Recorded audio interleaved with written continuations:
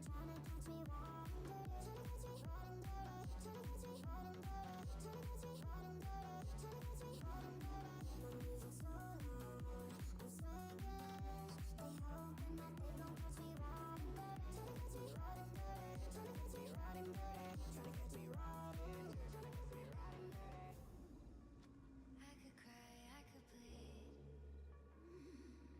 could say it's never gonna get any better than leave.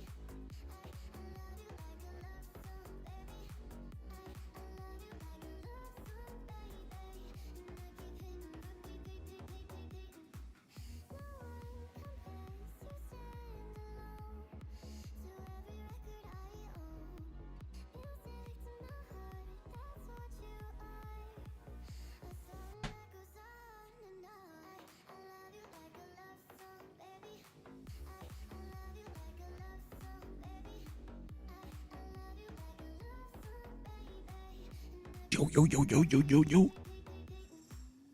How's it going, boys? You guys have been chatting it up without me. Let me reread what you guys been blasting. Hi everyone, how's it going? I hope you have a great day so far. At Sigward, it's 6 a.m. but I'm here. That's crazy dedication, man. Hi, my man. I hope you're good. Silas, I love the popcat, man. How's barbing? Yeah, not too bad, but I think I have encountered a build breaking bug for me. Oh fuck, what? What happened, shorty? What's the build breaking bug, man?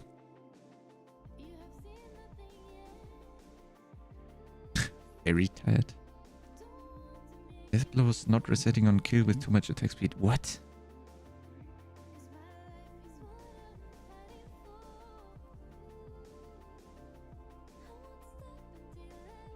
We're trying to get some work done, just slow progress. The feedback loop is like 10 minutes. That's just the thing. Oh my god, I need to wait 10 minutes to see if it's working as intended. Oh fuck. That's shit, Silas. I hate something like that. Howdy, yo Mapster, how's it going, my man? Lilith is scared, so she tried sabotaging the camera. Yeah, that's for sure. By the way, Chronic's YouTube stream, I think it's up. Is it not? Let me double check. Thanks for reminding me. I did it. Yeah, it's up. It's live.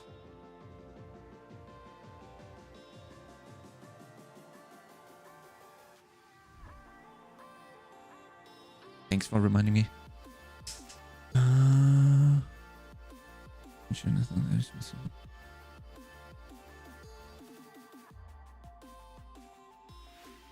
Lilith is scared, so she tried sabotaging the camera. Yeah, that's true, actually, man. Oh, he is here now.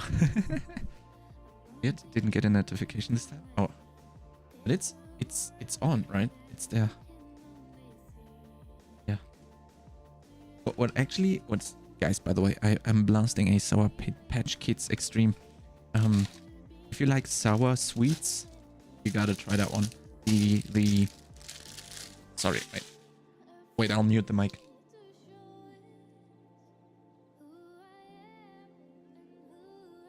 If you like sour stuff, you need to try that. They're literally one of the best stuff. It's on. Yeah, guys, today's the day we visit mommy.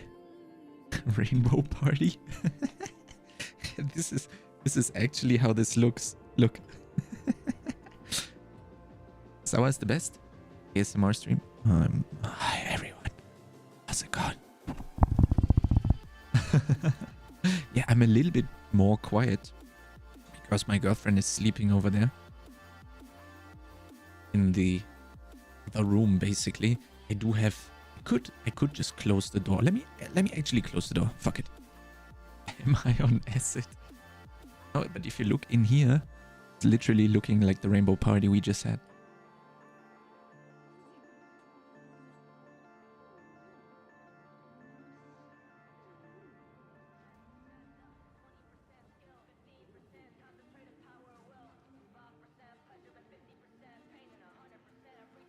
So now I closed the door. Did I say window? I'm not sure. I closed the door and now it should be good. So what are we gonna do today? Although I don't know. I don't know if it's gonna work today. But our goal is to blast the Bloodlands overpower glyphs that we need to at very least 15. Maybe even 21. And then we go Uber Lilith, boys. And blast her ass. That's exactly what we're gonna do today. That's the plan. We'll see how much we can actually accomplish today. Grid overpower. Oh. How has your guys' day been? Anything out of the ordinary that happened?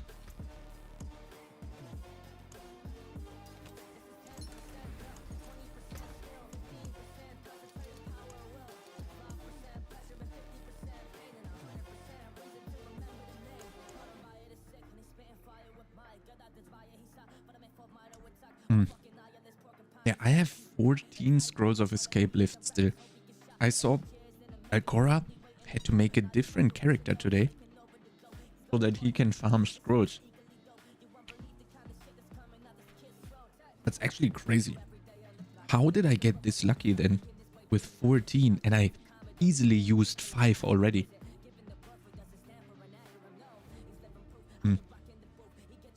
I'm not a big fan of the change of the Scrolls of Escape. They should have made the same change but to Elixir of Death Evasion. That would have been good. 100%. But they will do that. I trust them to do that.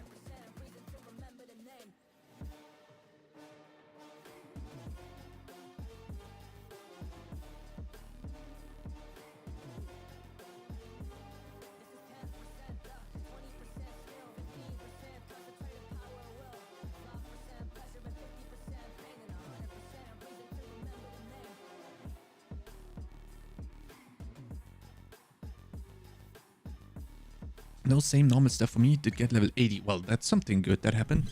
Semi-lurking, working, but I see and hear you, but might not answer. That's good, Mobster. That's totally fine, man. I really appreciate you being here. Lurking. Super cool. Thank you so much, man. Let me quickly check something. I made 2 YouTube videos today. Well, wait. I didn't make them. I clipped them from our streams that we had. I thought... Yes... Adept Sharky. Wait, oh, you subbed, man. Thank you so much, Sharky.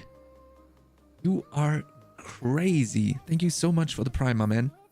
Thank you, thank you. I appreciate it so much. I saw you joined the Discord. I was like, yay, let's go. Now you're even subbing in. Thank you so much for the primer, man. That is awesome. Subscribe.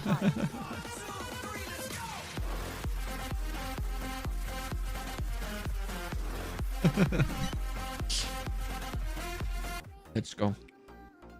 What's this, shorty?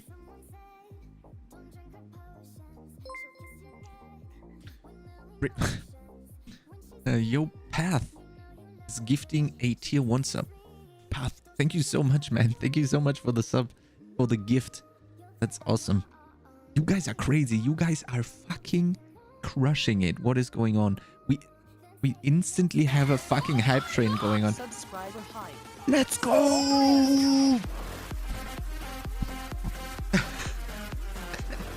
How's it going, Path? You guys are sick. You guys are awesome. What's going on today? We're continuing like we did yesterday. You guys are blasting it.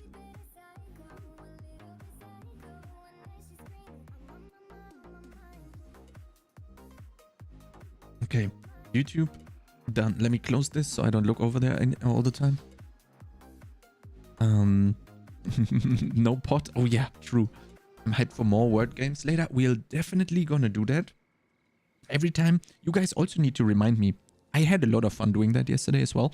But whenever we have like downtime, whenever we are maybe waiting for something in game to happen or something like that. Maybe if I have an elixir up and I procced or something, then we need to kill 5 minutes, instantly jump on words on stream. I have it bookmarked so I don't forget it as well.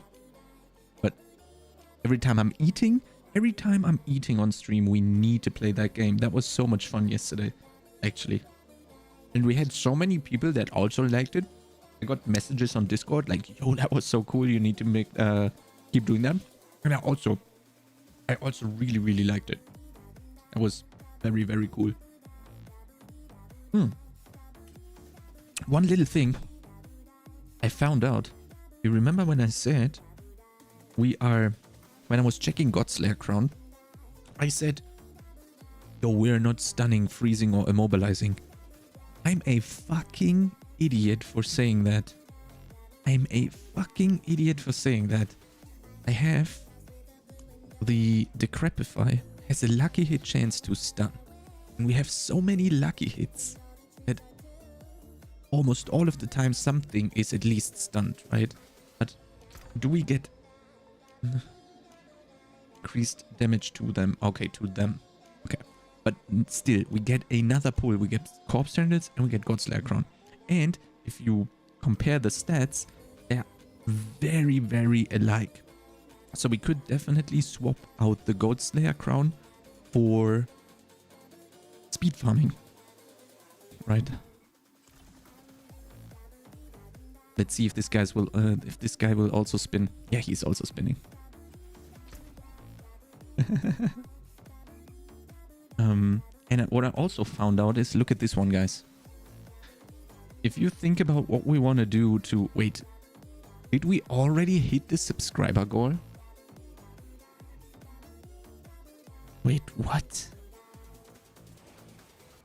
How? Didn't I... What?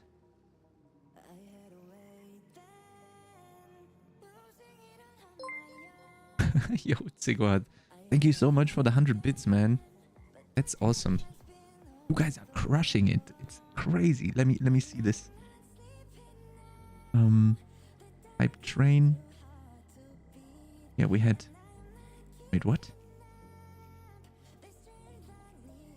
Yeah, we had... Oh no, that was yesterday. Huh? Sharky subbed. Path subbed. How did we hit 35 then? I don't get it. Well, whatever. We got it. For whatever reason. 23 minutes into the stream. 20 minutes into the stream, we already have the fucking sub goal reached. You guys are crazy. I've trained 69%. Nice. Nice. What did I want to say? Yo, Mugren. How's it going, my man? Yeah, we are good. How are you, man? We are just now getting comfy. Trying to start any second. I was just talking about what I've found out for speed farming. We might actually use Godslayer Crown because we get an additional pull and we don't really need the total armor, right? For speed farming, that is. For a 100, hype train completed at level 1, 69%.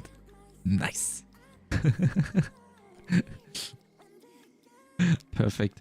And we could also, for Ober Lilith, look at Blood Moon Breaches, guys. I haven't even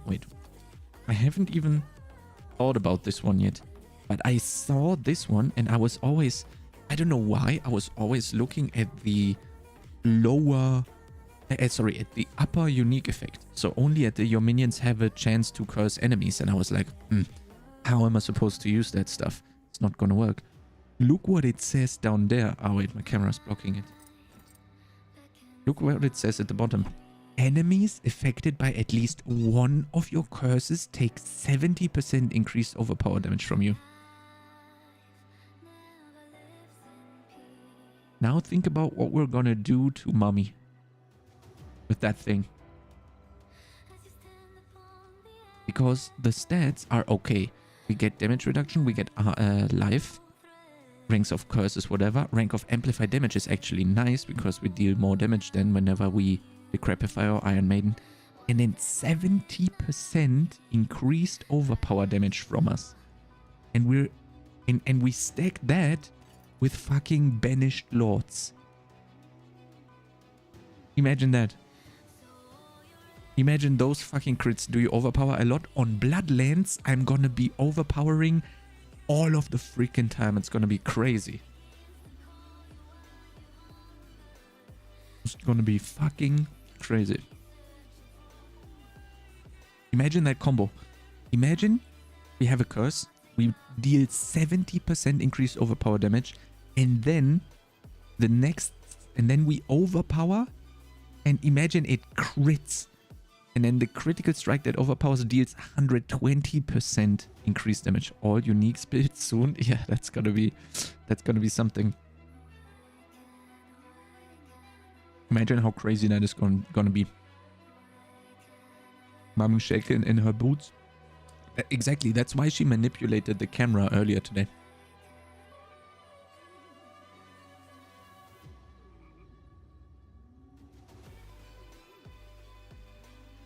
I'm curious how that is going to work out if we can fit both of these in and we are still not going to get one shot. Because the problem is pants are definitely something that I need for defense, right? We need the damage reduction. We need the total armor. And, well, do we actually need armor against Lilith? What is she even doing? She must be doing shadow damage, right? So maybe the armor isn't really that important.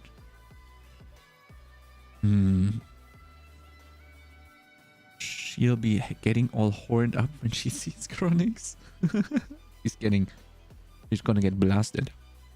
And then we blast this one as well. The crushing elixir, but not the weak one. We craft the Giga Chat crushing elixir. How much percent is that actually? Let me see.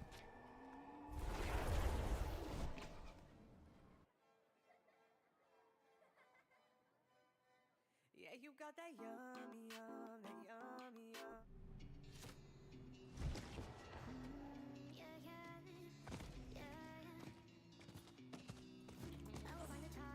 yum. Wrong guy. Fuck. Ran the wrong direction. I'm an idiot.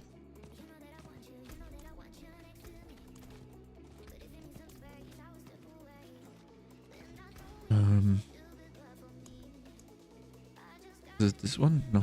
This one. Look at this. Why can we only make 2 of these though? Huh?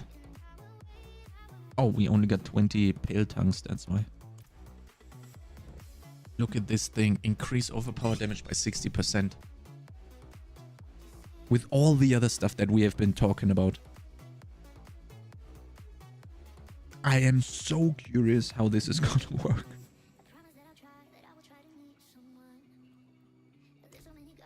This is going to be crazy. Okay, but let's start with farming more glyph levels. Actually didn't craft a Bloodlands build yet. That specializes in single target. But we will do that together. We don't go like Giga Theory craft. We just do a quick 20 minutes or so. And maybe we can even make a video about it. Like, maybe I can explain all my thoughts of how, like, what I think about when I'm making a build. Right? So maybe, I don't know if people would find that interesting over on YouTube. I'm not sure. But maybe they would. I mean, right now it's kind of the time anyway where I need to start not figuring out, but trying out what people... If there is more content that people want to see that nobody knows about. For example, the T100 that we did yesterday with like the commentating. I'm not sure if anyone is going to watch that stuff, right? Is there a viewership for that is maybe not so experienced in Diablo that needs someone to explain them a little bit more in depth what to do in the T100 as INFINIMIST, right?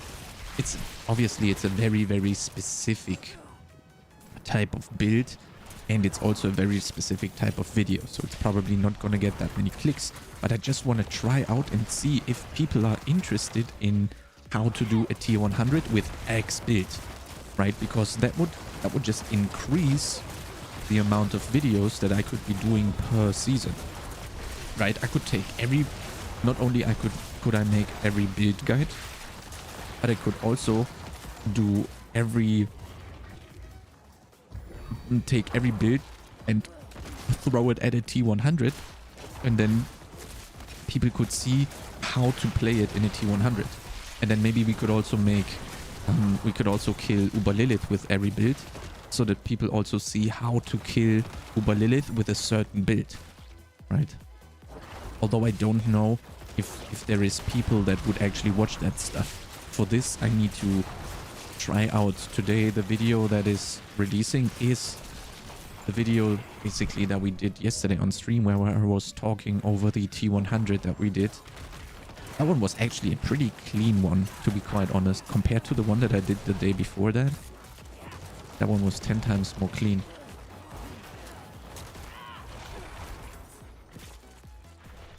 But maybe people need something like this. Who knows? I'm not sure. I don't think so. But it's definitely worth a try, right? Bone shadow damage reduction. Ah, unfortunate.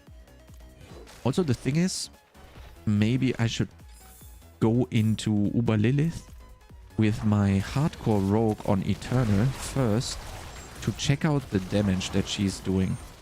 Just to see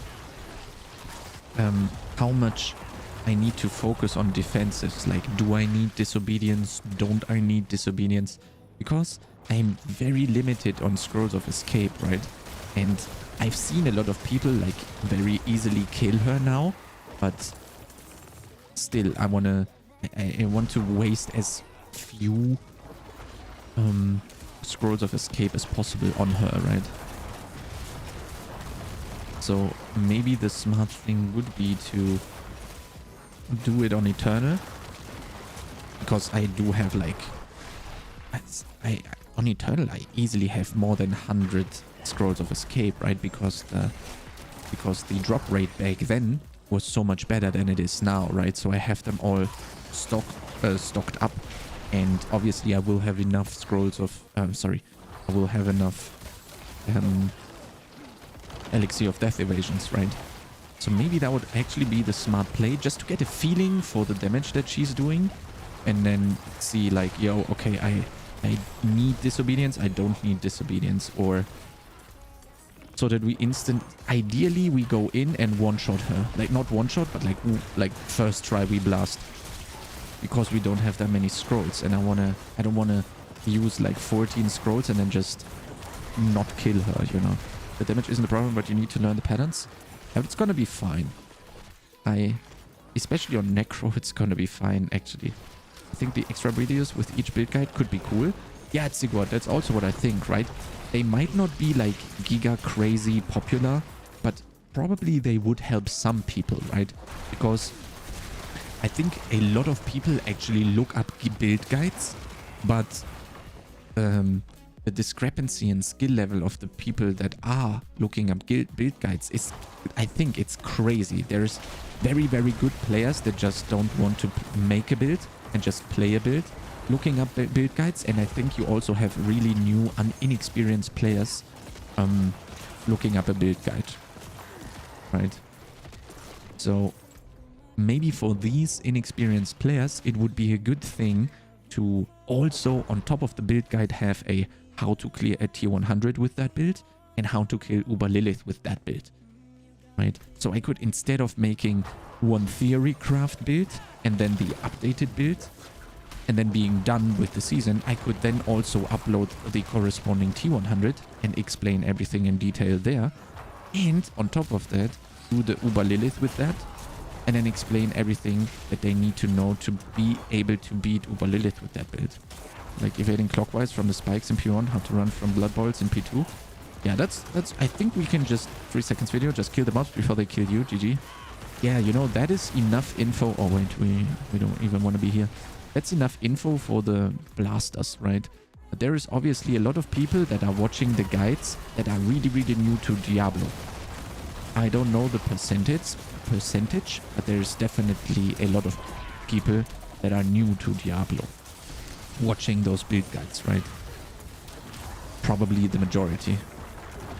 Just don't die. Exactly. If you're on hardcore, just don't die.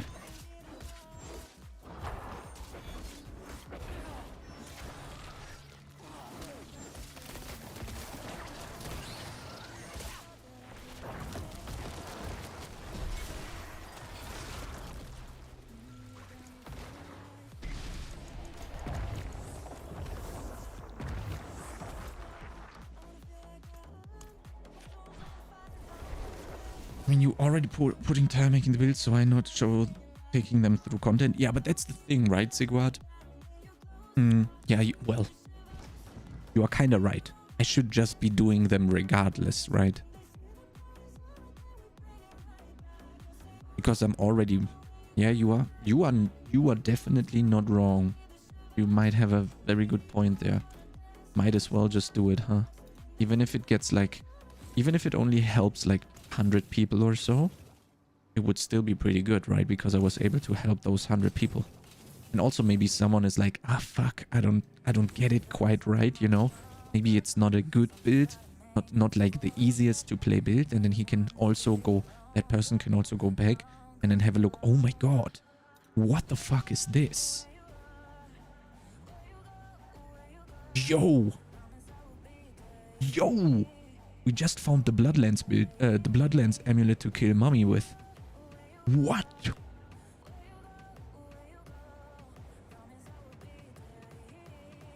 What the fuck? That is crazy. Oh wait. Never mind, we are playing Banished. Just do it. Make your dreams come true. Streamer clan confirmed yet again. Yeah, kinda true. I don't know. I mean, we play Banished, obviously, but this one is crazy.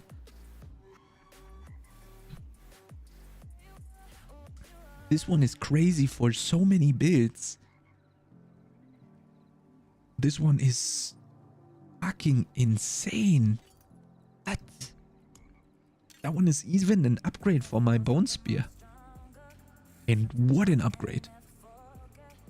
It's a very offensive upgrade, so it would be very good for Uber Lilith probably. Not for T100, but still, right? That one is fucking good. This one also. These two are insane. They would probably sell for quite a lot of gold. Man, that's crazy. I think about maybe I should do some 70s, try out how fast we are in 70s. If we have the same speed, we will just be doing 17s.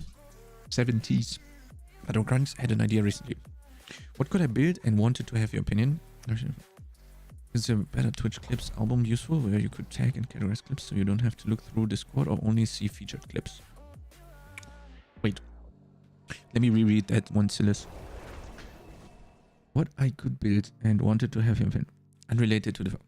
Would you consider a better Twitch clips album useful where you could tag and categorize clips? To be honest, Silas, I think if you would want to build something like this, clips would be the wrong thing to put your time in, because I think clips are like a one and done thing. You know, there is very, very, very rare that you look at a clip more than 2-3 times. So you don't really care that much about finding one, I think. Yeah, the suppressor one is a very, very good example. Exactly.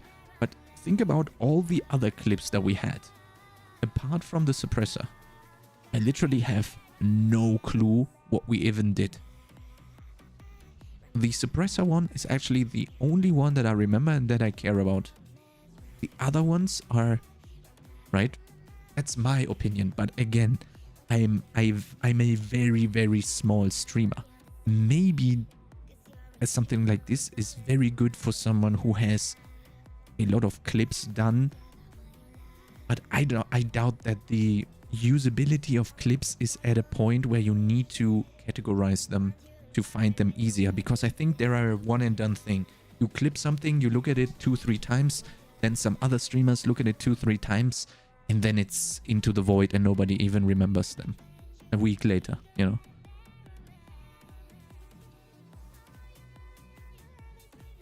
I think. But again, that might only be true. I might only be thinking like this because I'm a smaller streamer.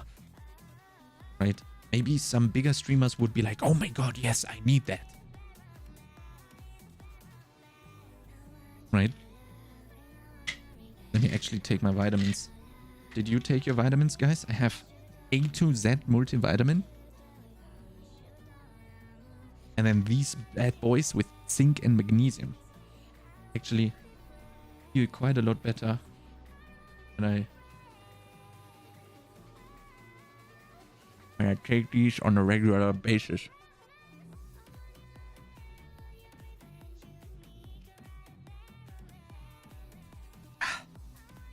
What's this guy? Something said I beat Ubadurel with it, so no.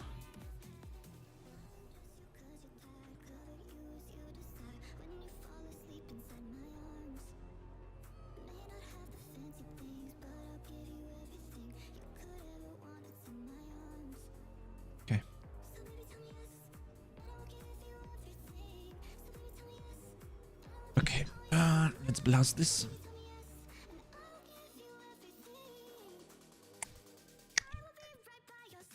Man, the sour patches are insane.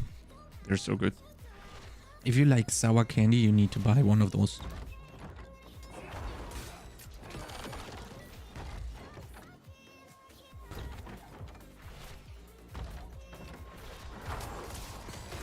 Next dungeon we do is a 70, and then we try to see how fast we can complete that one, if there's any difference.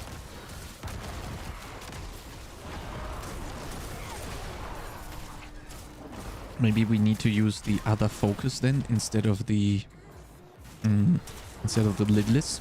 We will have to see if that is the case.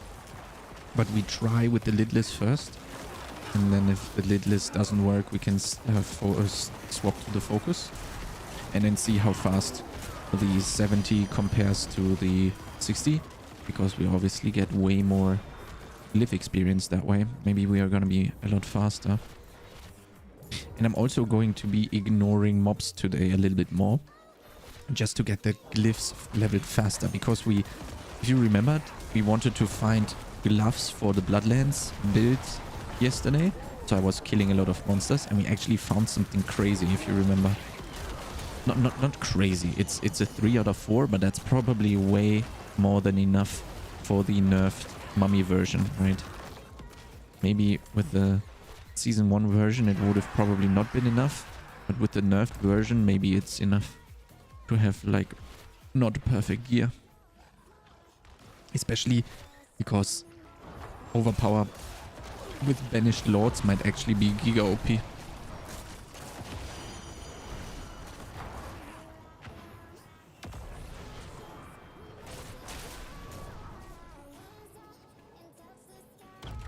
Okay. Blasting these.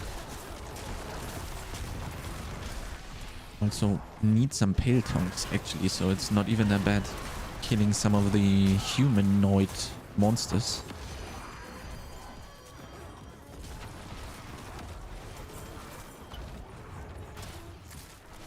And metamorphosis feels so fucking good on Necro, it's insane.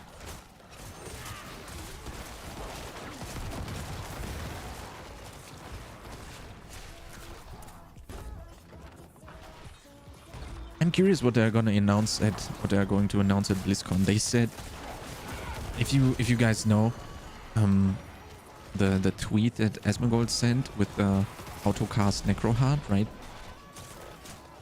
Imagine they say like, yo, you can now get the malignant hearts when killing Varshan or so. They have like a 5% chance to drop, but you need a special belt or something that you can socket it in there. Oh, what the fuck? Like in PoE, they do the same thing, right? So maybe they say, yo, we have a new item slot now. It's belt, and belt can, for the belt you can decide if you want to socket some vampiric powers or if you want to socket a malignant heart, and every other new... Yo, less pain, how's it going, my man? And you can also choose every new copium. And you can also choose every other season mechanic and slot that into your new belt slot or something like that. Imagine that. That would be pretty nice, to be honest. Oh, blatant. Big.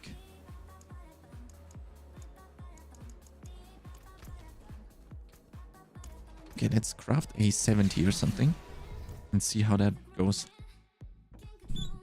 Boss damage isn't too good. Yeah, that's the weakness of INFINIMIST. You can go a crit version, and you can also go a more heavy corpse explosion version. But CBA, since we are already switching off of INFINIMIST, I don't really care that much about that. But there's definitely different versions that you can play. Lol, Lidless Wall wasn't even upgraded fully. As a hardcore player, are you paying extra attention to the lightning bubble and positioning yourself to be able to get to it? On a Necro, no. On every other class, yes. On a Necro, I just press Blood Mist.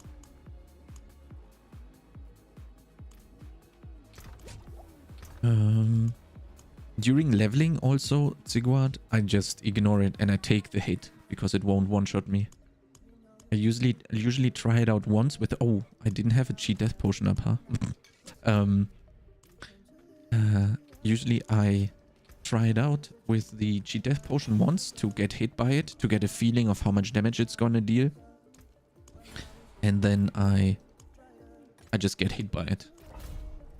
Especially on Rogue, it's giga nice. You just dash so far away from the bubble, just get hit, you're stunned for like 0.5 seconds and then just keep going. I literally don't care at all about that, about the bubble.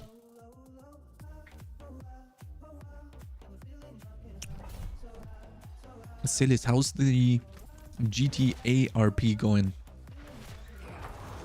Is there some interesting stuff happening?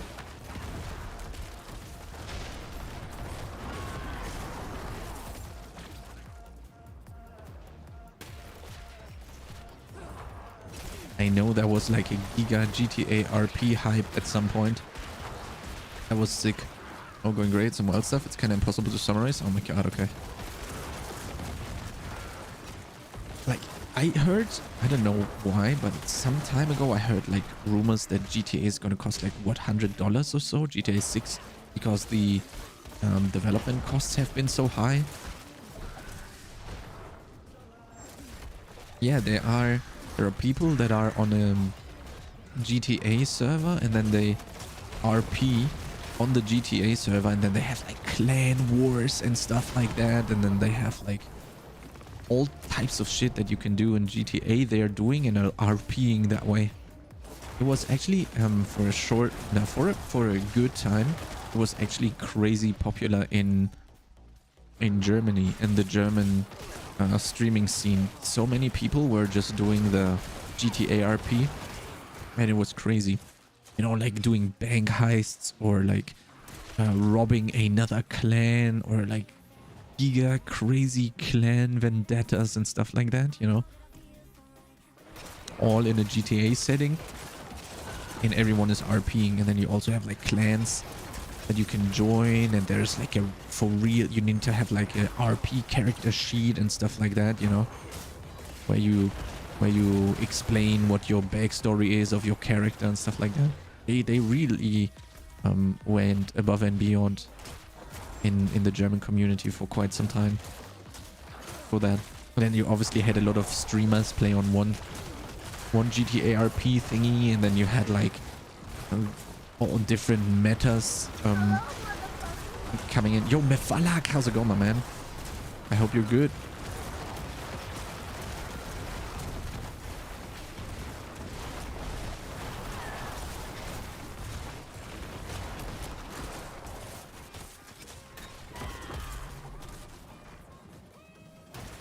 Yeah, 70 feels exactly the same as a 60, so we'll be blasting 70s from now on, guys.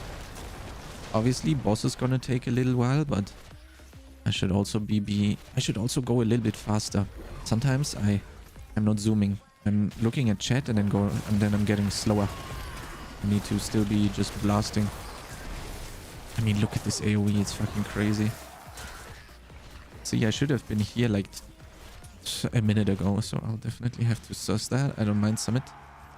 Summit servers watched by a couple 100,000 people. It's nuts. Yeah, it's crazy.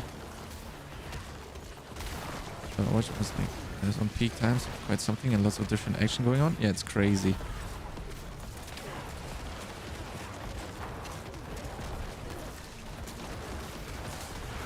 Man, maybe Infinimist is not the correct build to farm Paragons with. But I want to be speccing bonespear and then speccing again to something else.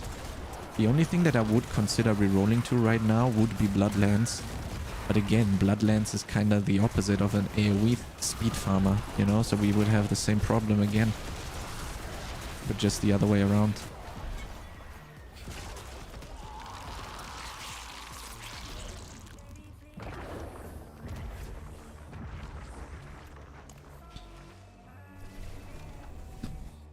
It's like heavily modded GTA connecting to custom servers.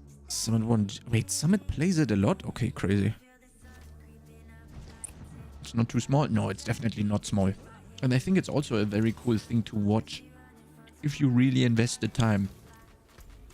If you are really into that and you invest the time of understanding the server's world and server's infrastructure, I think it might actually be something funny to watch.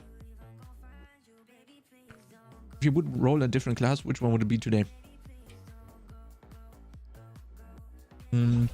For content, I have to do rogue. But if I would be a normal player, just playing without anyone, without any content making thoughts, I would play ball lightning sork. But the thing is, I need to play rogue because I have 4 builds that I need to make build guides about. And for sork, I don't really have any. So the decision for me as a content creator is clear. And I just hope I will have enough time in the season left to do the ball lightning sork. But I do have to be honest, I mean, it's what, 1.5 weeks of season release and I'm done with 1 class. So I'll probably done at the same pace with the rogue. Maybe I need like 1 or 2 days more, who knows. But yeah, I'd say 2 weeks per class for me for 3 to 4 guides plus all the T100 and Uber Liliths that I want to do, and then it's off to the next class. So for me it's rogue now, and then I want to play ball lightning sork just because ball lightning sork looks so much fun, man. I really want to play that. Looks insane to me.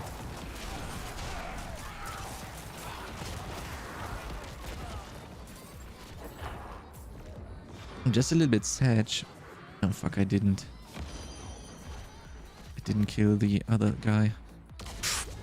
I didn't have blood mist ready. What the fuck? There was 1 second remaining on the blood mist.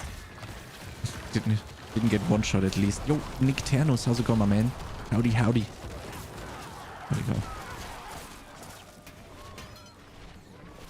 Man, I love metamorphosis. How crazy is movement speed on rogues with metamorphosis? It must be crazy, right? I need to skip more mobs. I'm too slow.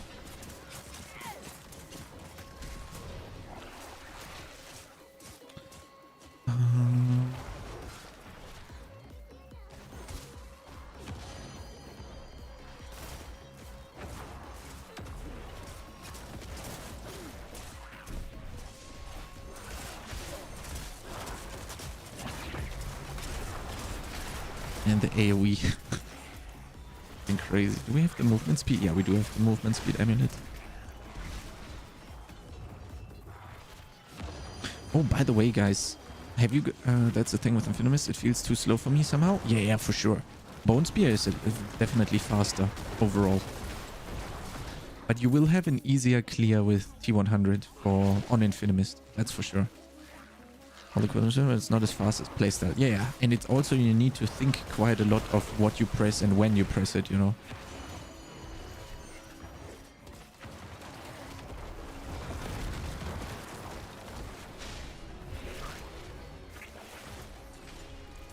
Here's the thing. Yeah, no, where is it? Up there.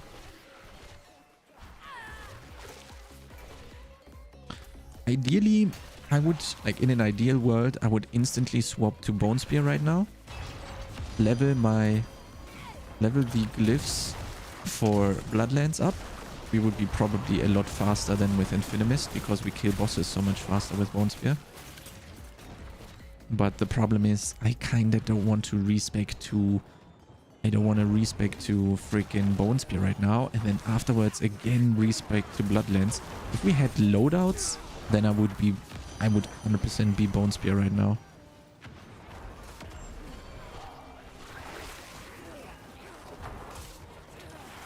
Hello, why am I not getting a corpse? What's going on? On that first reap, what was that? That was weird.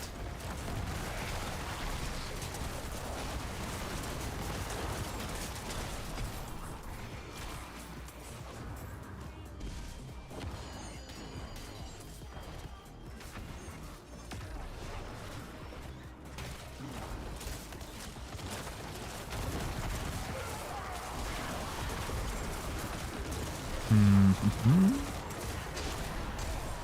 Up, up, down.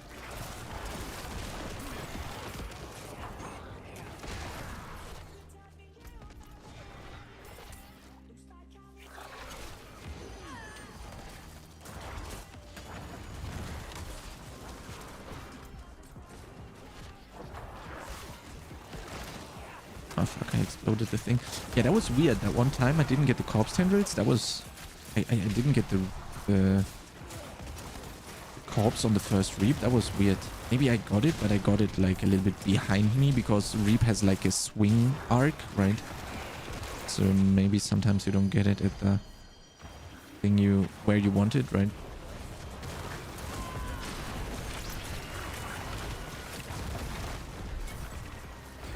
Wait, the guy wasn't even dead, and the thingy. Oh, evulsion, damage reduction. Ah, but the other two stats are shit.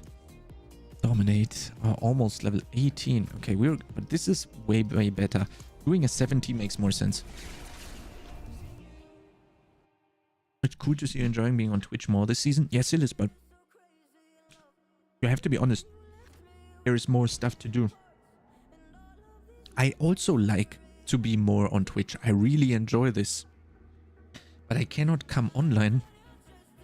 And especially in month 3 of the season, if there is nothing that I enjoy, I cannot hop on and stream. Because I would be hating to stream that. I'll be right back. There is a beetle that I need to kick out.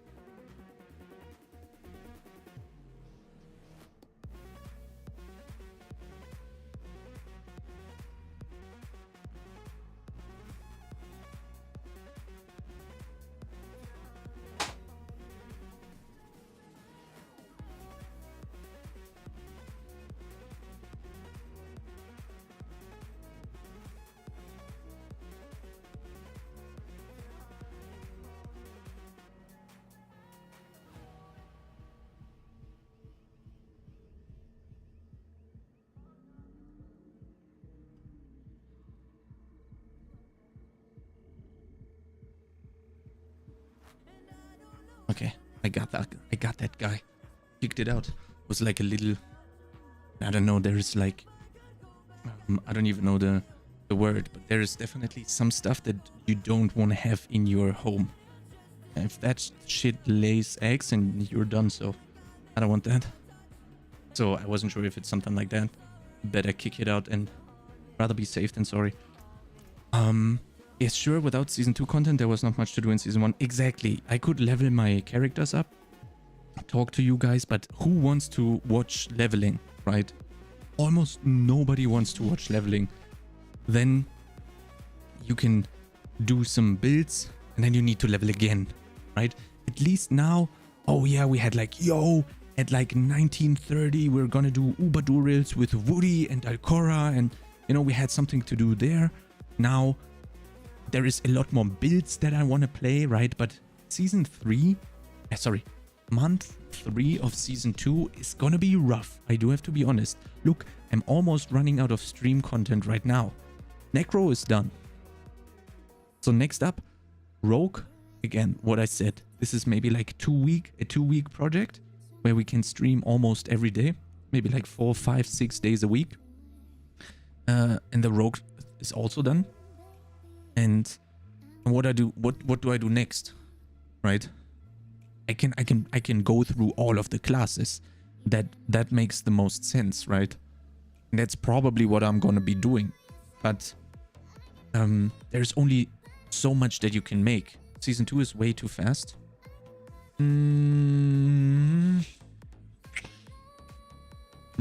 No, I actually like 24 hours for level 1 to 100 without the urn. With the urn, I'm gonna be giga fast. I'll probably need like what, 20 hours or so of giga blasting. 20 hours and the character is 100, right? Hey, but this time I'm not gonna go and giga level like crazy. I'm probably gonna do 6 hours or so, and then maybe it's 100. And maybe we swap around builds already during leveling. I haven't made up my mind about that yet, but that is gonna be nice. I'm really looking forward to this. And I don't think it's too fast, to be honest. I still think it's a very good base. Let's look at this guy is gonna be spinning.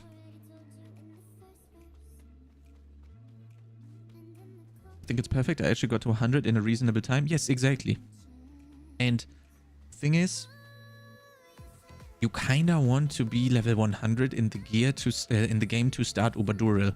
But that is something that, oh, this guy is not spinning. This guy doesn't have manas. Okay, never mind. He's spinning. It's very important to give player, because look at it this way.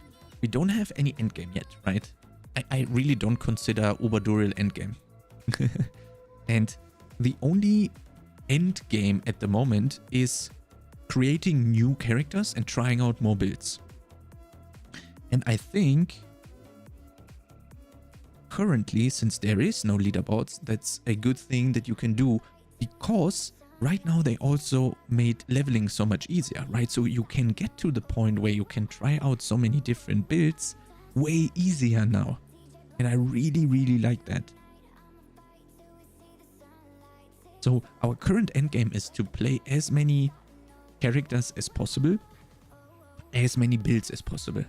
In Season 3, hopefully, everything is gonna change and we will be playing one character to 100, blasting leaderboards, and then maybe level up a second or third character in the meantime, but still blast that leaderboard spot for the first class, and then also get the other 2 and 3 class up on the leaderboards as well. But I think that is going to be the meta. And oh boy, if we get something like this, you will see me streaming so fucking much. It's fucking crazy, because I can literally slam my head against a wall, which is leaderboards then. If Woody puts up a time, I can, and I need to, and I want to beat it, because we somehow ended up on the same class, I will sit here and slam my head at the wall so long until until I get it. I am a professional slam your head into a waller. Can sit here and do the same fucking thing for 10 hours straight, and I will enjoy my life doing it. Oh, I almost didn't hit the glass with the water. Give me a second. I spilled just a little bit.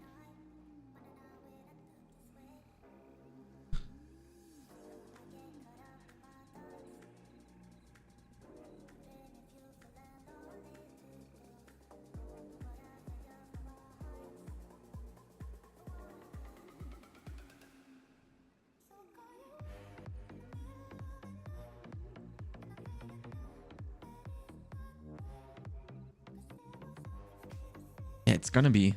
And I really hope that we get something like this, because it really looks like Season 1 and Season 2 are like a pre-season, right? And then the official game launches in Season 3. And I'm just really happy that I was able to play so much in Season 1 and Season 2, learn so much about the game. I actually haven't touched Druid yet, for real. I leveled 1 to like 40 or so. I haven't touched Sorg above level 50 or so. And I think I never in my life created a barb yet. I think I haven't created a barb yet. But I still have enough time, right?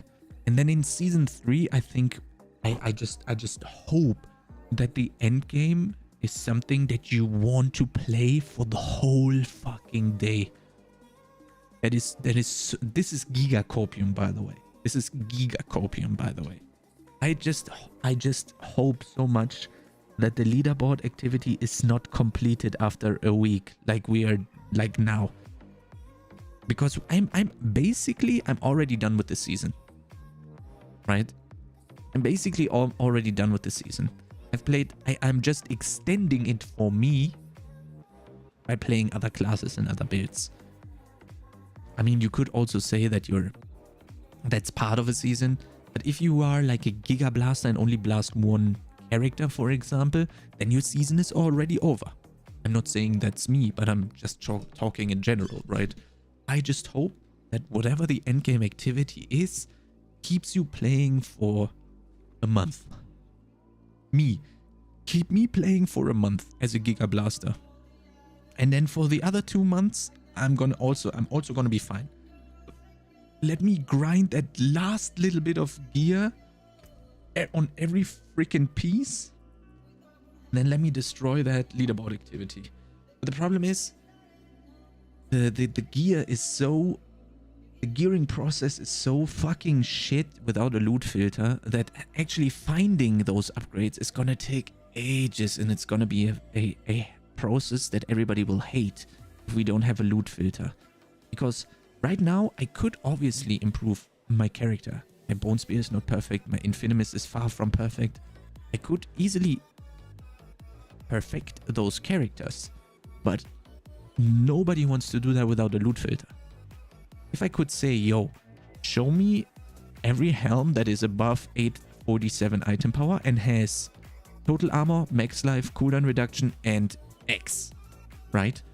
Let me configure this, and then show me chests that have better stats than what I have right now. Or show me chests that are 894 item level and above with total armor, max life, damage reduction. Right? And then I could go out and speed farm whatever the best is going to be for the maximum amount of loot or the best loot, right? So maybe that's like tier 80 or 85, or maybe it ends up being tier 78. Who the fuck knows? And then I just speed farm that thing all day. And then at the end of the day, attack power is less than yesterday. Yeah, that is because I have the lidless wall, Mephalak. I changed the offhand for speed farming. That's why I'm saying, right, Mephalak, do not look at the attack power, because right now you might think that my character is faster and better. But actually, if I equip the lidless wall now, I'm actually faster in the content that I'm doing right now. I would play like this in a tier 100, right? But if I am farming, speed farming, then I want this. And that's why attack power doesn't help. Attack power, never look here. Has the item background changed for item stats this season? 780 is the max now, Sharky. And all the other stuff has been changed as well. There is a... In the patch notes, you can actually see that. Yeah, it's not really a true indication. And not only does it change dynamically, right, Mephalak? Look at it. This is actually the best example, right? I am currently speed farming tier 70s to level my glyphs as fast as possible. So obviously I want to skip every... I want to skip every character. I just want to go and kill the end boss to get the glyph XP. I want to be as fast as possible. So I am tuning my build to do just that. Right? I want to have as much movement speed as I can. I want to kill stuff as fast as I can. And I don't really care about survivability because I'm doing easier content. That's why I changed this, right? Although now I have lower attack power, I am still way faster than if I would be playing with this, for example, with this setup. Right? So attack power is not something that you should look at. Oh, this has so much attack power, this is better. No, this is not how it works. This is a noob trap. Never look here. Just think there's only two stats right here. There's only armor, there's only life. That's it. There's nothing else. This thing here doesn't exist.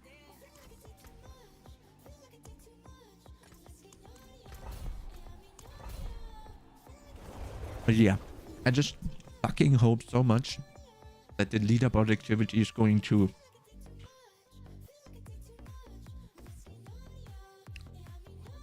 double. I hope the leaderboard activity is going to double the amount of time that you are going to play a character. And maybe even more so for the players that want to be at rank 1 in the leaderboards. I just hope. What would you be an end game? Yeah, that's a question that I've been asking myself quite a lot, Shorty. And I don't have an answer. You know what I really, really liked? I don't know if you guys ever played World of Warcraft, but I'm going to explain it pretty easily, as pretty as I can. There is a mode that basically takes the dungeons that are available in the expansion and it makes them mythic. So basically a harder difficulty. And then on top of that, you can make it mythic plus, which means it is going to scale. And what you do in those dungeons is you're trying to complete it as fast as you can. And there is a lot of mobs. And there are also bosses. And you get a key that you put in.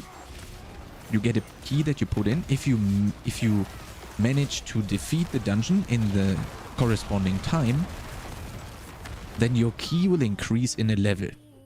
Which in turn, if you put that one into another dungeon, that one is going to be higher in the Mythic Plus thing. So you can have Mythic Plus 2, 3, 4, 5, 6, and that scales indefinitely.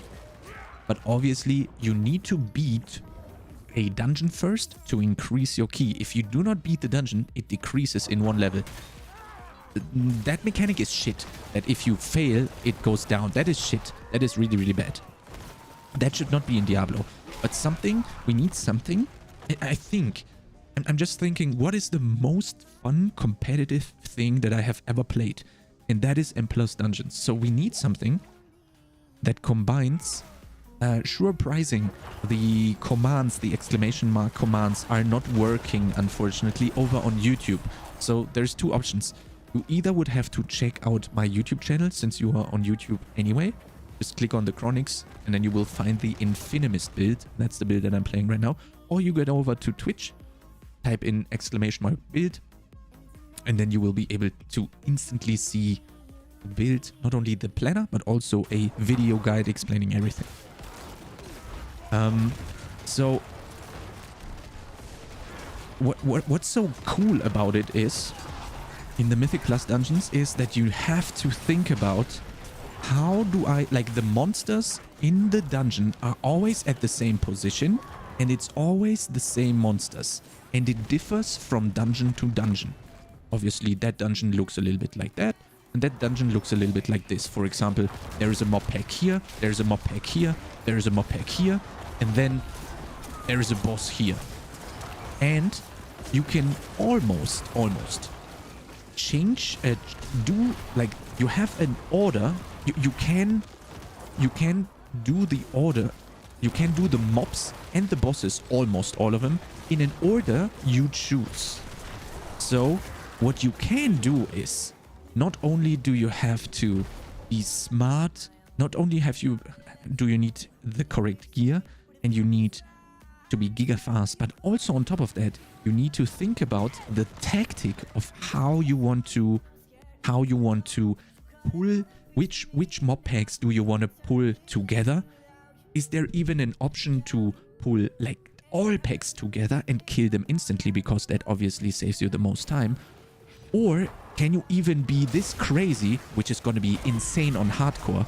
Can I be even this crazy to pull a lot of mobs onto the boss and do the mobs together with the boss, you know? And what that does, Hans Bucher, thank you so much for the follow, man. How's it going? Can, you know, like, how much strategy suddenly is being implemented into the endgame?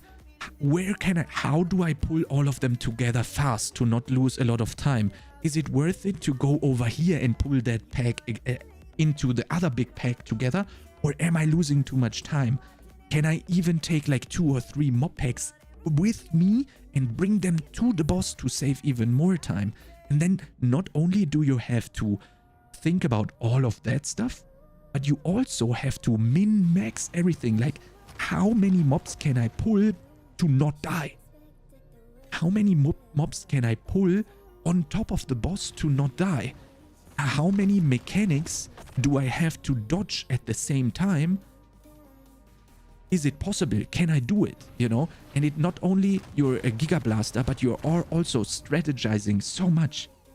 You know? That to me is the most interesting PvE content outside of raids. Raids are fuck all. Raids is just a scripted thing. If I play like this and I know the fight by heart, I will defeat it. But the M+ experience is insanely dynamic, because here is in World of Warcraft you also have to interrupt certain casts because they are going to kill you, right? Maybe they can implement something like this. Maybe there is going to be a new mob type that casts something, and you need to think about, okay, how am I going to interrupt him? Oh wow, I have corpse tendrils who pulls everything in, and then I have to interrupt that monster at the exact second, because if I don't interrupt it, then it's going to cast its big boom and I'm dead. And I failed, because usually in a very high key in M+, if you die, you failed the key. And obviously it would be the same for an endgame if they would just copy Mythic Plus dungeons in WoW. Right? Obviously if you die and if you would play perfectly and you would barely make the dungeon, obviously if you die once on softcore, that is, then you would also kinda already fuck the key, right? In a Greater Rift in D3, for example, if you were pushing 150s on some classes and you died once, then the run was over, right? So, to me, in a PvE scenario, that has been the most interesting thing ever. I could play Mythic Plus dungeons all day, every day. The only downside in WoW, though, is that you have to do this with other random players that you don't know. And that is a catastrophe. So if they would copy something like this for Diablo, where you are depending on yourself and it's about you, how good you're gonna be and what your ranking is gonna be, because you thought about the route, you thought about how to do that, you thought about how many mobs to pull together, you thought about how many mobs you can actually do at the same time, and then you beat the dungeon because it was only you that did it. That would be the craziest endgame that I can think of for Diablo. Will definitely be interesting to see what they come up with. Yes, definitely. I just hope that it's something like that, although I don't think it's ever gonna be something like that. But if they blast Mythic Plus dungeons, something similar to Mythic Plus dungeons, into Diablo, then this game goes from 6 out of 10 to 9.9 out of 10. Not 9 out of 10. 9 out of 10. Itemization is still shit. But that endgame mechanic, for me, has kept World of Warcraft alive over the last 5 years or so. If they never implemented Mythic Plus dungeons into WoW, the game would have been already dead. It's kind of already dead, but I'm very certain that the Mythic Plus structure keeps the game alive for very, very many players. It's actually insane how much fun M+ is. The only problem, like I said, in the dungeons, in the M+ dungeons, are that you have to do them with random other players, and that is always shit. And since Diablo is playable solo, then obviously those dungeons would be, those Mythic Plus dungeons would be playable solo as well, and then that would literally be the best game mode in the world for me in PvE, right? In PvE, in a PvE game, that would, I think, that would be the best competitive thing that you can make. And then you can also make very easy tournaments out of that. You know, like look at the MDI. A dead game like World of Warcraft gets a lot of viewers during the worldwide competition of that mechanic that I just explained to you. They get a lot of players watching. And his name is John C.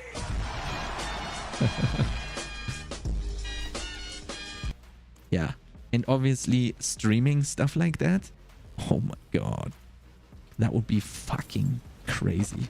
I would literally, I don't know what I would do. If they announce something similar like M+ dungeons to Diablo, I would be the happiest guy on earth that day. not beatable by anyone. Not possible. What would you guys think about an idea like that? And obviously, not only does the dungeon stay the same, but obviously the higher you go with your key, the more damage and the more dangerous the monsters are going to be, right? So maybe at the first level of the key, you could pull the whole dungeon together.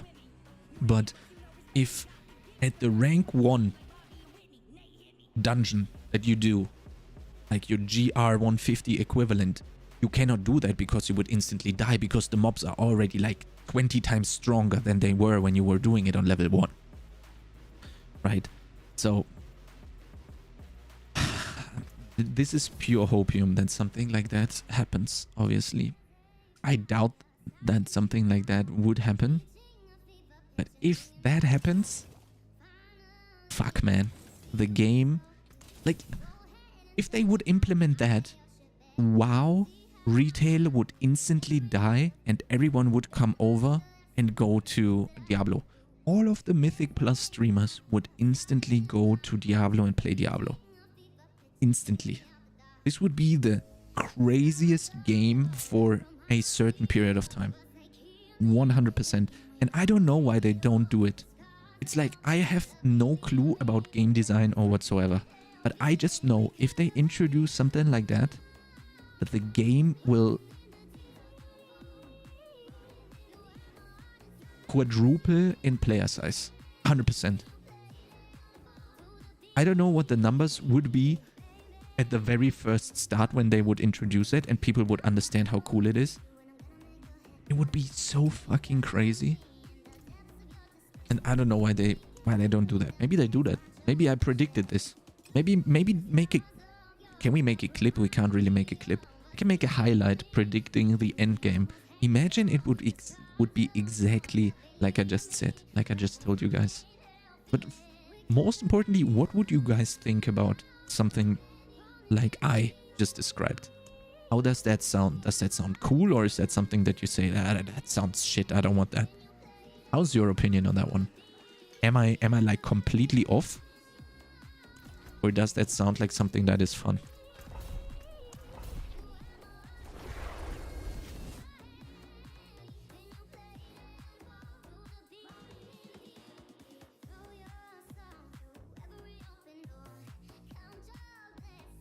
What do you guys say?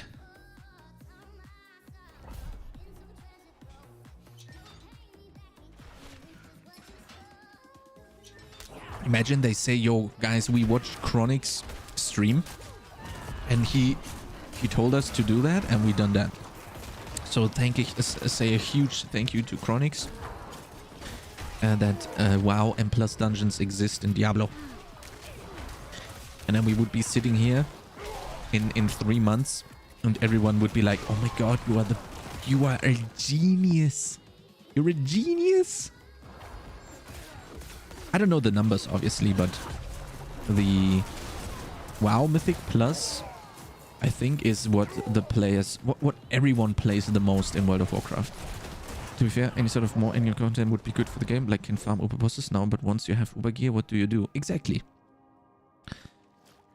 Exactly. And that is the big problem. I do like that we have an option to target farm the Ubers, but the big problem now is, since you now have the option to target farm Ubers, and if there is a leaderboard coming in, obviously every build will require at least one Uber unique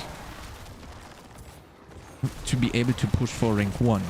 This also means that the Uber Duriel farm will be required for you to do, and then if there is no solo self-found, you cannot play solo self-found, because as we saw this season, if you don't play solo self-found, there's literally no way in hell that you're gonna find a Uber unique, right?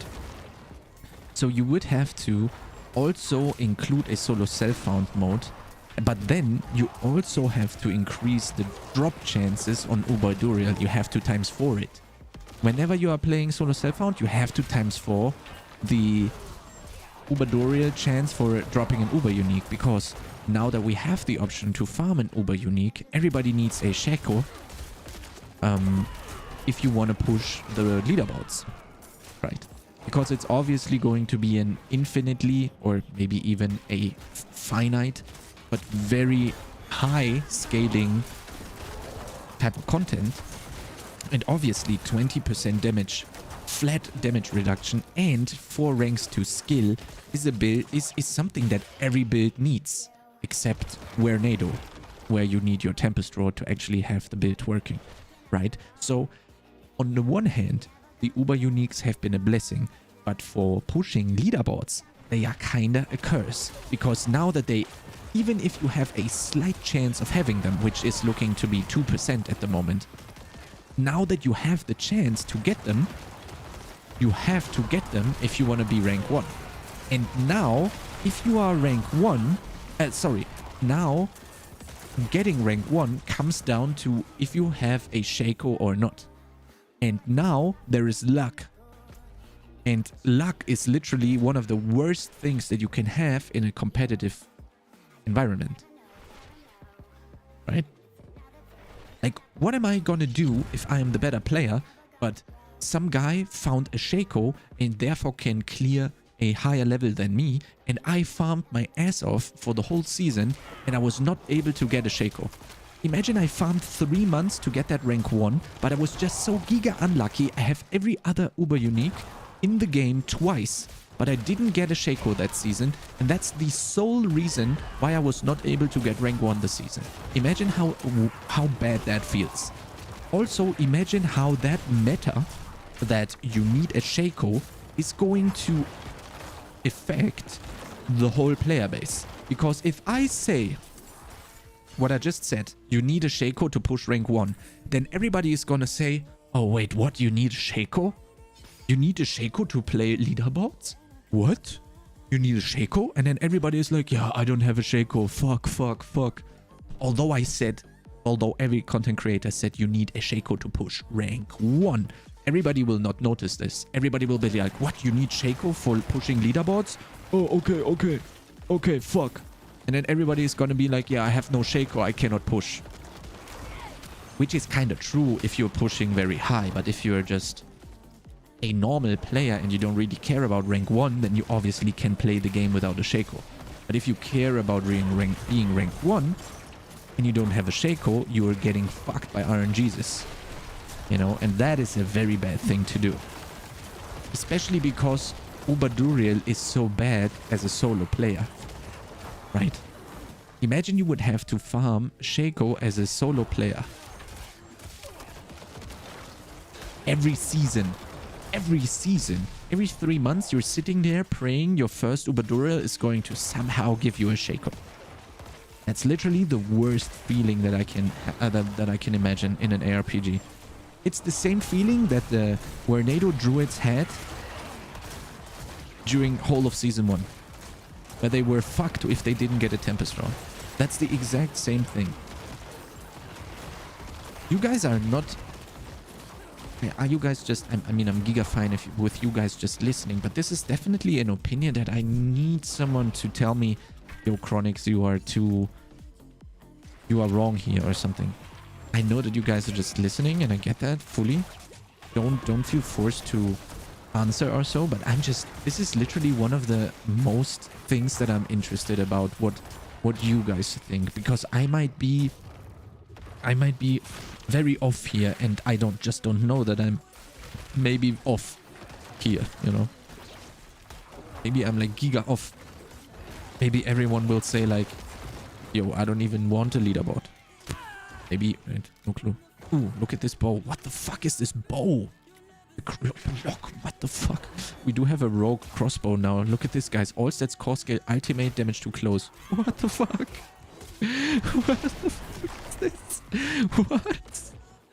That thing is so good. Rogue is already biz, boys. It's not 925, but that thing slaps. Look at this. 839, level 80. That is fucking OP. All stats, core, ultimate, and close. You don't even need to re-roll that thing. That's fucking crazy.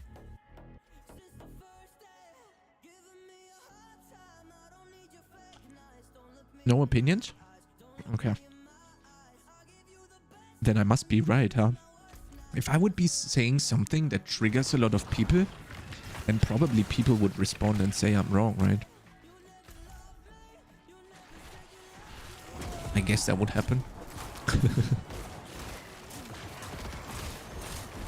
But yeah, I still take any endgame above no endgame. But again, like, to me, and I said this even in preseason, Season 3 is kinda make or break for the game. Nothing else.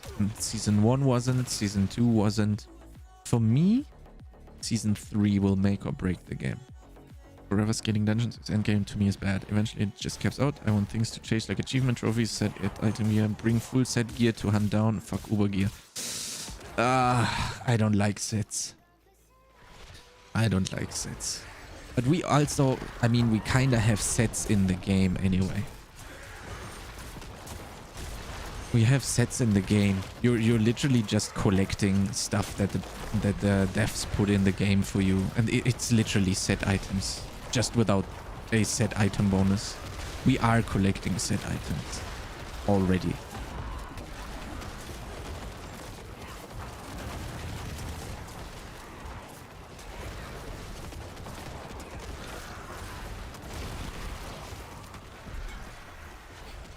But yeah, I also don't need forever scaling gear. What I really don't like about, for example, D3 was that you could sit, in the end, in D3, let's take botting aside, right? In the end, in D3, if there wouldn't be botting, doing the same thing over and over again is just as hard a level is boring. That's true, Paulie. Yes, I think so too. You are 100% correct here. Yes. But still, still Mythic Plus was the best thing for me. Although I was doing the same stuff over and over. That is true. I agree with this. Doing the same thing over and over sucks. 100% agree. What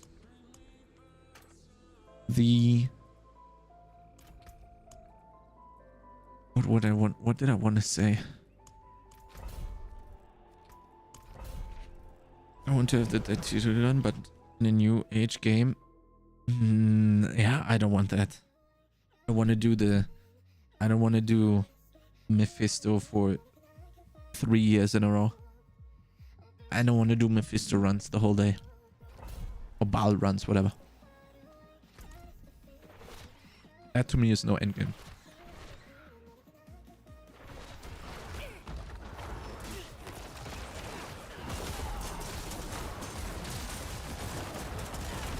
That to me is a farming simulator. That's not an endgame.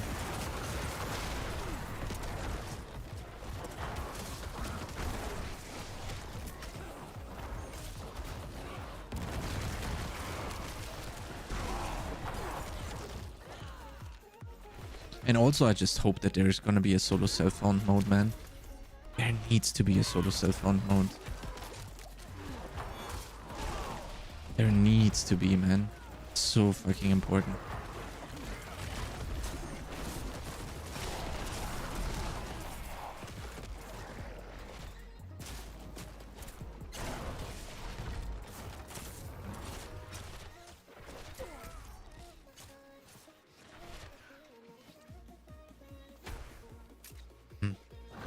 That's exactly what Greater Rifts are, just made to look different. I didn't say I like Greater Rift. Oh, see, that was one point that I wanted to say. What I hated about Greater Rifts, I'm okay with doing the same thing over and over every day. That's okay for me. I get that people say that it's boring to them. It's kind of boring to me as well. But the fact that there is a leaderboard makes it okay for me. I can endure I can get over the fact that I'm doing the same thing over and over again as long as there are leaderboards. You know, for me, that's okay. I can do that. I do definitely understand that some people don't like that. Because I don't like that as well. I'm just getting over the fact that I don't like it because I get leaderboards instead, right? Like I'm trading having to do a boring thing over and over again. I'm trading that for having leaderboards. So I'm fine. What I wanted to say is though, if you take botting aside in D3 for Greater Rifts, right? then it just came down to who was fishing for good rift layouts the most, right? Who would be able to fish for the perfect greater rift the most over the course of 3 months? I just hope it doesn't get down to something like this, because that feels shit. If you are there on stream and you literally at the very, very, very end of the game, like 0.001%, you're just sitting there opening and closing a rift portal to see if you got a good spawn or not. If you do that for the whole day, that's bad. That's bad. That should not happen under any circumstances, because not only would you hate your life doing that, but also that would be the worst thing to actually watch. Ooh, a scroll of escape. Let's go, boys. Can you actually sell scrolls of escape? I don't even know. Account bound. Never mind. Do you know what I mean by that? How do you guys think about that one? Because I really think having to reopen and close just fishing for a good layout on a dungeon, I think that's the worst thing that can happen. That's just so shit. If that happens, oh my god, please no. I mean, I would do it, of course, but that would be unenjoyable in my opinion. The endgame argument will always be an issue, because if the game is endless, then people will get bored. If there's an achievement list and rewards behind the endgame, then I have a reason to play. What do you mean by endless? There's also an achievement and rewards behind the endgame. The reward is being rank 1 at the end of the season, or being in the top 1% of your class, and then you get a reward. Maybe you get a crown over your character for the next season, or you get a permanent mount, or you get a permanent title that only the best 1 or 0.1% of the player base has. That's your reward right there.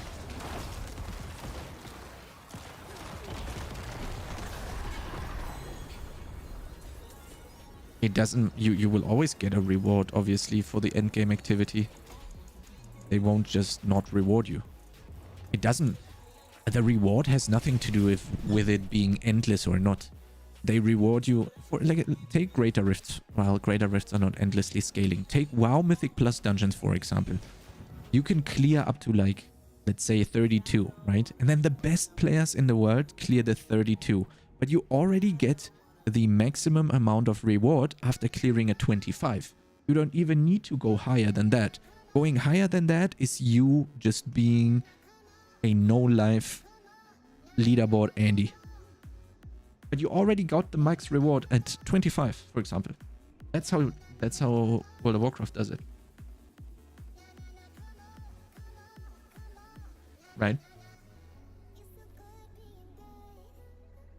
It's you don't have to grind endlessly to get the maximum amount of rewards, because they are giving you the rewards at a certain stage, and above that you are stupid if you do it.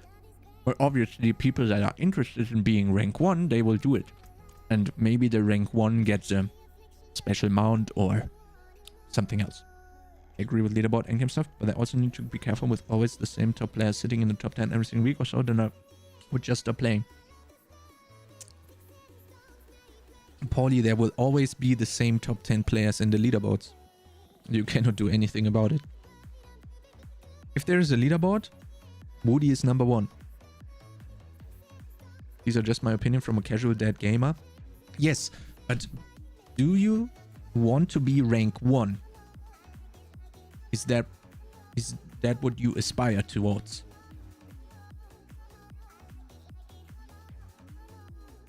Or why would you care at the same top player sitting in the top 10?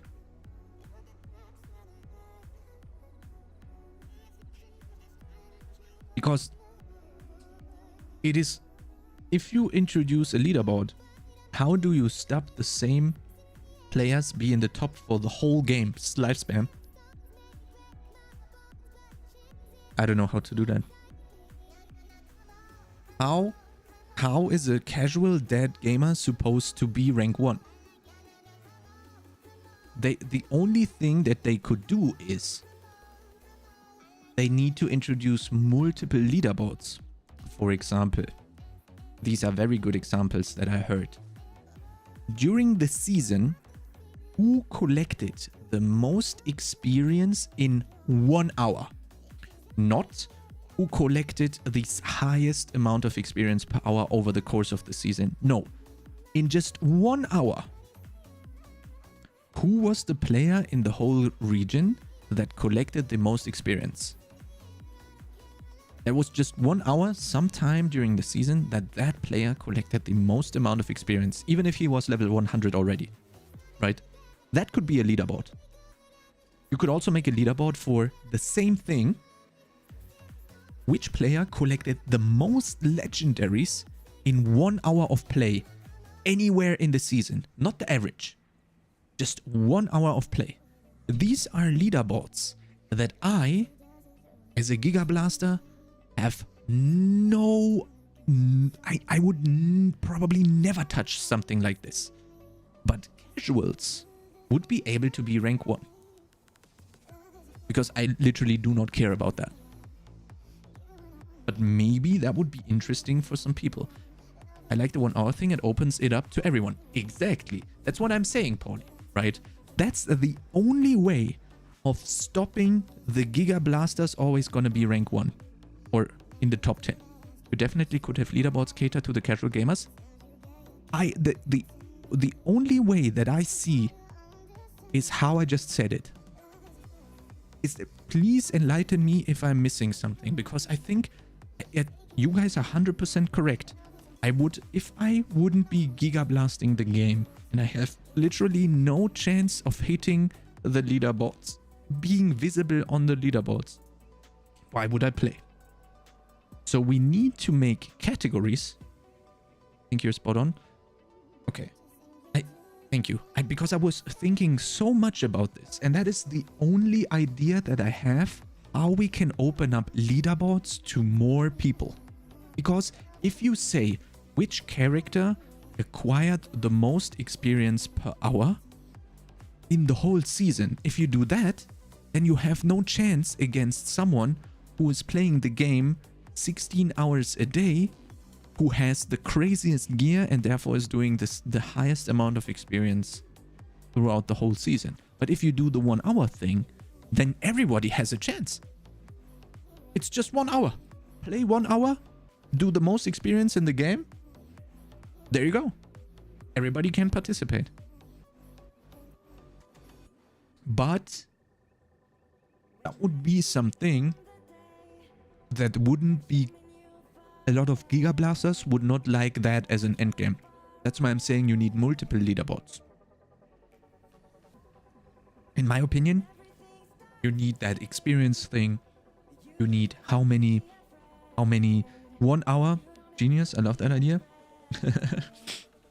Yeah, now imagine I'm not even a Diablo partner. Now they will never hear that idea.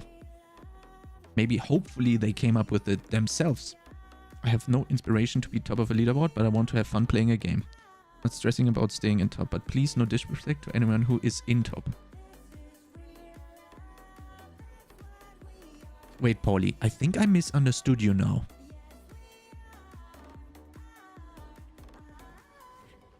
You said...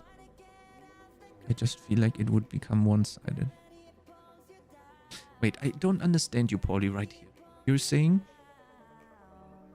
I agree with the leaderboard endgame stuff, but they also need to be careful with always the same top players sitting in the top 10 every single week or so, then I would just stop playing. And now you're saying, I have no inspiration to be top of a leaderboard, but I want to have fun playing a game. Not stressing about staying in top, but please no disrespect to anyone who is on top. I don't understand that. Now you're saying one thing and now you're saying another thing. Maybe I'm just an idiot and I don't get it, Paulie. Like, no offense, I'm just trying to understand your thinking. Right.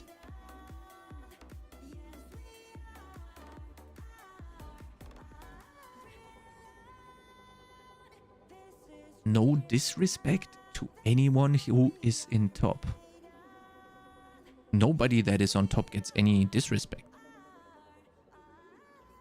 And why do you say you have no inspiration to be top of a leaderboard, which is totally fine to have, but on the other hand you say you would stop playing if there was the same top players sitting in the top 10 every week? That's what I don't understand. Can you explain that one to me?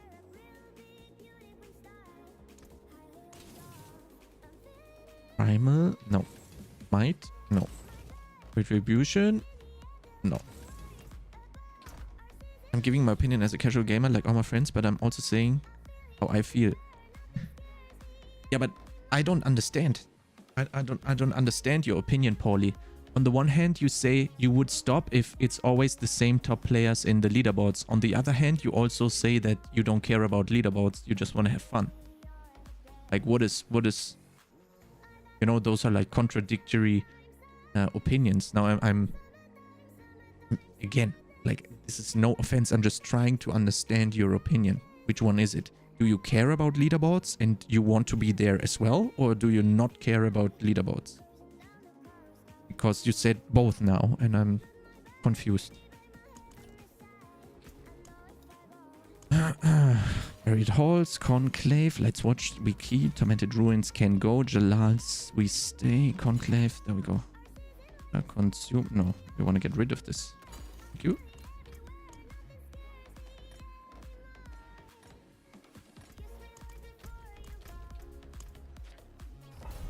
That's what I don't get right now.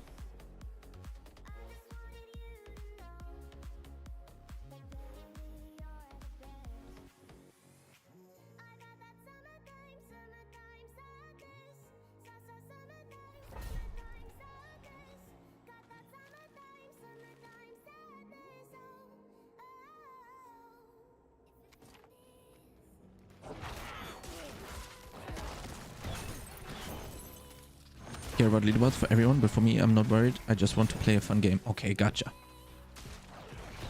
Me too. Then we share the same opinion, Paulie. For me, it's really important that everybody has fun in the game. That's the most important thing there is. I'm glad we agree on that. Okay, now I understood it. Thank you so much for re-explaining it to me. I'm sorry. I was standing on the hose there. I did not get what you mean. And I have to be honest, I want to play Diablo 4 with you one day. Well, Mefalak, then you have to play hardcore.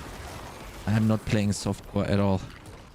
And I really hope I never have to play softcore. There's one circumstance that would force me to play softcore, and that is if they would make a boss that is so incredibly hard that I would have to practice it on softcore. Then I would have to do softcore once, but I don't even have renown on softcore. I would have to do that as well. But yeah, maybe we can make something like that happen as an end of season thing. Because probably at the end of season 2, just to be safe, I'm just gonna farm renown real quick on softcore, just so I have it. I think I have 3 out of 5. Sorry, my brain 2 text is not always in line. All good, Paulie. Don't worry, man. I don't totally understand you and understood you, and thank you so much for explaining it to me, man. Now I understood it. It makes total sense because I share your opinion thoroughly. Everybody needs to have fun. And I definitely understand that a lot of players lose their fun if they cannot attempt for a rank 1 on the leaderboards. So I think it's extremely important to have something in place, like I said, with the experience per hour thingy and in just 1 hour, not on the average. The average is going to kill the ability to participate in the leaderboards for the average casual player. But if you do the 1 hour thing, then you can include everyone. But it's important to have multiple leaderboards, right? You have the scaling thingy for the dungeons, for the Giga Blasters, and then you also have the 1 hour thingies, or maybe make it 10 minutes even, right? You could also make it even more casual friendly by saying only 10 minutes, right? Who made the most experience in the whole season in 10 minutes, right? And then everybody could participate in that. There would be a meta around that, and someone would be on top. And that would probably be someone that no one knows. Maybe it would be a streamer because he got lucky, right? Who knows? but it would probably very highly likely be someone that nobody knows. And I think that is something that is really, really cool, because that opens up access to a rank 1 or a good position on the leaderboards to everyone. These leaderboards, it's important to not have one leaderboard, in my opinion. Make it multiple, and in multiple categories. XP per hour, most rares found, most legendaries found, most white item found, most butchers killed in an hour, most monsters killed in an hour, most elites killed in an hour, most uber bosses killed in an hour. Who the fuck knows, right? But something like that. I think, look, I said so many things. If they bring all that stuff, so many people are gonna love it, probably. And especially casual players, right? But they also need to give us something like the Greater Rifts in Diablo 3, where we can really go for no life rank 1 Champions League category, you know? Like if it's only those 1 hour things, that would be sad. I would be really, really sad. But again, since they said there's gonna be a whole new activity coming with the leaderboards, then it's probably going to be there. It's probably gonna be something that we actually can farm over and over again, right? I have to admit, I've started on softcore each season just to give the servers time to settle before switching to hardcore. It was fairly smooth this time, so maybe I'll just bite the bullet for season 3. Yeah, especially if you would disconnect at the moment, you would be saved by the scroll of escape, right, Nikisha?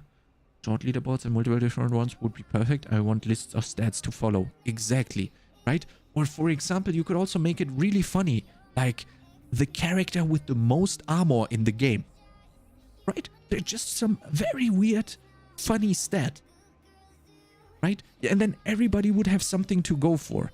Someone would be like, oh my god, yes, this is so cool. Let's start theory crafting how I get the most armor in the game, you know?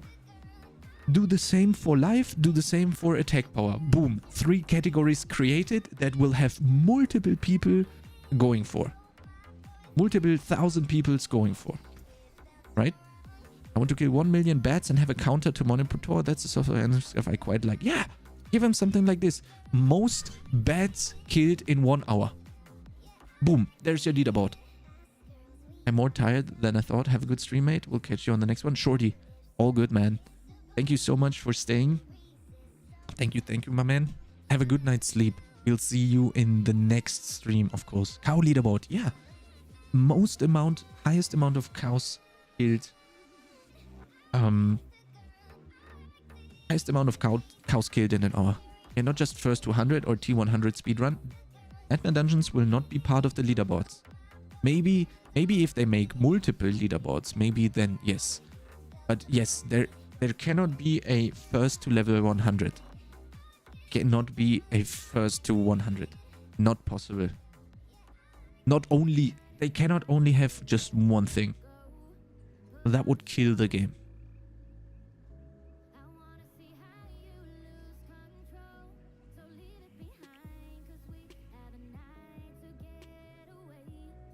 That would be very bad if they would do that.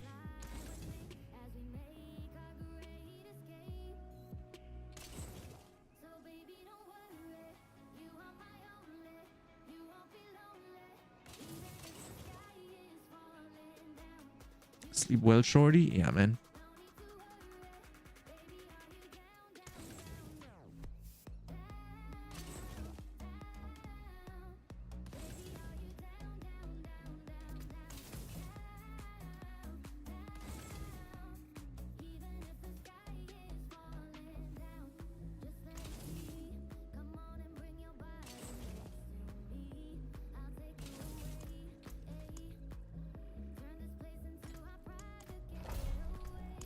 But yeah, what do you guys think about the league with the raids? How would you guys like raids, like in Lost Ark, for example? What would you guys think about that? How would be the general consensus there? Because I don't know if I would like it. Because raid forces you to play with other people, so that's already a big problem for other players, right? On the other hand, it can be quite cool because you will have like community raids or something like that. That could be quite cool. But obviously you would have to do something like lockouts or so, that you can only get loot once. And why would I do it more than once if I only get rewarded once, right? And then if you make it infinitely available, then you also have the problem of the streamers like giga farming that thing the whole day and then being the strongest character in the fucking universe, you know? It's so tough to make an endgame that everybody enjoys and is fair, right? It's very tough to do. I don't envy the guys at Blizzard that have to do the endgame and design everything around it. I just hope that what I've been talking about now is actually the worst outcome, the worst possible outcome. I just hope that what I just said is going to be like, it's going to be way better in reality. I just hope, because if it's worse than what I just was saying, oh god, I don't want that.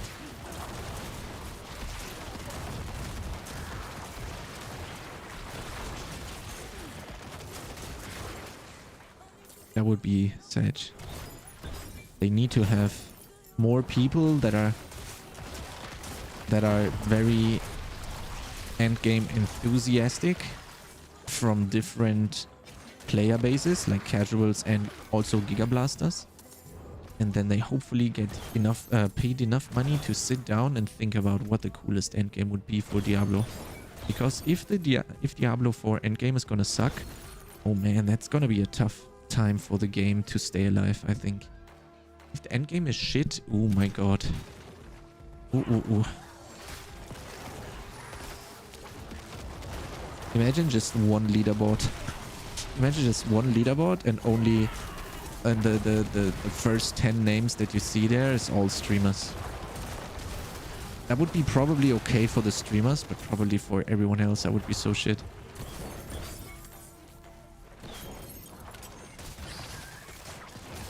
They need to have some casual, friendly approaches to leaderboard.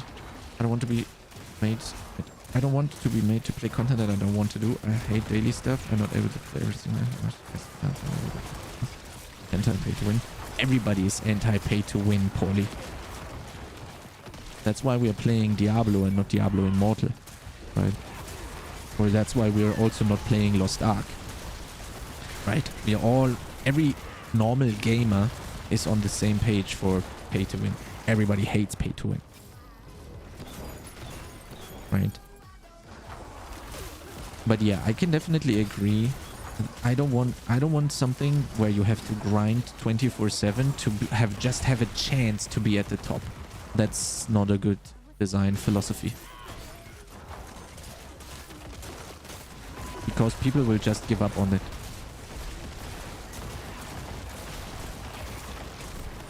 Casuals will just say, wow, I cannot even get in the top 100 anyway, so why would I bother? Right?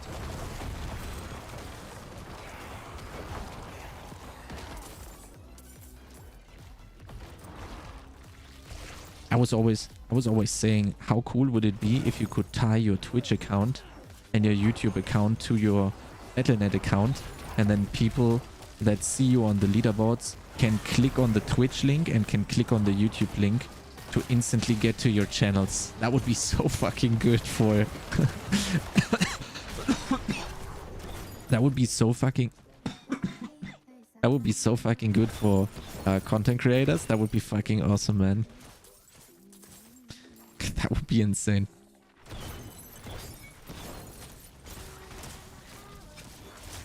I don't know how people would like it or not, but yeah.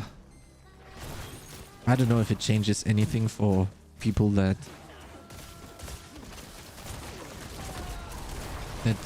don't care or so, that wouldn't interact with it. But I don't know. For me as a content creator, that would be super cool. Imagine you hit rank 1 in the ladder, and then everybody obviously wants to know how you did it, and then they come to your channel and ask stuff. That would be fucking insane, you know?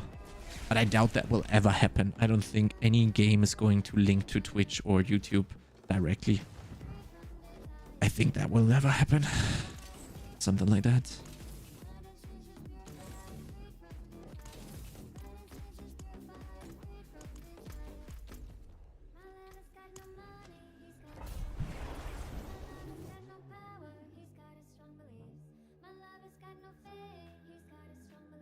Yeah. Imagine, that's also what I hated in Diablo, right? To be able to do the greater rifts, you needed to farm the normal Nephilim rifts. So your day looked something like that. In the very, very, very, very late game, you had to farm Nephilim rifts for the whole day, right? Farming Nephilim rifts the whole fucking day.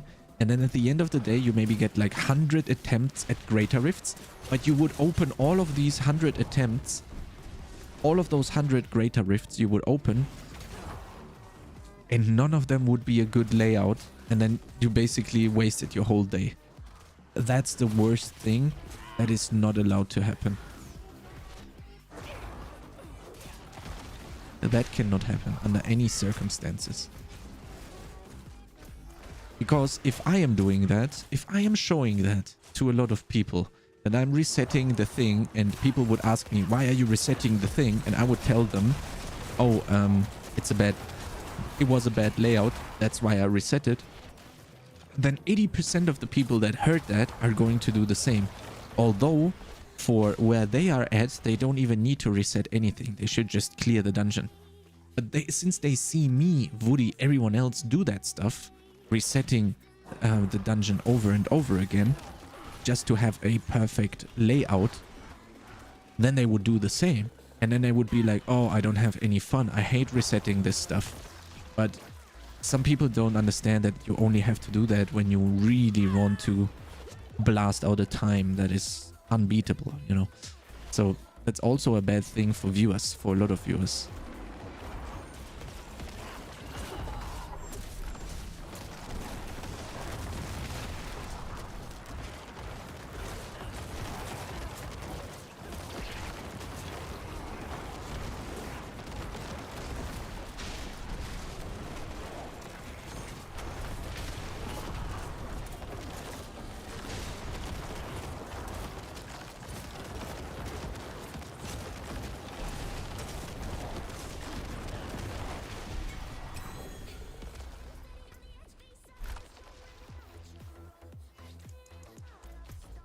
So yeah, I don't envy the guys that have to do the endgame for Diablo 4, because they have a lot of very, very tough decisions to make that I probably wouldn't be able to do.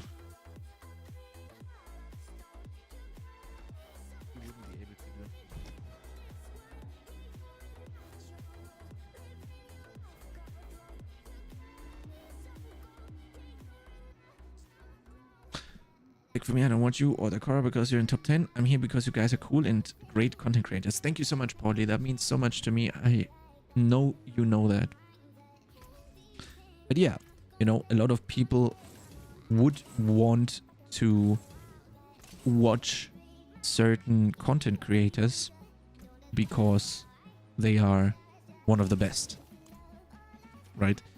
I mean, you can see this since I am able to write #1 NECRO in my stream title on Twitch and say that I'm #1 hardcore solo self-owned NECRO in the YouTube videos. I have way more people watching me, you know. So it is a very important thing for content creators to not only be funny and a good content creator, but obviously you also got to be good at the game, you know. Thank you, Mefalak. Thank you, man. That really means a lot to me. You guys are awesome. I said that yesterday in the Discord already, but you guys definitely are. And you know, like, I've been always a very, very competitive player. So for me, it means a lot to try and get rank 1. You know? Very important. It gives me something to grind for, something to think about, something to optimize, you know. It's just, I'm born for rank 1 tries. Nah, I'm obviously a little bit joking here, but it's just so fucking much fun for me. It's insane. Slamming my head against the wall, trying to get 0.1 second better in an ARPG. Oh man, sign me up.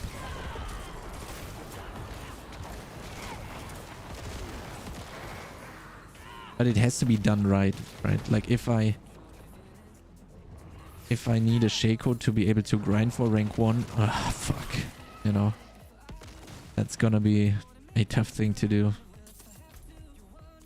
And I currently fear that it might actually be the case that you gotta hit 100, which is okay, right? Obviously you need to do that if you want to do the endgame activity anyway. That's okay. Then you gotta farm Uber Duril mats, and you gotta farm Duril for Shaco, which if you get lucky and you get Shaco on your first Uber Duril attempt, you are going to be rank 1 for quite some time, right? Because you're actually able to push something that other people just can't because they take too much damage, and you don't because you have the Shaco. And also you will deal way more damage than everybody else because you got the 4 additional skill ranks that nobody else has, right? So to get a rank 1, a Shaco is mandatory at the current stage of the game. So hopefully they attach some way of getting a Shaco. Like imagine you cleared the most difficult thing like 100 times now. Okay, now you can choose one of the Uber uniques from this vendor, right? You get like 100 tokens because you killed the most difficult content 100 times. Okay, here is a trader that can trade 100 of your tokens for whatever Uber unique you want. You know? Because if you don't have something like that in the game, then the guy that has the Shaco wins. And the guy that got giga unlucky throughout the whole season and didn't get a Shaco is just getting fucked left and right. Because Shaco is that OP, right? So that's also a tough thing to manage. I would do that. Yeah, see? Me too. Right? That would be something to grind for. That would be cool. Right? Highest difficulty thing, clear it 100 times or whatever times. Who cares about the number? Just give us a number. We clear it, and then we get to choose one Uber unique. And then you can do this for as long as you want. Right? Or maybe you can only choose one. Maybe you can only choose one per character that you make. And it's character bound, for example. Right? So you have to make a decision. Which thing am I taking? Which thing am I? Call it Hadric's gift again, but let it be an Uber unique. And just one per character per season. How does that sound? Sounds good to me. Because then everybody that needs a Shaco can take the Shaco. Everybody that doesn't need the Shaco can take something else. If you made a bad call, well, gotta level a new character. And clear the difficult thing 100 times, and then you can retry. And then you can choose the other thing. If you want. Right?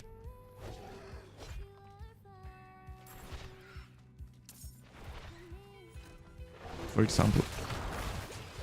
Man, I do hope that the people that are actually doing the endgame activity actually have better ideas than we have right here. To be honest. I think ours are not really bad. Ours are rather good, to be honest. Oof. Look at the... Oh my god, look at this one.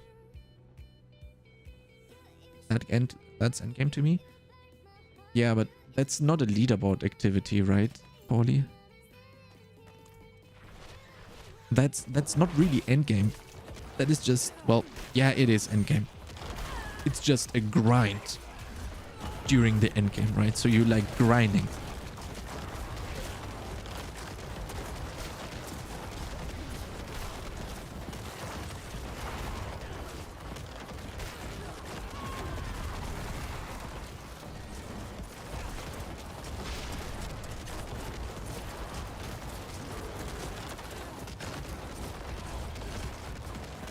You like grinding.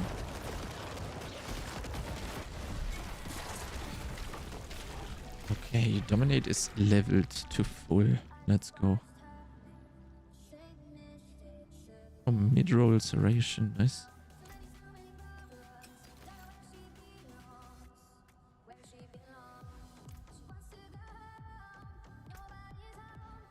What are we leveling next? Essence, huh? We need the crits or Bloodlands.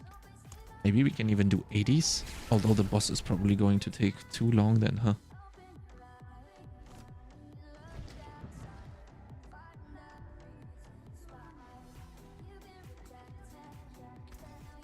I should be selling, right? I'm an idiot.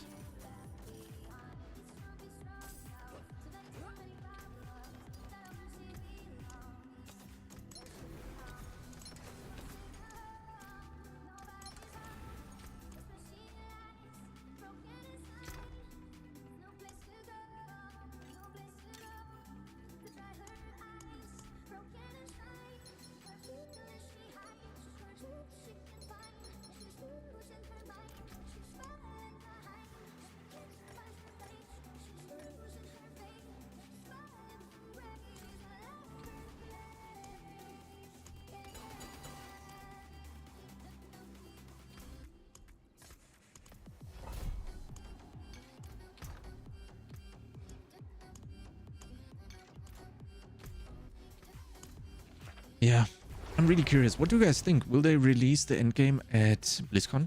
Will they reveal what the endgame is gonna be at BlizzCon? I sure hope so, man.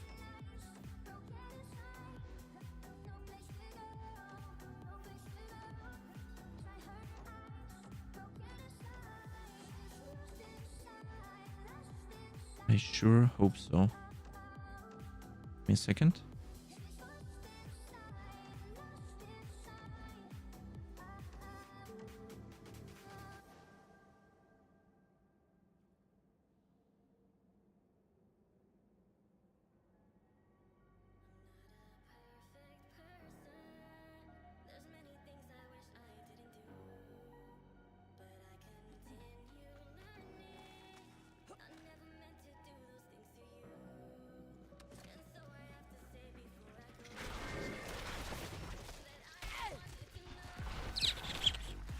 I love it. Just running through this, ignoring everything.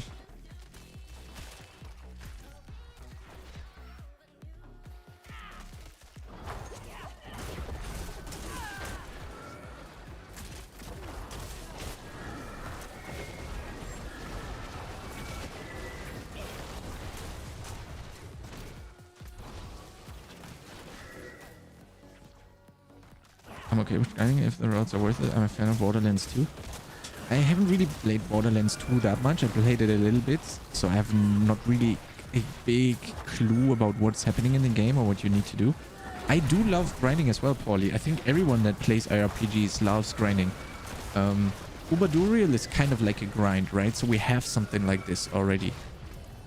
For me, it's just important that the grind for the leaderboard activity is not something where you, at the end of the day, have nothing if you had bad luck, right? So, for example, like Greater Rifts, as we said earlier, right? You farmed the whole day, and then you opened the Greater Rifts, and all of them were shit, you know? And then you farmed the whole day, and you got nothing. That's just bad. That should never happen at all. So they need to find a way around that somehow. And I think with randomly generated dungeons, that is not going to work, because if it's randomly generated, everybody is going to fish for the best dungeon layout at some point, right? Very late in the game, when it's about getting rank 1 or not, you're gonna be sitting there, opening and closing the same dungeon over and over until you get the perfect layout that you need, right? And that would be shit. That would be giga shit. Everybody would hate that. But yeah, it's kind of cool to not know what the end game is gonna be. And also, obviously, whatever they are gonna announce, it's probably going over the course of Diablo 4. It's very, very likely going to have multiple iterations on top of iterations anyway, right?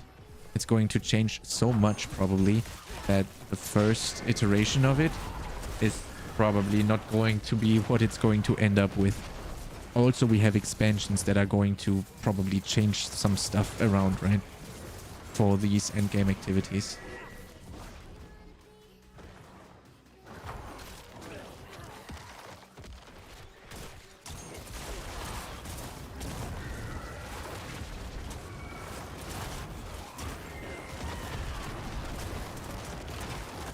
Yeah, based on luck is no good. Exactly. That would be bad. We need that gore quilts. Nice too.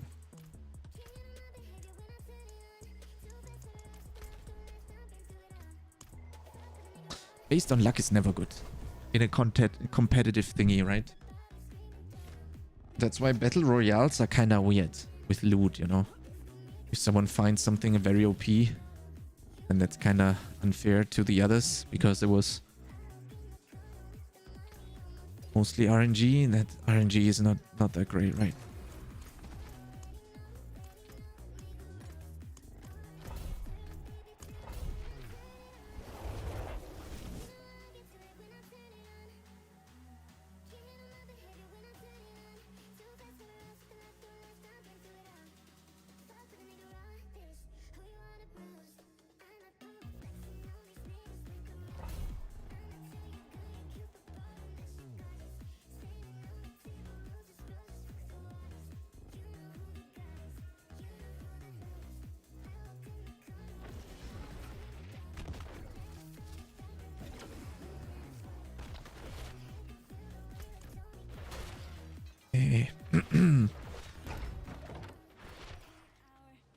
Door open, please. Man, we have to click so much stuff here. And like, I didn't think that one until the end. Skill and or time invested, then yes. Yeah, but also time invested is also a little bit tricky, right, Paulie? Time invested is also a little bit tricky. All the full-time streamers are just gonna be blasting like crazy. Nobody will even have a chance, you know. That's also a little bit of a problem then.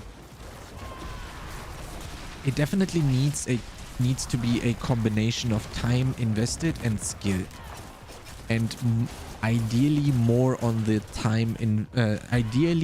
skill side, right? Not on the time invested side. But obviously they're always going to be rewarding time invested in some way, right? Because they also want to have players play their game for quite a long time, right?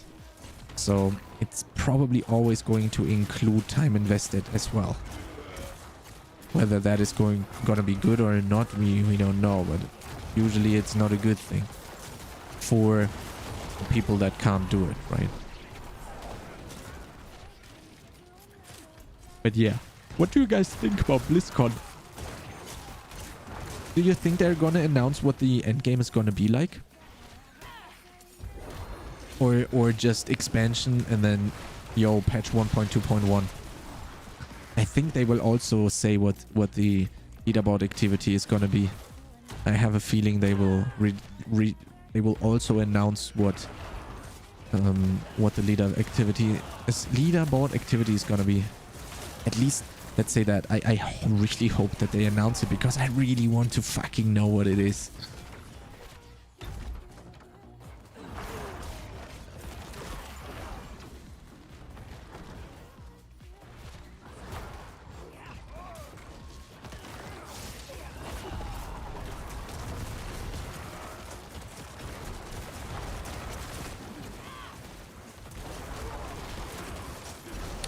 No, just teasing us?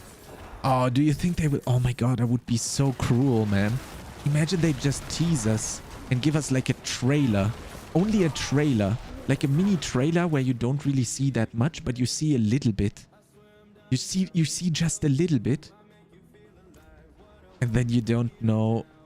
And then you don't know, like... And everybody is gonna speculate so much about what the leaderboard activity is gonna be, because oh my god, did you see at like second 21 they showed this, and then at second, oh my god, no, at second 37, you can actually see that. So it might actually be this as well, you know? Oh my god, that would be giga teasing. Oh my god. That would be worse than not knowing anything, to be honest.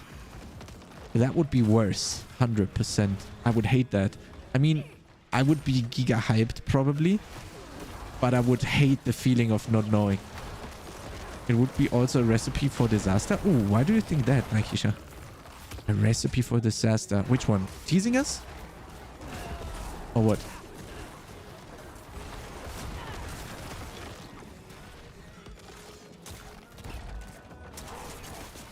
People would end up raging when it didn't turn out as they thought. Ooh, yes. That's true. What do you find missing in Diablo 4? Oof, where do I start, Mefalak? Let's start at the very small things.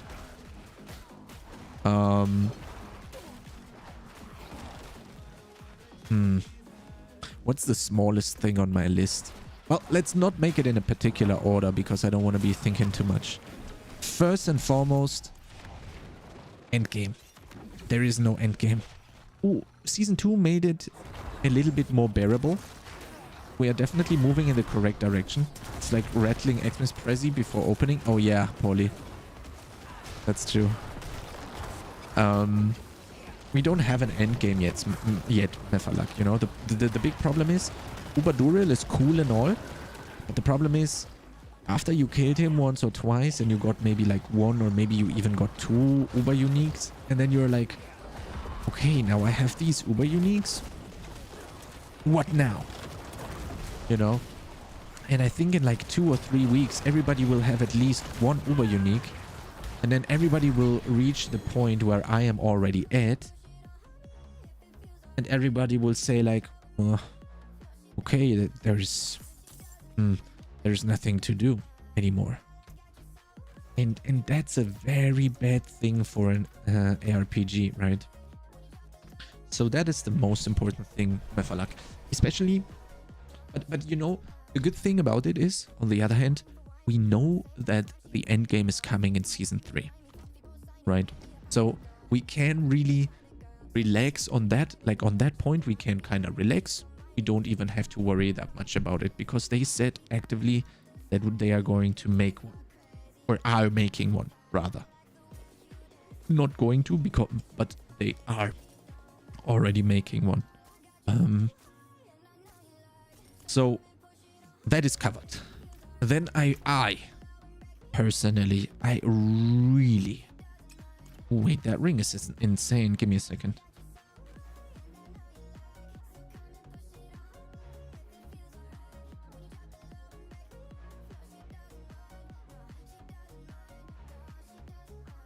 That one is crazy.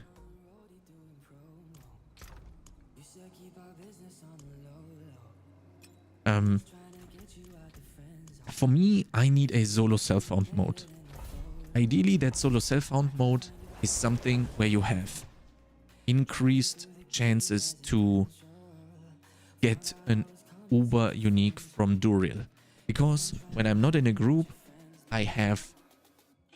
if you are in a group with 3 other people, you have more runs that you can do. Therefore, your chances of getting an Uber unique is increased. I don't want to play with other people. I want to play by myself. So I need something that makes it fair for me. Therefore I need a way that makes it fair. Right? In Path of Exile, for example, because that comparison is always made. Some stuff in solo self-found is easier to get than on the normal version of the game. For me, it's really important to... I'm okay with at least getting a solo self-found mode, even if they don't buff the drop rates. That's also totally fine for me. Totally fine. At least give us a solo self-found mode. It's much more important to have one than have it fair against the others. I don't really care about it being fair. First of all, give us one. That's the most important thing also. So that is missing for me. What is also missing? like D3 has it, a loadout thingy, right? So I can save this character right now how it is, and then I can rebuild it completely to a different build. And if I want to return to this build, I just click one button and everything changes to how I saved it. That is really important. Oh wait, Mephalak was in the break. Oh fuck, now I have to say all of this again, huh? I didn't see the ad break coming up. I didn't see the ad break, unfortunately. Ad break ends in 3, 2, 1. Now you're back. Yo, Mephalak, sorry, what was the last thing that you heard? I saw too late that you were getting ads. Sorry, man. I saw that too late. What was the last thing that you heard? I can repeat from then. From there, not from then. Oh man, so many corrupted shrines inside.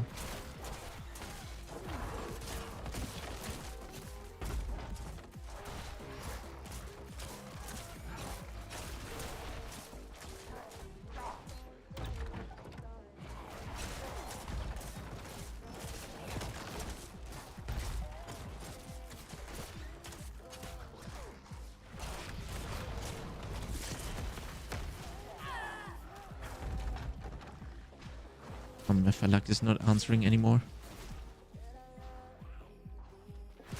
Mephalak, what was the last thing that you heard from what I was missing for the game right now? Let me recap real quick. So you probably heard the end game thing, right? The other second one that I said was well, leaderboards on top of that, right? The other one was a solo self-found mode, because it's very important for me, because I want to play solo. I want to not be compared against players that are playing in a group, right? It's okay. People can play in a group. That's totally fine. But at least don't compare me with these. I need to have my own... If I decide to play solo, I need to have my own kind of ranking. Because I really enjoy playing solo. And I really don't want to interact with other players that much. Then, what was I saying afterwards? Ah yeah, a loadout thingy.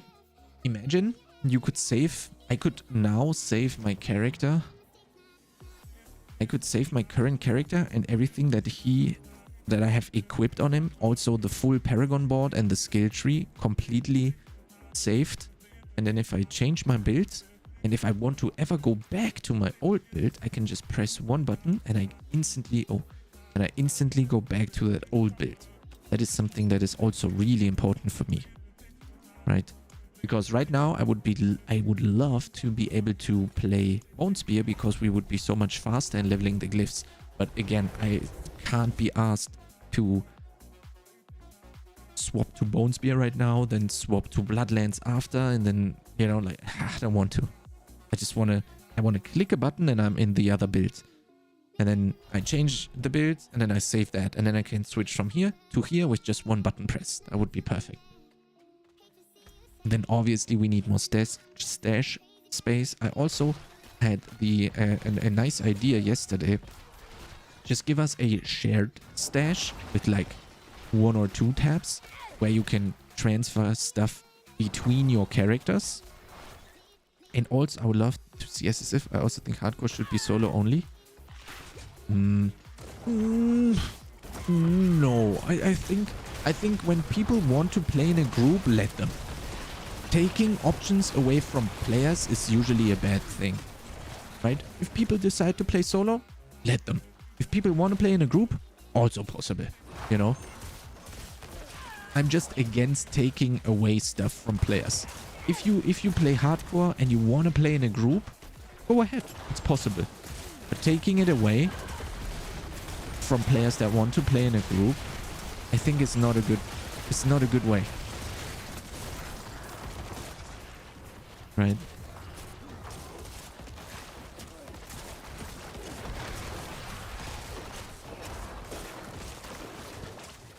But yeah, I love SSF as well.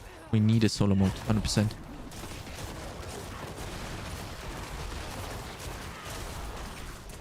Especially with leaderboards, right? Especially with leaderboards, it's gonna be so fucking important because someone who farms in a 4-man group is gonna be so much faster than someone who plays solo, obviously, right? So for a leaderboard, it's extremely important. What is there more that I'm missing?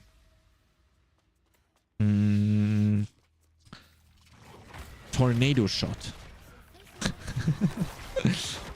If you want to know what that is, Google tornado shot. This is what I want. I want a viable rogue bow build with tornado shot. I love tornado shot. Bonespear is the only thing that comes close to it. That's why I probably like bonespear though that much. Where can I find your build? Dear SR Williams. Is that a Formula 1 analogy? It's DRS. R Williams. I don't know what the R stands for, but DRS is definitely a Formula 1 thing. You can find my build with !build. Then you will see the build that I'm currently playing. But there is also other builds if you are more interested in those. You can get them by typing in the chat !bonespear or bloodsurge.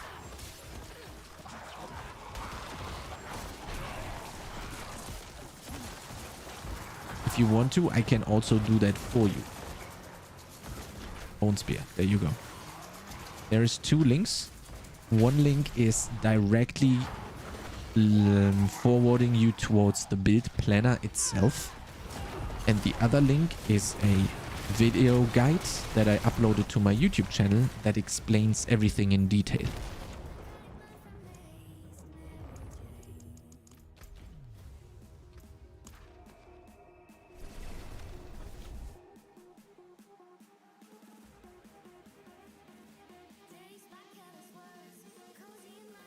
And if you have any questions, PRS, then I'll happily be here to answer those. I'll happily answer those over here. That's what I meant to say. Sorry.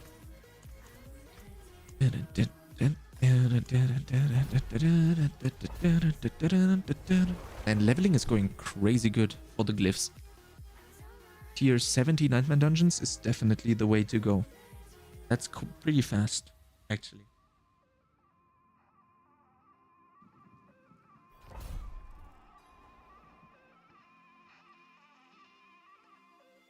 Oh, by the way, I actually saw on Reddit that people that were duping the mats for Uber Duriel and were duping Uber Uniques were already getting banned now.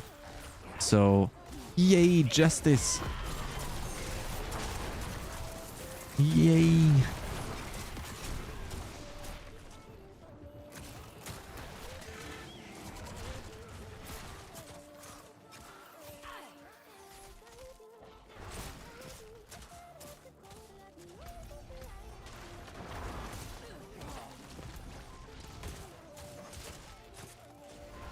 And Gelas Vigil is actually crazy. I can just run through the whole dungeon. And I don't care about anything. I just run through it. Then at the end, I kill the boss. That's how you play for Glyph XP.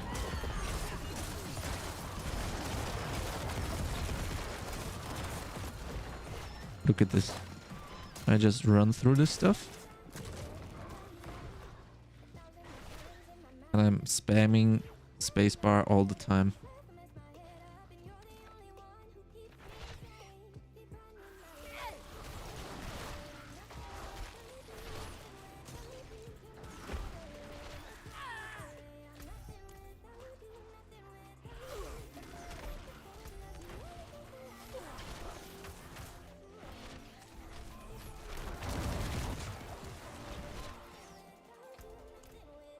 Okay. That was so fast. It's crazy. I just got a blast Bramble, which obviously takes a little while on non-corpse explosion Infinimist.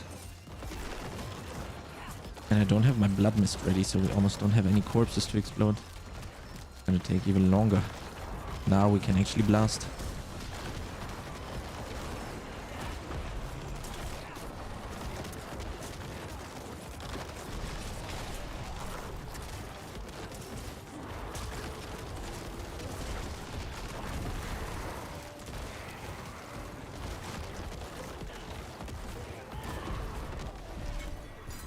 There we go.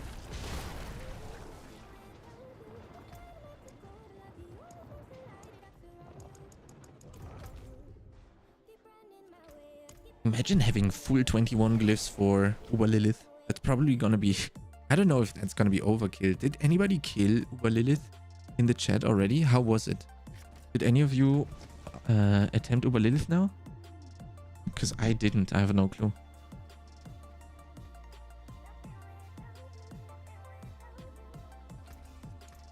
Why do I keep savaging? I need to be selling. Always forget. Oh, these would have been very good during leveling with double movement speed, man. They would have been very good.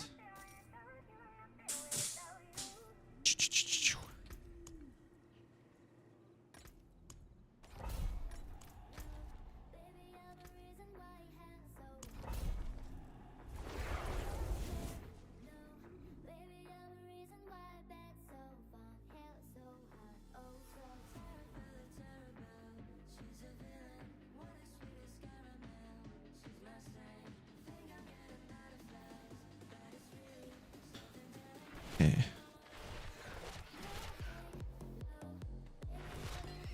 Man, Metamorphosis is literally the best thing.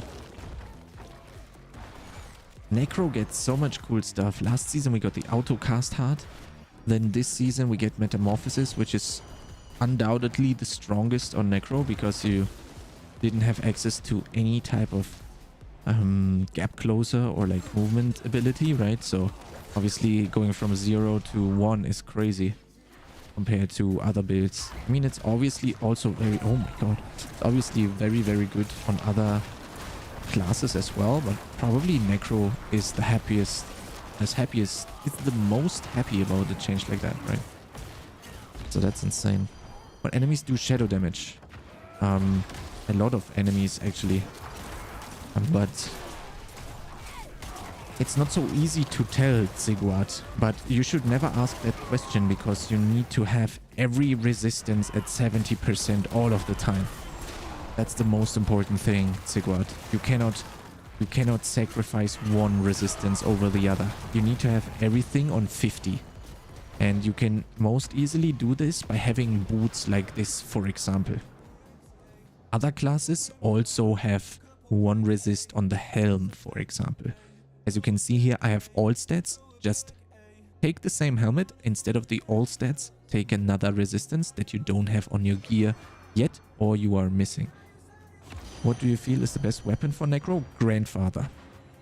Your build seems cool. Kind of hybrid of Infinimist and Onistorm. Chunky. This is just a speed farming build. That's why I'm using the lidless wall. Usually I play Infinimist. This is just for speed farming T70s. Usually I play Infinimist. Full Infinimist. Nothing... Let's see. Oh, Vulture? I don't know if I can kill Vulture. Probably not with the speed farming setup.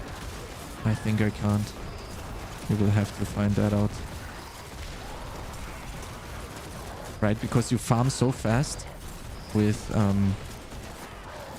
lidless wall, you kill everything so fast, and you have like very, very good AoE screen clear. That's why I go with... Does that guy have... Does he lifesteal or some shit? What the fuck? He healed so much. I'm trying, but man, my drops aren't cooperating. Yeah, also, do you have resistances in your rings? That's usually a very easy way of getting your resistances fixed. Yes, sir, I have a lidless wall. Speed setup too. Yeah, man, that's important. Pretty fast. Actually. Hello? Why can I not open the door? There we go.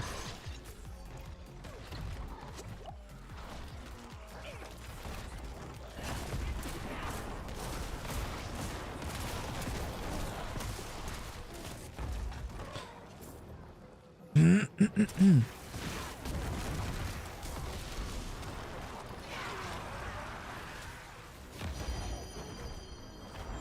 don't have blood mist ready, so that's why I wait here real quick. Else I would have just skipped ahead and then just used blood mist to dodge the damage. But I couldn't do that since blood mist was already on cooldown.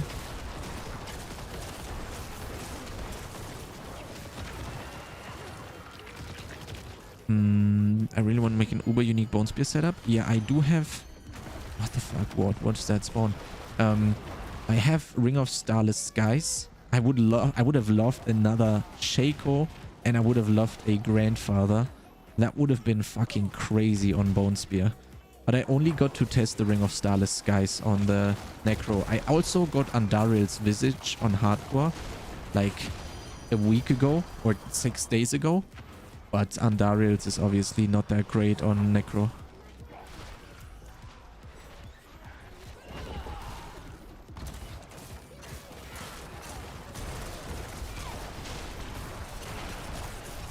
But yeah, Grandfather plus Shaco, oh man. Grandfather, Shaco, Ring of Starless Skies, that would be nice. But the problem with Ring of Starless Skies is that when you use a pot or when you evade, the Ring of Starless Skies resets. So that's a very bad thing actually. That makes it not really that big of a deal as I thought. But what's really, really cool for Ring of Starless Skies is that it is it has double all res on the ring, which is very nice. Definitely helps you with reaching the resistance cap. Buddies and I have about 250 Duricals. Yeah, I had like what, 40 when I stopped farming for Duril. We killed Uber Duril. I think the first 3 days we killed Uber Duril. Not the first 3. That was, wait, what? That was day 3, day 4, day 5 of the season. We killed Uber Duril like 40 times with Condis, Dalcora and Woody. And then I got to Uber Uniques and then I stopped farming for Uber Duril. Because it's like, whatever, right? I would like a Grandfather, but everything is easily clearable without it anyway. So there's no need for it. So I stopped Essence here. Currently we are going for Bloodlands Overpower. I leveling the 250 kills, still nothing. Oh, that's crazy. 250 Duril kills. Yeah, it's a 2% chance. Barb has had 4 Shakos and 2 Grandfathers. I've had nothing. What? Okay, that's fucking crazy. Yeah, 2%, man. You are getting fucked. Oh, this one is actually pretty good.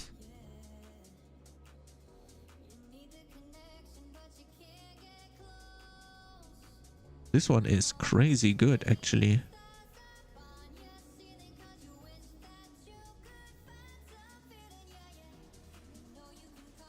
Unique or tradable for party members like D3, that would have been crazy. Oh, Chunky Chuck. Thank you so much for the follow, man. I didn't even notice. Welcome, welcome. I hope you're good. I wish unique or tradable. Yeah, that would be sick. Yo. I think we might have found a new chest. We roll the all stats to max life.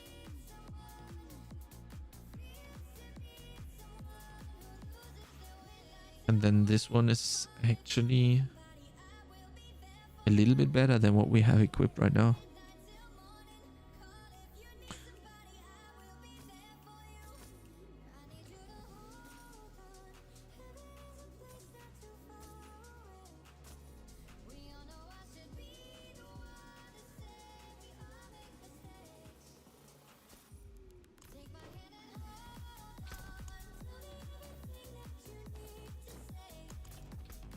Okay, go next.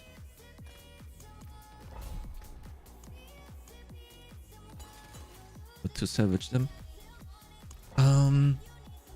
Yeah, imagine you could trade them, because if I would have liked to be able to trade away the Andaril's Visage, because I was in the party with Woody and I know that I would have liked giving Woody the Andaril's, because I'm quite sure that he would have made a lot of tests with it that would have benefited the whole community quite a lot, you know. And I literally do not need the Andarils, so I was giga sad that I got the Andarils. If I wouldn't have gotten a Shaco instead of the Andarils, well, that would have been nice, right?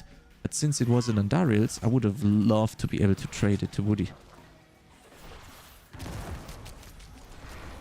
That would have been good.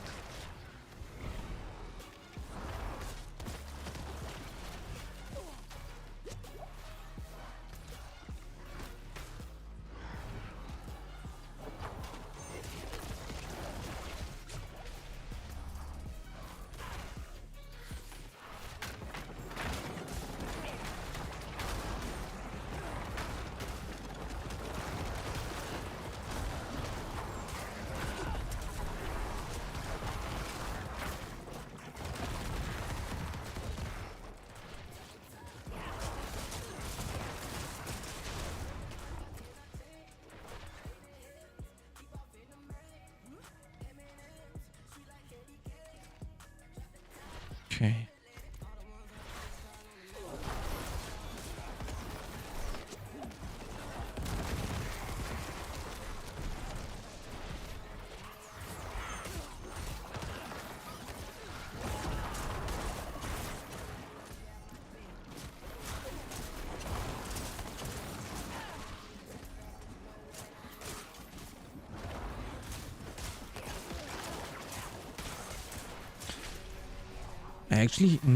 We need to, at some point, we need to theory craft the Bloodlands build real quick for Oberlilith, because I'm slowly running out of stuff that I need to upgrade. I don't know which other glyphs I want to be using, so I don't want to be upgrading like random stuff, right?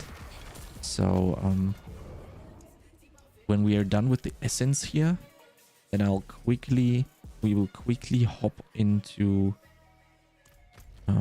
the Maxwell planner, and then quickly theory craft a Bloodlands build, maybe like 20 minutes or so, and then we got something. I have like a rough idea that I want to do.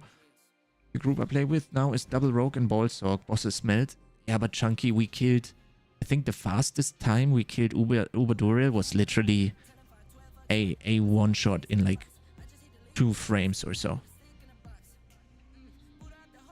What's a solid necro build for farming endgame bosses that doesn't require insane uniques? Bonespear.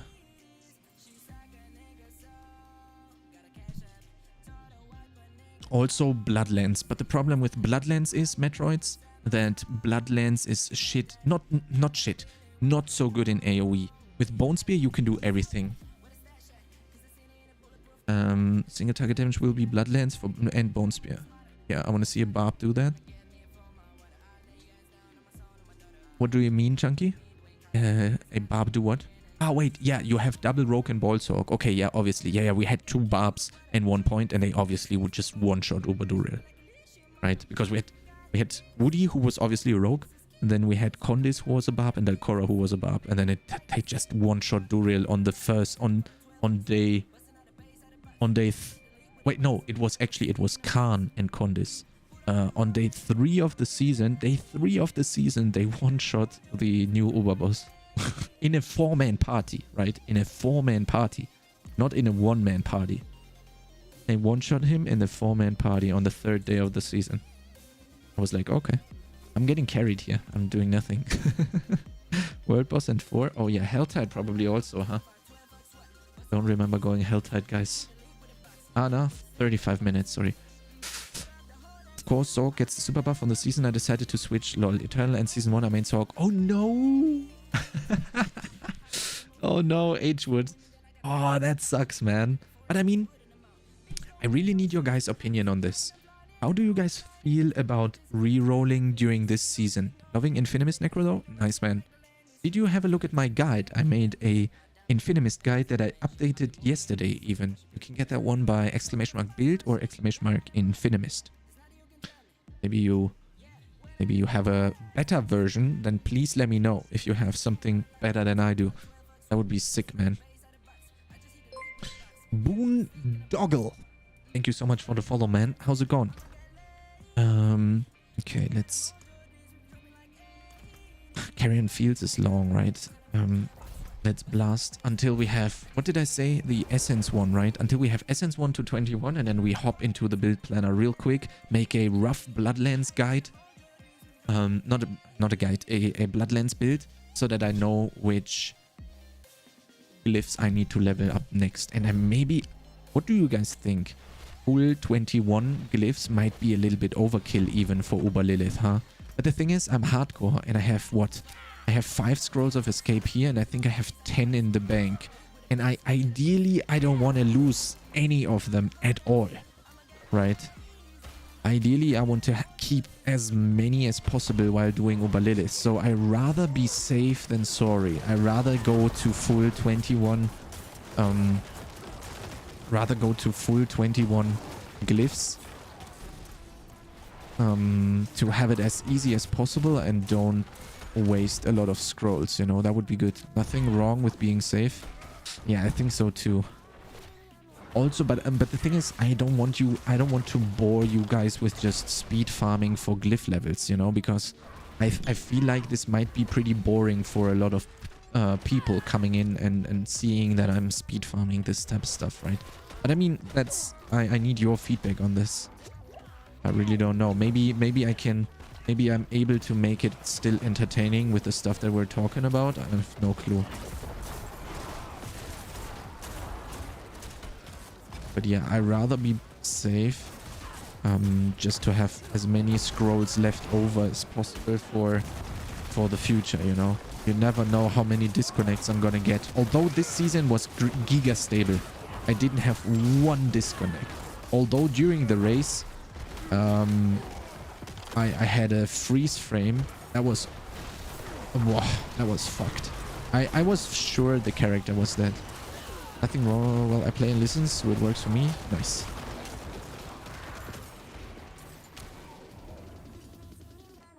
During the race, that was fucked, man.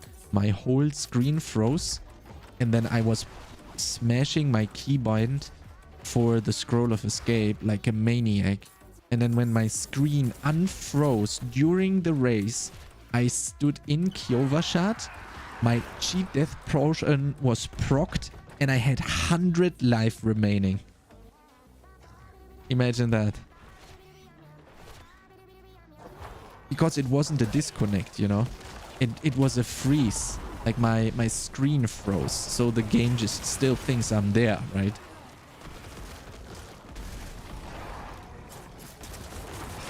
So it didn't use the scroll of escape for me.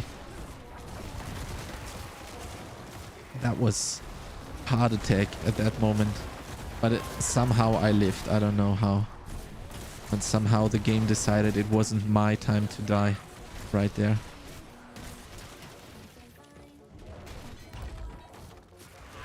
That was crazy. I think Dalcora had the same thing, if I remember correctly. He said he also had a freeze frame and then almost died.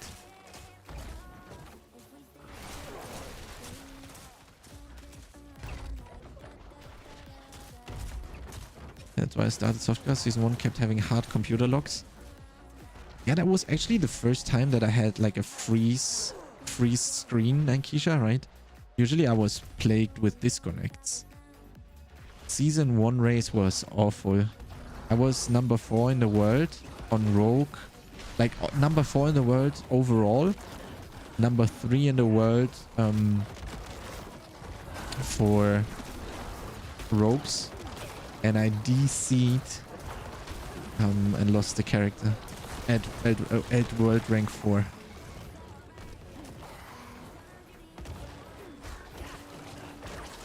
That was awful. That was I was a very sad Chronix that day.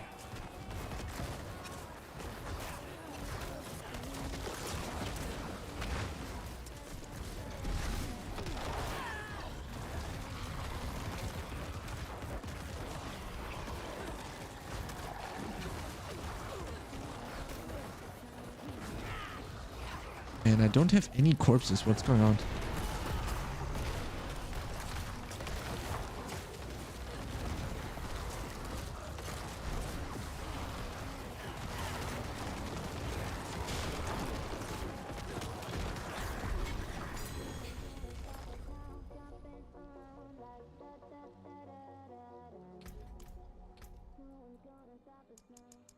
Sense is almost 21 now. That's good. I'll be right back, guys. I go to the toilet really, really, really quick.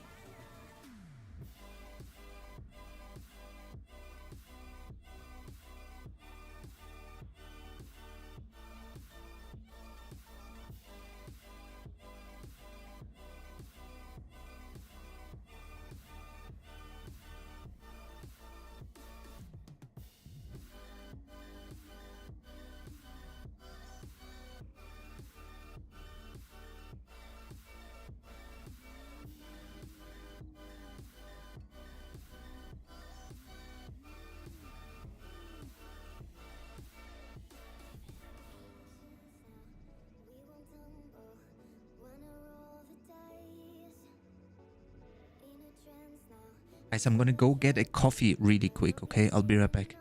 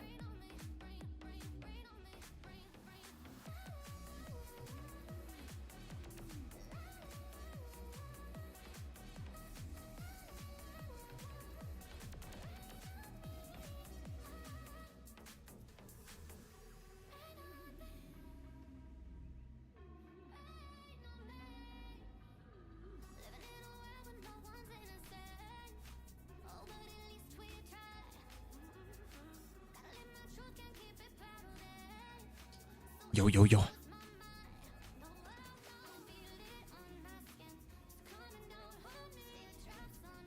Had to get one of these cofferonis.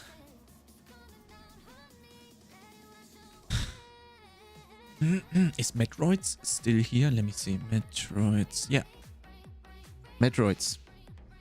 You can get the links by typing in !Infinimist or bonespear or bloodsurge. And I would definitely recommend going for bonespear. I think that's exactly what you're looking for right now.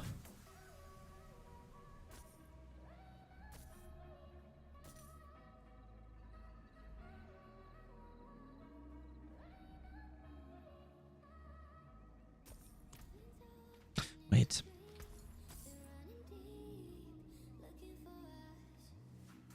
That's definitely what I'm gonna do in here. Okay. Awesome, Metroids. I just wanted to make sure that you got the tip, right? Wanted to make sure that you were being helped. So thanks for responding, man. My duty is therefore done. Thank you so much for the help. Thank you so much for the follow, man. I hope you're good.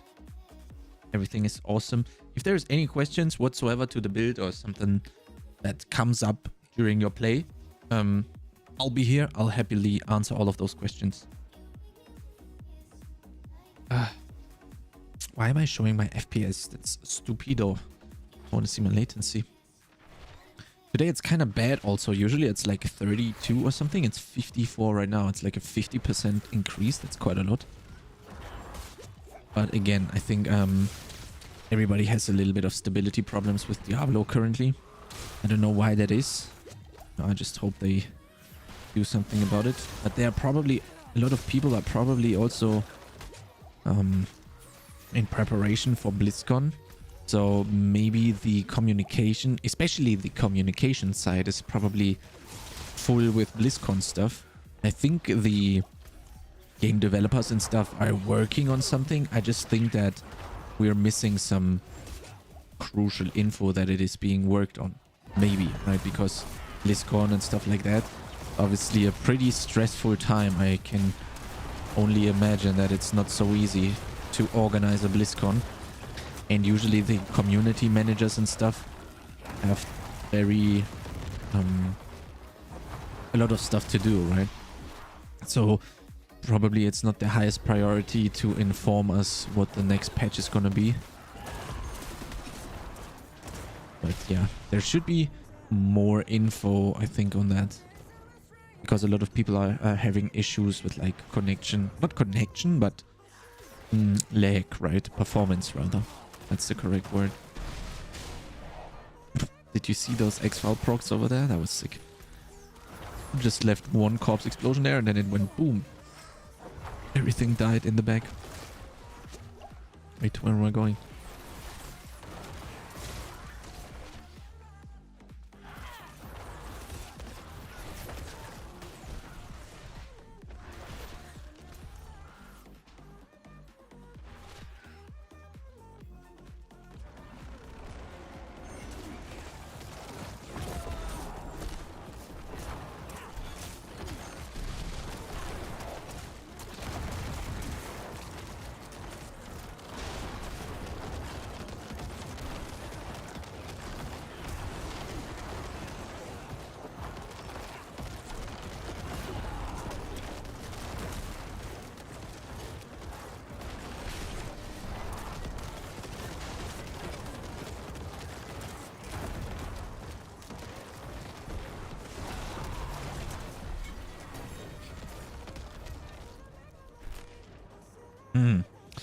I found a razor plate. Lul.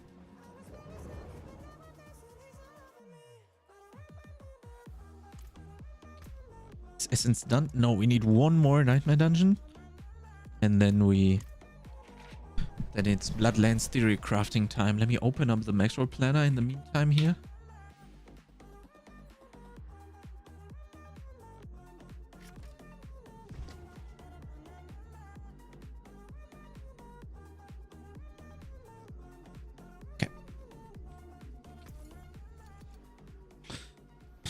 I don't know, maybe I keep the razor blade for...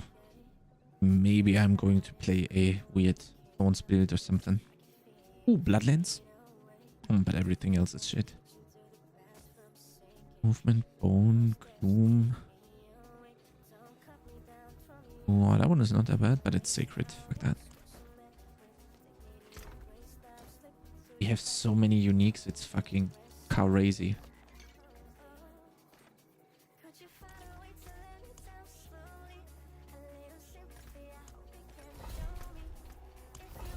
Okay, one more. Let's create a new save. My profiles. NECRO. Is there? How do I make a new build again?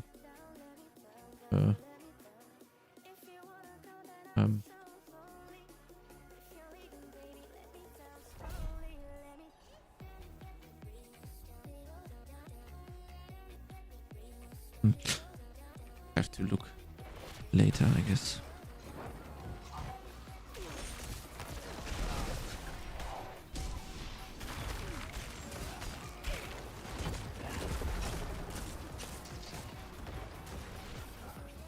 Oh, there is a goblin and there is a butcher. Oh no, it's the wrong way.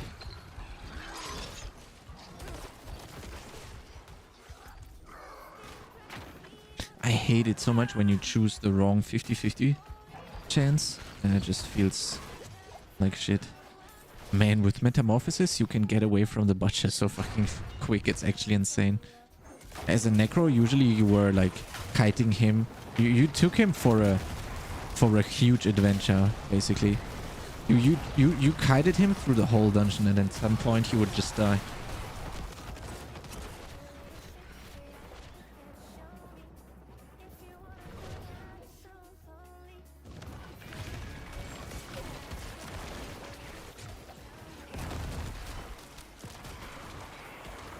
Almost done.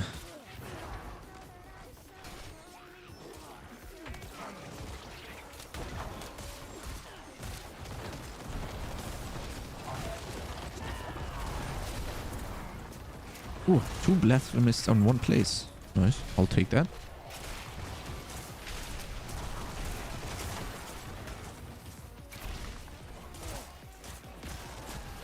Hello, please. Let me get through this. Hilfe, Stiefbruder! I'm stuck in the Spülmaschine! Stief! Hilfe, Stief!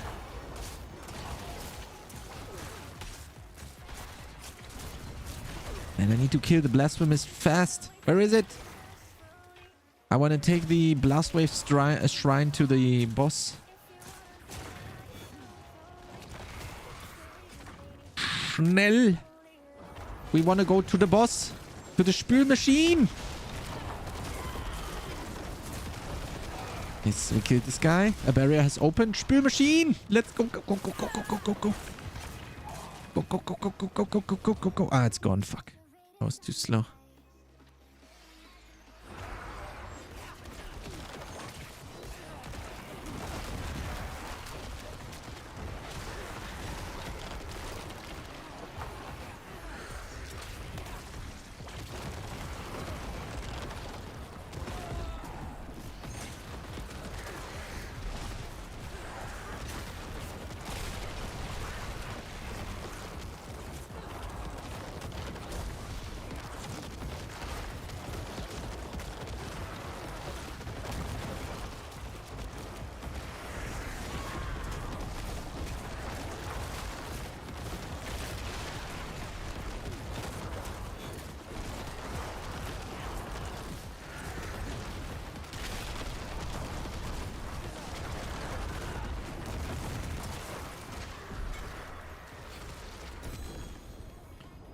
Okay.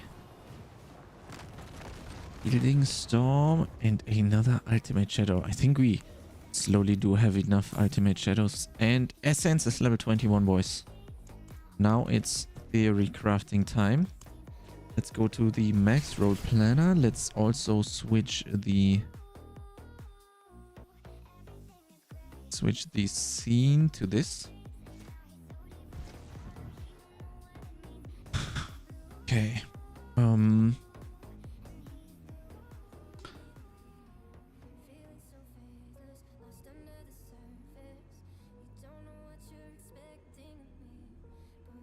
How did I do this again?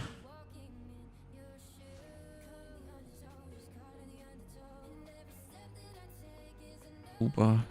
Mommy.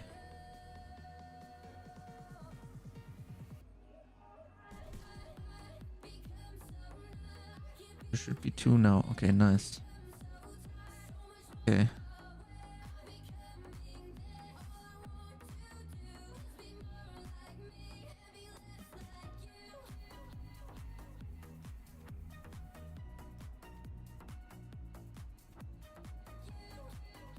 Wait, what is this?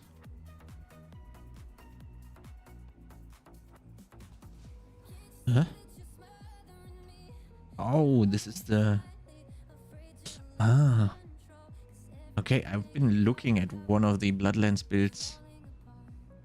And somehow it copied that one. Ah, because I typed in NECRO, that's why. That's why, and then it came up. Okay, now that makes sense. Wait, did I load this one in? Okay, nice.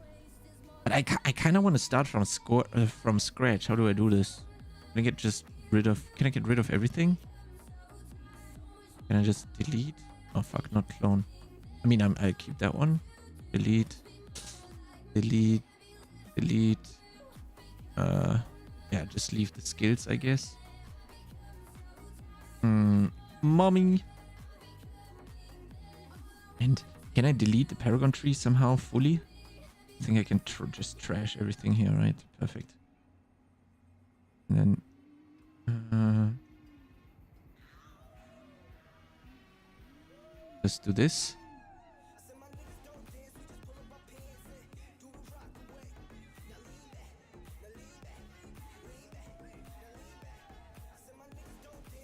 Okay. Then we save this. Paragon is gone. Skill tree is... Oh my god. Why is there no reset button? There must be a reset button, right? But is there... How would I play this? Would I play the same? Yes. Yes, yes, yes. Yeah, I'm not sure. This is completely stupid. Why would you do this? This is also not needed.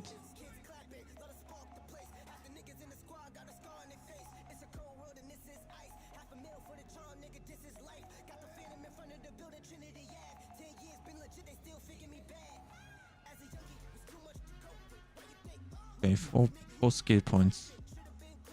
Why does it have bloodsurge? What? Ah, ranks of all core skills. Okay. We could blast more in Hemo. How much is that? Like 10% increase, huh? Do we need corpses? Not really. That would be nice. 24% lucky hit chance for creating corpses for corpse tendrils.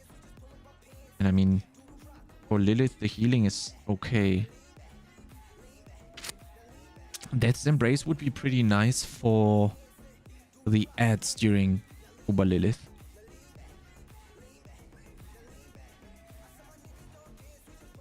But we don't need Iron Maiden. We're playing Decrepify, obviously. And we don't really need this.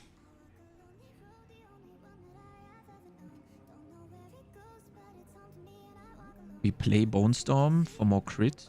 That makes sense.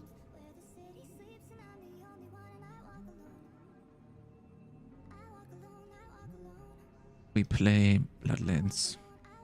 Emo. Bone Storm.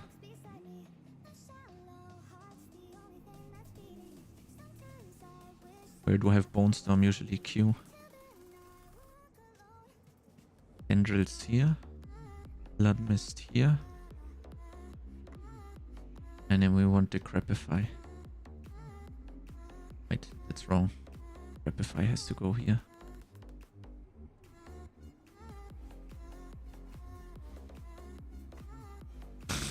Yeah, this is our setup. This is how we play. We play critical strike chance. What's there more? Crit, always, shadow damage. Yeah, we play crit.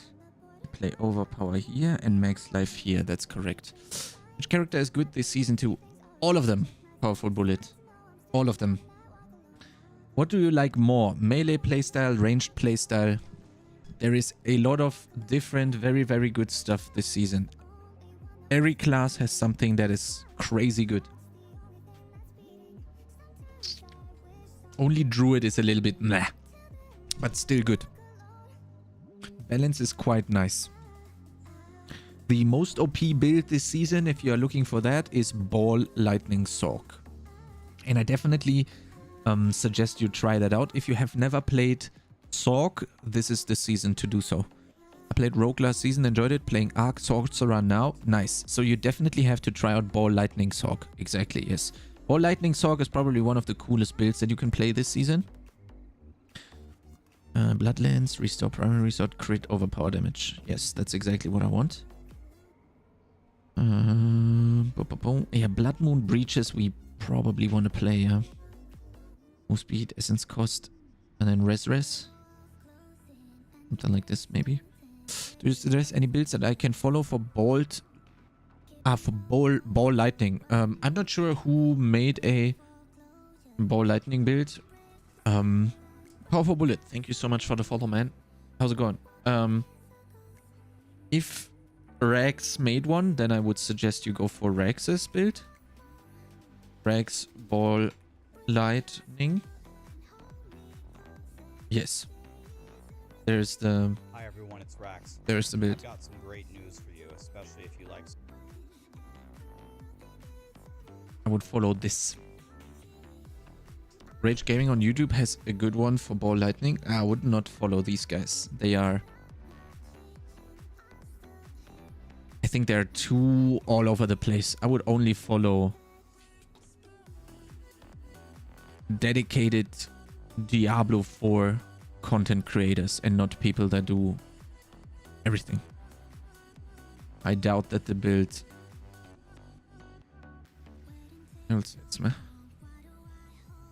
Yeah, I don't know. Like, I wouldn't follow that. They're like, probably that build is okay, but I'm sure Rax's is better just by the looks of it. Right?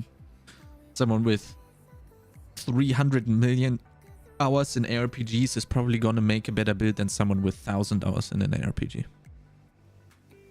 Pretty much copy of Rax, but shows more gameplay. Ah, okay, well, obviously, if they copied Rax's video, then, or copied Rax's build, then probably the same, that you, then it doesn't matter which one you're taking, but obviously, since he already decided to go for Ball Lightning, he isn't really looking for more gameplay to watch, right?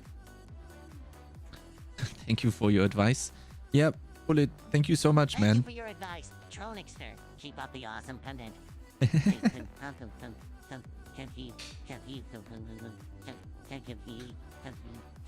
my god, what is happening?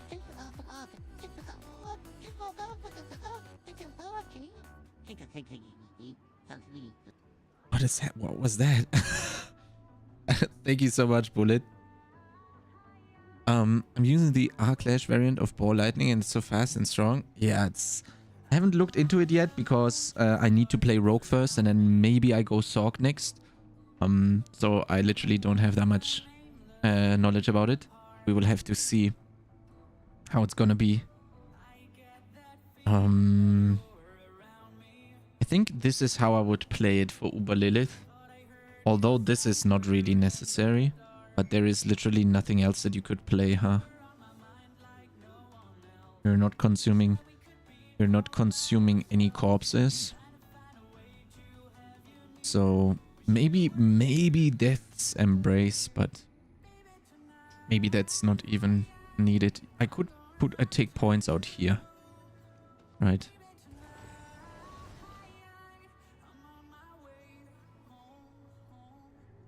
Yeah, these. What build was I looking at here? I was walking to Bloodlands. Yeah, Spartan, I just want to blast Mummy real quick with OP Bloodlands, you know.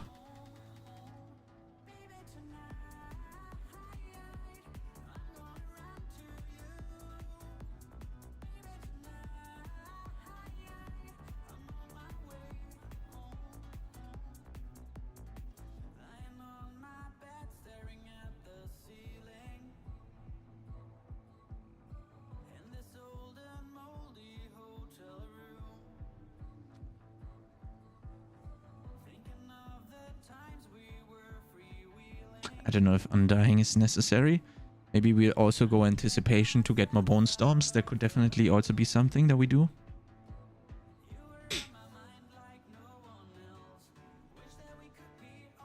Is there anything else that we want? Wait, how do we make him vulnerable? Do we maybe need a Cursed Touch? How do we get vulnerable on OP Bloodlands?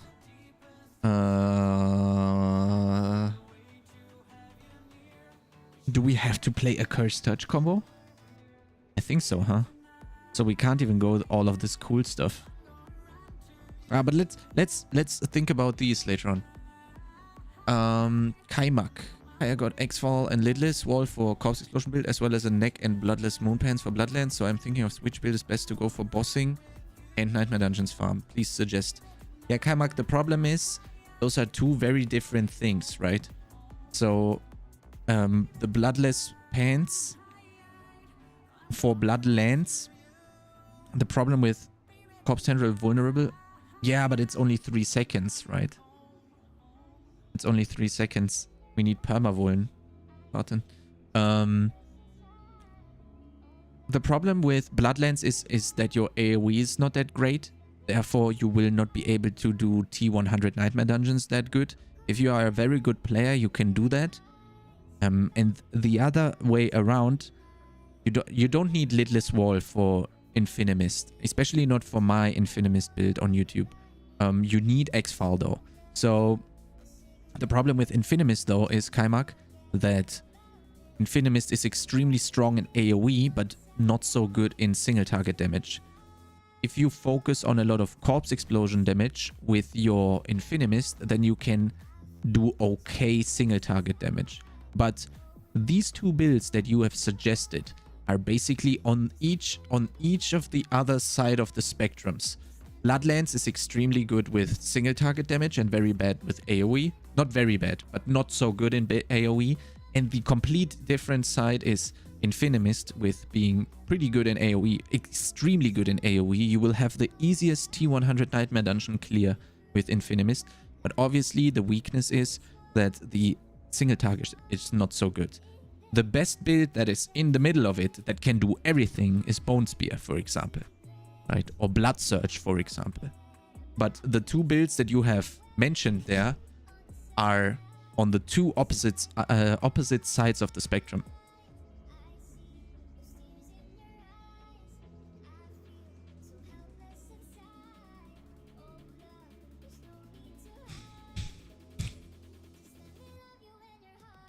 I think we might play with Blighted Corpse Tendrils, and then we play with a Cursed Touch and Prey on the Weak in the powers. We're going for any uniques. Or what, Chunky?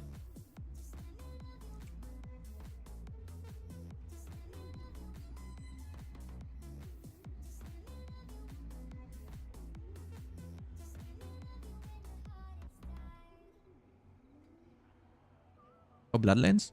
Yeah, I want to have Banished Lord's Talisman and I want to have Blood Moon Breaches.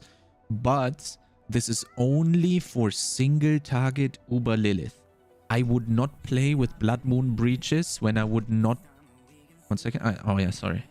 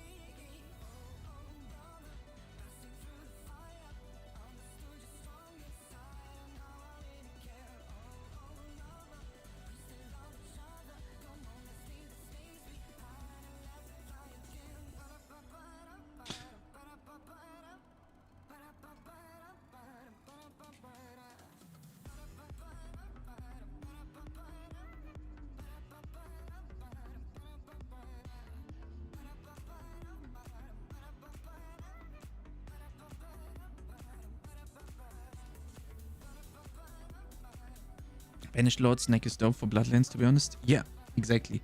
But again, like I wouldn't, for example, I wouldn't be using Blood Moon Breaches if I would be playing Bloodlands, but I never would be playing. Thanks for explaining. Currently running Surges. Wanted to try something different. Well, then I tell you, Kaimak, if you want to do everything, if you want to do Helltide, Blood Harvest, Uber Bosses, Nightmare Dungeons, then Bonespear is literally the best spec that you can play. The problem with Infinimist and Bloodlands are that you can do one thing very, very good, and therefore you can't really do the other stuff pretty good. Bonespear can do everything good. That's the very good pro on Bonespear. Again, like I am trying to, like I'm making a kill Uber Lilith as fast as possible build. Therefore, I am playing Overpower Bloodlands, and therefore I'm playing Banished Lords and Blood Moon Breaches. Usually I would not combine these, right?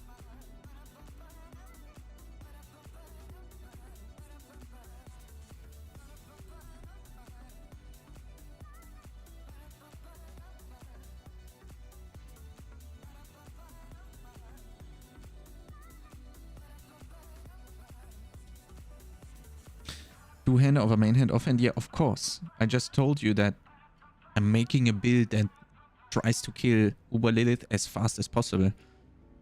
Right?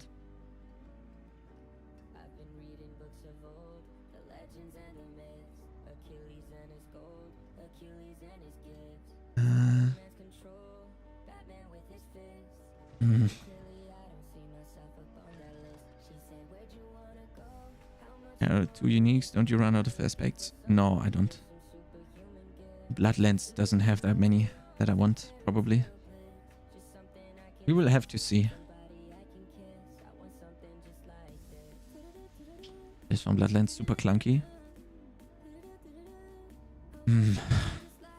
Hopefully it's enough to blast Uber Lilith real fast, and then I never have to play Bloodlands again. I just want to try out Bloodlands. I never really played Bloodlands before that much. I played it on the capstone dungeon bosses during the races, and it felt quite okay, but I wasn't spec'd into them. I didn't have any aspects for it, and right now I want to give Bloodlands a chance, and I think the best scenario to give it a chance is a single target fight. Therefore I chose to do Uber Lilith with the Bloodlands stuff. Which Necro endgame build is the least gear dependent when it comes to unique required? Bonespear. Yes. 100% fair, man? Yeah, I think so too. We would have 1-2. Would Godslayer be worth it? Yeah, maybe. We can. I can put it here so I don't forget it. But I don't know how fast I'm going to stagger. You know, I don't know if I can stagger at all. I do have Fists of Fate, but then we are really missing a lot of aspects. You know.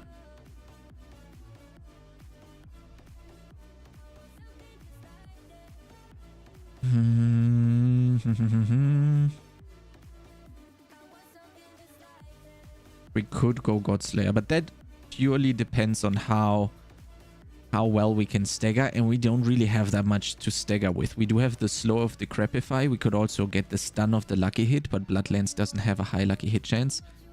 And we also have the slow and the stun from Corpse Tendrils, but again, that's not that much, right? We could have 2 more points that we get out of here. What would be the cooldown? 9-9.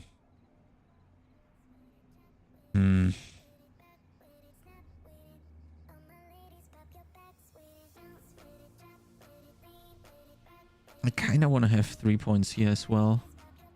Although I'm not sure if they're actually necessary. We don't really need 3 points here. I think it's fine. I think it's whatever what you take. It's just important that the normal stuff is taken, and we should be good for everything. Now, how do we fix the vulnerable problem? We can just play Vampiric Curses, which would also be good because then we would be producing more blood orbs, right? Like this. Which in turn helps us with our damage. What is proccing from Decrepify, Chunky? We could do like this, and then we need to play a Cursed Touch, and where is it? And we unfortunately need to play Touch and Prayer on the week. We have Permavuln Godslayer. Yeah, it procs from the Crepify, that's true. But I wasn't referring to Godslayer, I was talking about Stagger.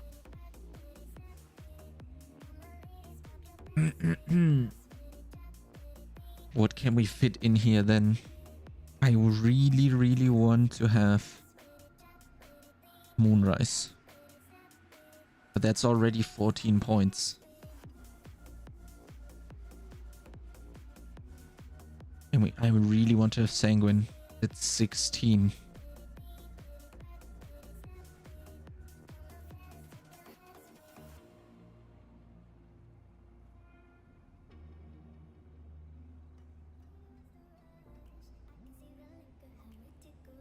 Yeah, we could play like this. That is sick, by the way.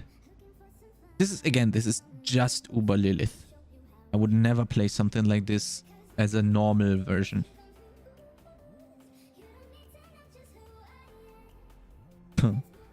Oh my god. This slaps. Okay. Then we have Permavuln as well. We don't have Metamorphosis.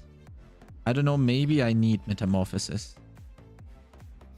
Is Ravenous worth it for the attack speed? Yes. On a long fight, attack speed is extremely good.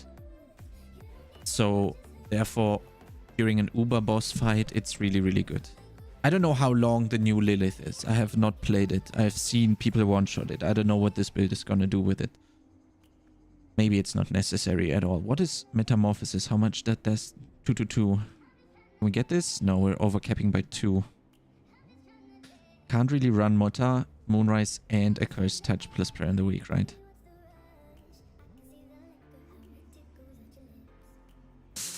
That's the thing, though. I don't know if I need Meta. If I have Evade Boots, which I do, we might be fine, right? What did I have here? Ravenous, huh? Yeah, that would be a lot of resource generation. We killed it on Infinimist pretty easy. Yeah. I mean, we could also try it on Infinimist right fucking now. Although I really want to see how Bloodlands is going to blast her, you know. Probably going to look very funny. Yeah, Godslayer, I think, no. So what are the aspects that we are looking for?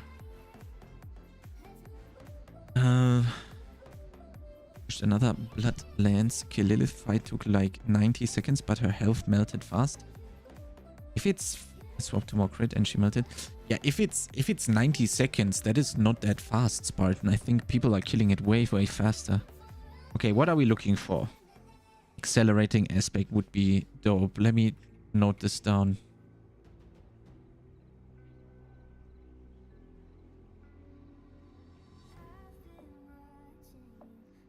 What's there more?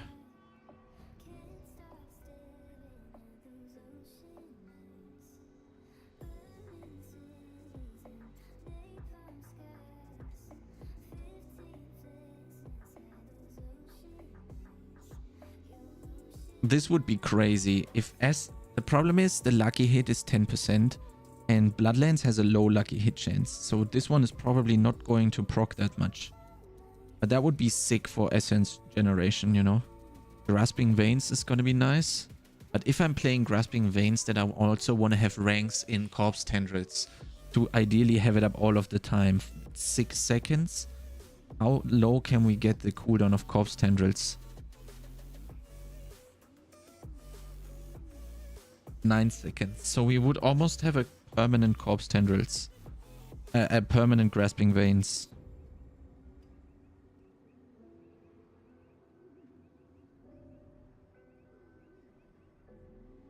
Okay, that's a possibility then, yeah. Because if I'm playing Grasping Veins, I want to have 9-second cooldown on Corpse Tendrils. Since those points are unnecessary anyway, this one and this one are unnecessary. Might as well just get better blast mode, you know.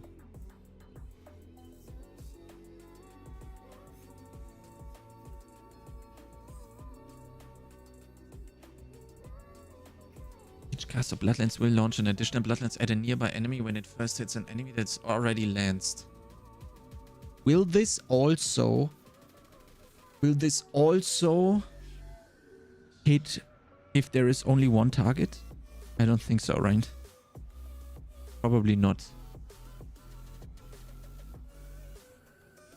Let's do it like this.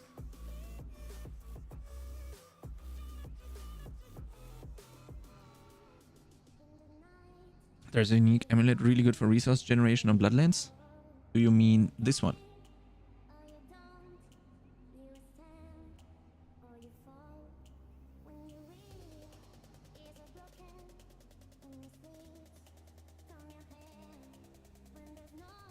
Pardon. Probably, huh? Yeah, we got that one. That one is not only good for resource gen, but we are looking for the damage that we get from that.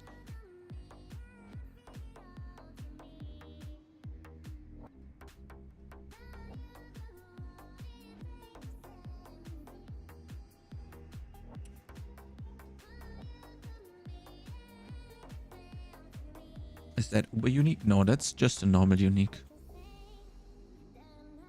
Ooh, now that you're saying that, we could be using my Ring of Starless Skies, huh?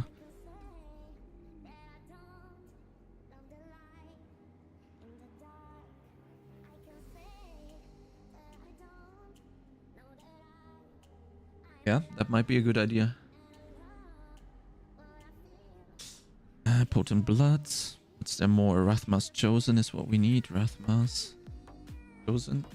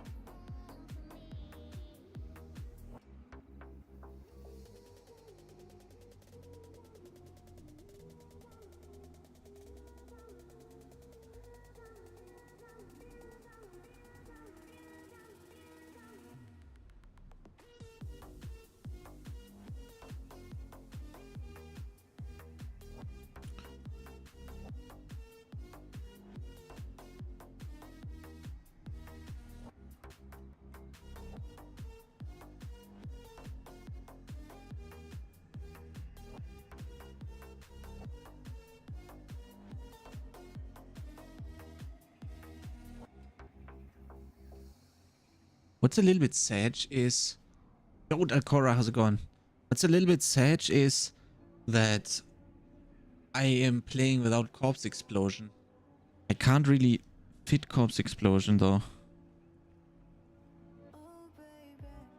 We are theory crafting a Bloodlands Overpower Gigapump Mummy build right now. Because... that's what we're going for next, and then NECRO journey is over. Then it's time to roll rogue. I love the chair ads. Yeah, look at this. you know what I'm looking at a lot recently.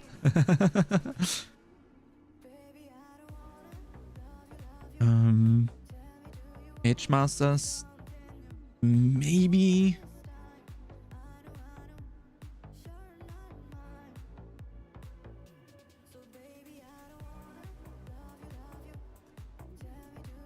Yeah, Gore Quills we probably need to play, huh? Do you plan on using Blood Mist? I see it on everyone's build, but a lot of time they never use it. Yes, especially on hardcore, I want to have it available to me.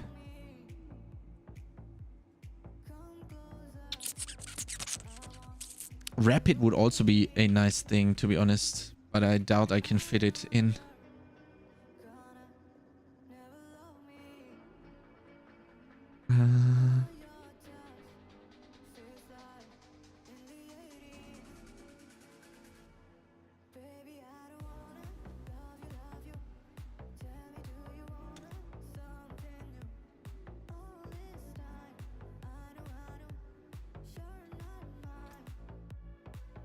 Hello?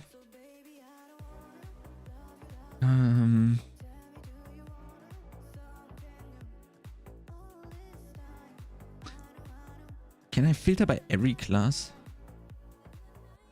No. Oh, fuck that.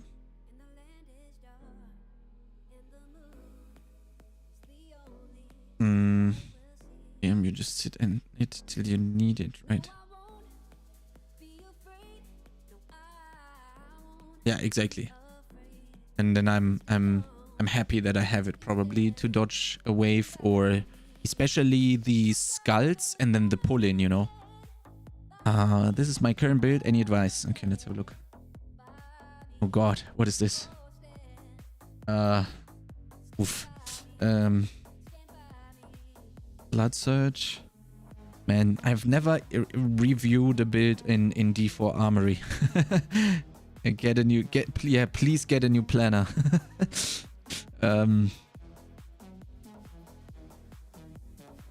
Mobalytics is pretty good. Yeah, man, sorry, I have no clue what this is. Can you make this in a tank? Can you do it in like here? Redo it in a build planner here? Because there is like the most important thing is missing. There's no Paragon board and there's no skill tree. You know? There's just the gear, which doesn't make sense. And also, you should not be playing with skulls in your jewelry. If they are in the jewelry. I don't even know if they are in the jewelry. That is outdated. You need your resistances capped at 70% all of the time. And in World Tier 3 and in World Tier 4, you will get reduced cap resistances. Even if you were capped in resistances before entering World Tier 3, you will get a reduction. And you will also get another reduction when you enter World Tier 4. So you cannot play the skulls in jewelry anymore. Well, you can if you're overcapping it in any other way, but it doesn't seem you're doing that.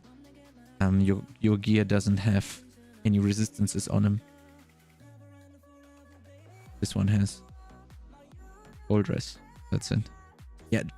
Remake your gear real quick. Your skill tree Paragon board. That would be sick. But that one doesn't really help us. Unfortunately, I can't really review anything there. Are we done? I want accelerating maybe.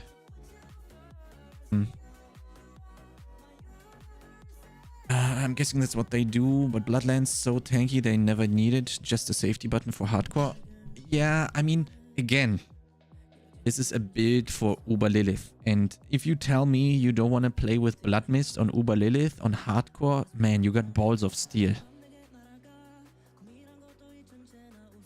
If you have it available, why not use it? Maybe if I kill it very fast, who knows, maybe then I will optimize it out of the build, but first up, I have no clue how she feels after the changes. You know, I've seen a lot of one-shots, but I have not experienced it myself.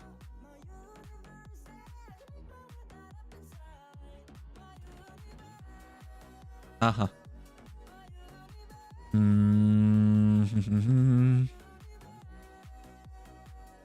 Is there anything that I'm missing? This is why I don't play hardcore. Okay, yeah.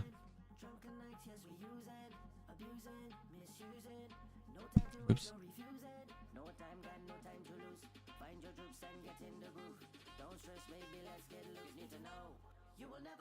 I'm being molested.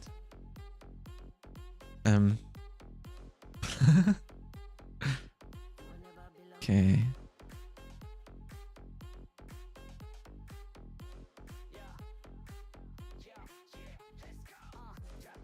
Embalmer maybe for more damage, but I doubt we need more damage, huh?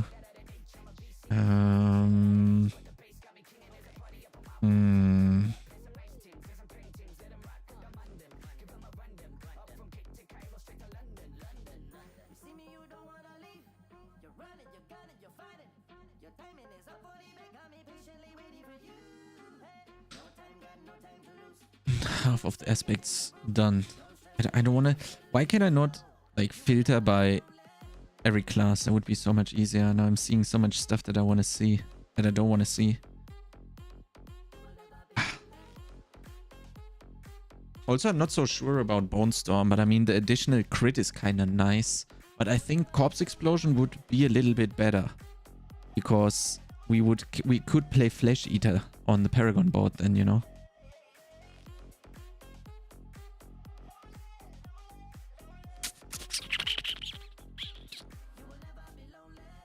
Rapid would be nice, actually. But I doubt I can fit it in.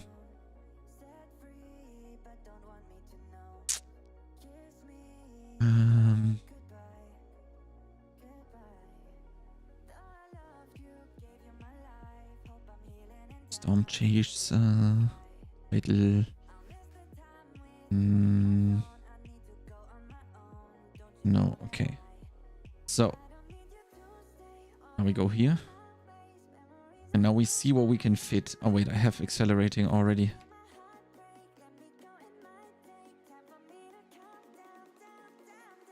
That's also a big question. Do I even need disobedience? And do I even need might to be able to tank this stuff?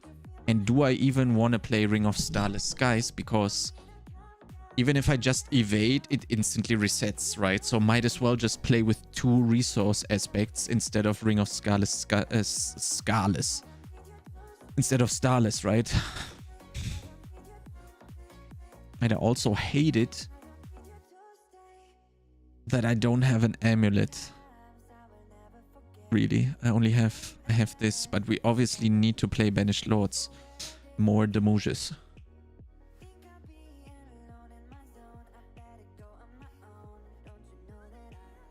Casting Bloodlands will consume Blood Orbs to also conjure lances from them. Each additional Blood Lance deals 100% of normal damage and prioritizes targeting unlanced enemies. That's the thing. I don't know how many Blood Orbs I am generating. I don't really have that much. I don't really have that many, right? I have Corpse Tendrils and I do have Transfusion. And the lucky hit on Bloodlands isn't even that high. It's 33 for some reason. What has lucky hit? Something has to have lucky hit. This is usually not 33. This is usually 24, right? Oh. Disconnecto. More CD smulch. Let me see the lucky hit.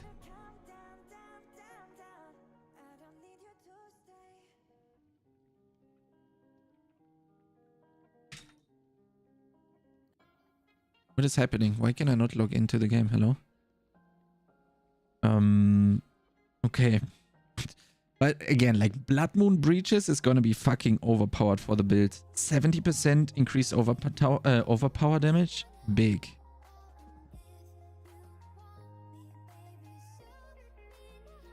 And Soulbrand would also be nice, but then we run out of space too fast. Imagine we could also play blood damage on the chest. That would be sick. But I think we just play whatever I have. What do I have? Total armor, max life damage reduction and close. There was a crazy chest I found earlier. Where is it? Here.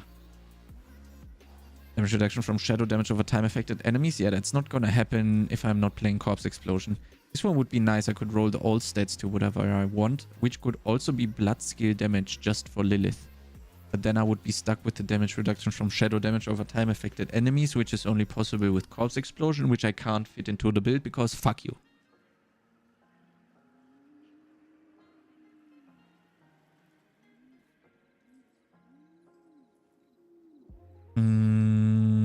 Yeah, let's keep the chest here and let's say this would be disobedience, so we don't really need to think about the chest anymore.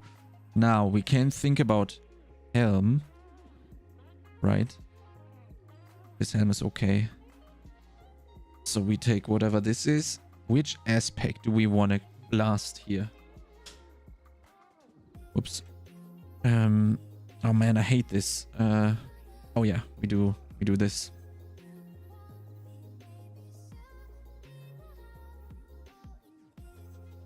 Yeah, literal 5-head build crafting god. Look at this, and then we can also make this a little bit bigger for you guys.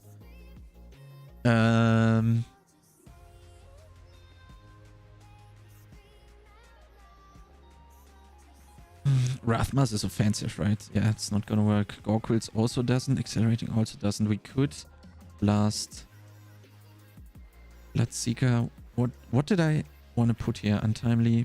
Potent is resource. Disobedience, might. Hungry blood. What was that? Yeah, we cannot fit anything here. So we can play might, huh? Then. Also because we really cast a lot of hemorrhages. Might as well just take the 20% flat DR. And then we can also play a more offensive chest and pants. Which kinda is okay because we have Blood Moon breaches. Right? So maybe might on helm is actually good in disobedience. And then we play... Do we play grasping veins on the hands? And then we just have spot for one more. Which has to be Rathmar's chosen.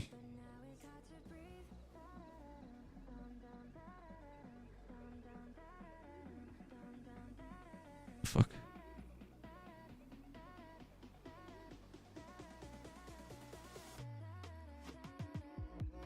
Right. This is what we need to play then. And I need to find out, maybe we even play Grasping Veins on the two-hand. Because 80% bonus critical strike damage together with Banished Lords, together with 70% increased overpower damage is like... Bam, bam, bam, bam, bam, bam, bam, bam, bam, bam.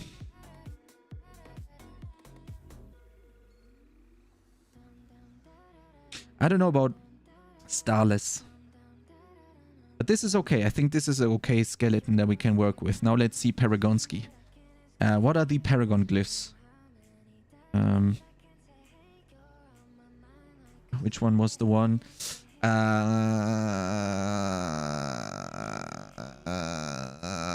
What's the name of the overpower one?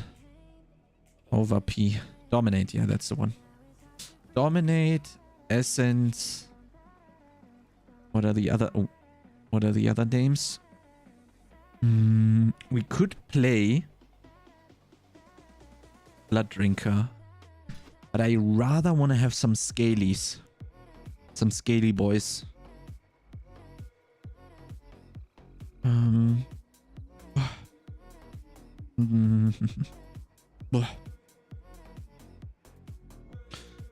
Exploit?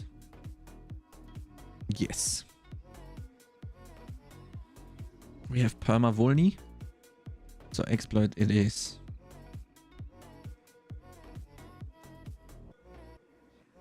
Yes, Exhumation, Bigus Blastus. And since we don't really need that many legendary notes, maybe we can even play 6 boards.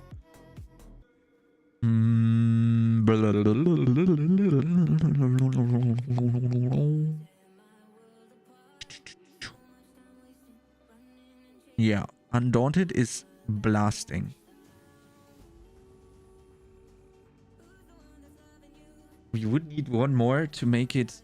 Is there one more that makes sense?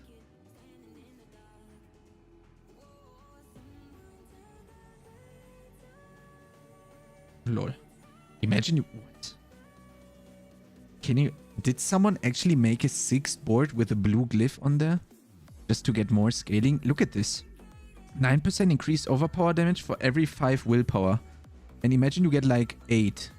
That's like a 72% increased overpower. That actually doesn't sound that bad, to be honest.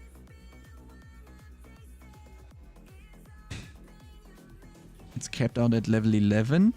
But again, 80% overpower damage. Sick. We could actually... I'll just write it here. Maybe... I don't know. Maybe I go crazy and do a blue glyph. And then we just keep one-shotting when one-shotting, one-shotting. Which one scales harder? 2.3 fortified? 9 overpower scales harder, right? Okay. Actually, not that bad. Okay, what do we blast here? Oh, fuck. I should have noted which one is which. Dominate is willpower. Willpower. Essence is Dex. Exploit is Dex. Exhumation is... Where is it? Here. Int. And Undaunted is willpower, if I remember correctly. Yes. Willpower. What is the overwhelm one? willpower. Okay. Now let's see. Which one do we go for first? Yeah, this is the one that I'm a little bit sad I cannot play. Because we do not consume corpses. Scent of Death would be nice. We could just play Bone Graft and take all the stuff. Blood or Blood Begets Blood is probably one of the first ones. Bloodbath as well. So BBB and BB. BBB, BB, and... what was the other one? What did I say? Whatever. I think we go for these two first. Where is BB here? It doesn't matter which one we go for first, right? We just look for overpower. And we definitely take these. And then we're out. Damage while fortified. What do we have more than that? Damage while 40. Okay, we basically need to take everything on the freaking board. We don't want damage while fortified. We're gonna be fortified all the time. Or not really all the time. There's not that many orb minions that we can kill. Therefore, Sanguine Brace is not going to fortify that much. I don't know how long and how often we are going to be fortified on Uber Lilith, because she's also dealing a lot of damage, right? Actually, we might do it like this then, huh? We get the overpower damage, go this way, and then say bye-bye. After taking the glyph. Pretty high dex. Because I don't know how fortified I am, how often I'm going to be fortified. So we want to have a lot of willpower and int. So we go like that. Willpower, int, willpower, int.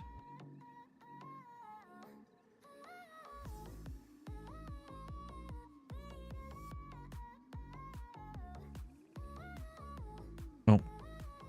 Should probably do this first, huh?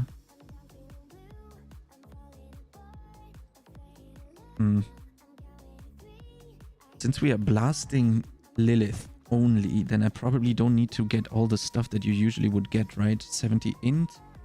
We blast exhumation here.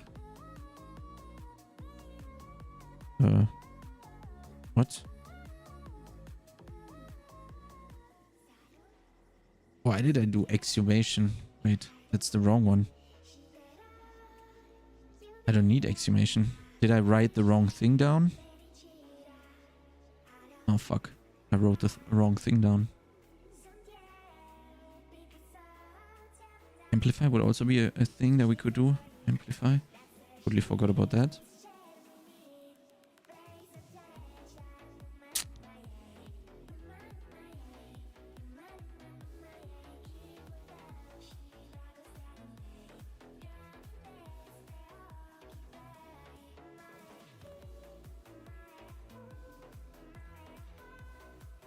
Which one did I want to take?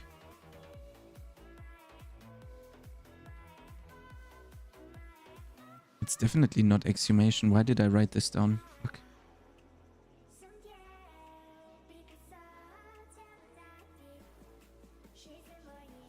I have exploit. Oh, is it imbiber? Yes, okay. Imbiber is the one that I forgot. Nice. What is imbiber?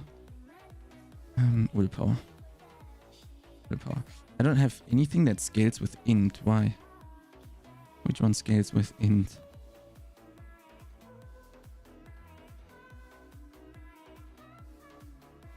I could play Blood Drinker as well. It's noted. Blood Drinker.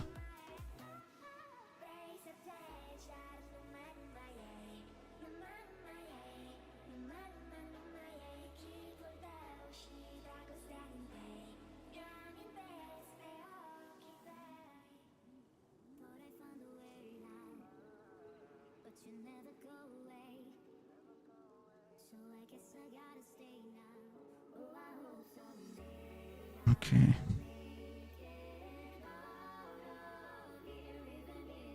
I think that's okay. Yeah, but we don't have any int glyph now. 1, 2, 3, 4, 5. Which one is Blood Drinker? It's Int. And it's bonus to magic, which is not really that bad in the beginning. Also is Amplify. Amplify is also Int. So we could use Blood Drinker or Amplify. Probably Amplify would be better, huh? Because we Perma Curse. So we just take the little bit of Int. How much do we need? 40. We go like this. Maybe we don't even need these. We take these. We need 3 more. And that's it. Maybe we don't even need this. The willpower here is actually quite nice, and it's also getting boosted. The willpower is nice. How much damage does it give us? 1 willpower is fuck. How much overpower damage is 1 willpower? It looks like divided by 4, right? So that's 4%. Wait, 18 willpower? 53? Yeah, 5%. Yeah, okay, divided by 3, let's say. By 4, it actually makes sense. 4. I wasn't that wrong. Okay, so 18 willpower is 4% damage or something like that. 4% overpower, that's pretty nice.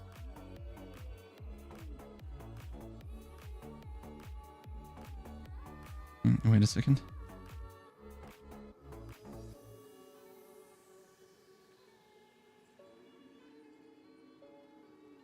Actually not so bad. If I have some remaining, buffing these would be nice. Some nice additional overpower damage. Okay, now let's go next.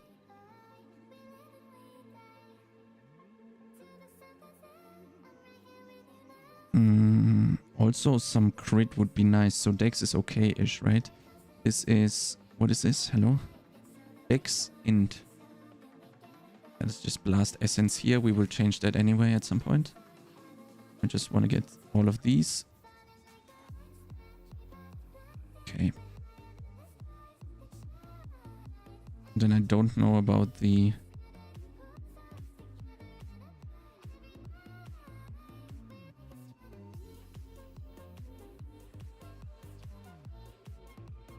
I don't know about the... What's it called? Damage while fortified. This is definitely a question mark that I need to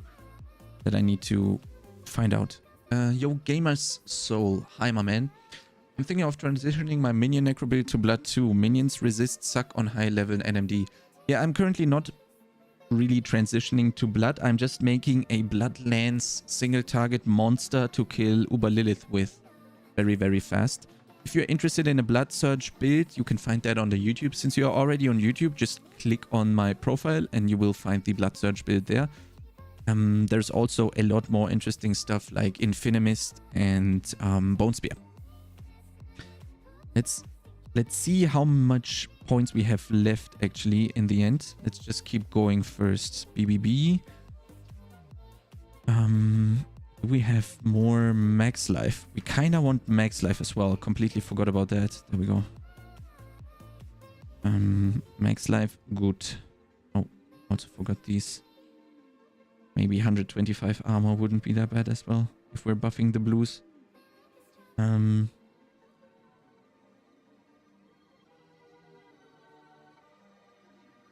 Blood Orb healing, potion, Demoges with overpower damage.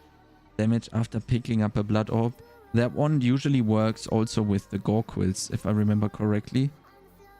So we go here, blast this, and then get these. Doesn't really matter which one we start with, right?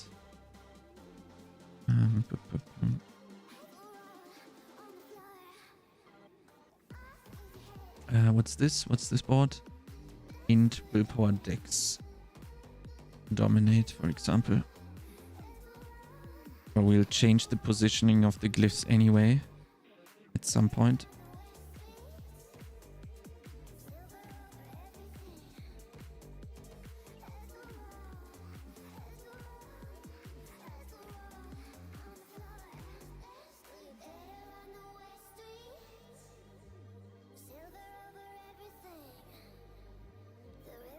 don't really care that much about an optimized pathing, to be honest. Max life would be giga nice, actually. Maybe we can go here at some point as well. How do we get the freaking blood begets blood, though?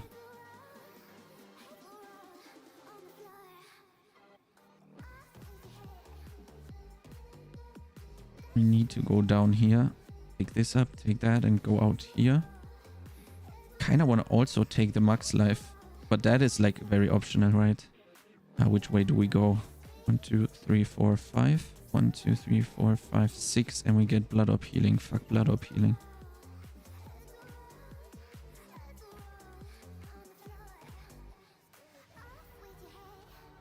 Indoor willpower. Probably some int.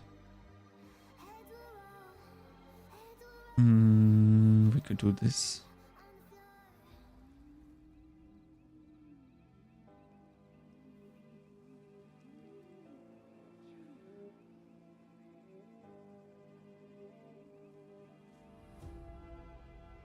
Okay, now we're out of boards that we really, really need. Now we're just looking for high scalers or good stuff on the board. For example, like crit damage or overpower damage, or attack speed could also be nice. Damage to elites would be good. So this one is not that bad. There is a lot of crit here. We don't really go for Flesh Eater anyway, so we can path very quickly into the board. This one also has okay-ish decks for Essence or Exploit, so Flesh Eater is pretty nice. What's there next? What's there more? Hulking Monstrosity has nothing, if I remember correctly, right? Golem armor and stuff. Damage with Golem. Yeah, that one is shit. Cult Leader does nothing for us. Just buffs minions. So we don't take that one as well. Hulking, Cool Flesh Eater, Scent of Death would probably be also a possible legendary node that we take. But it's not really necessary.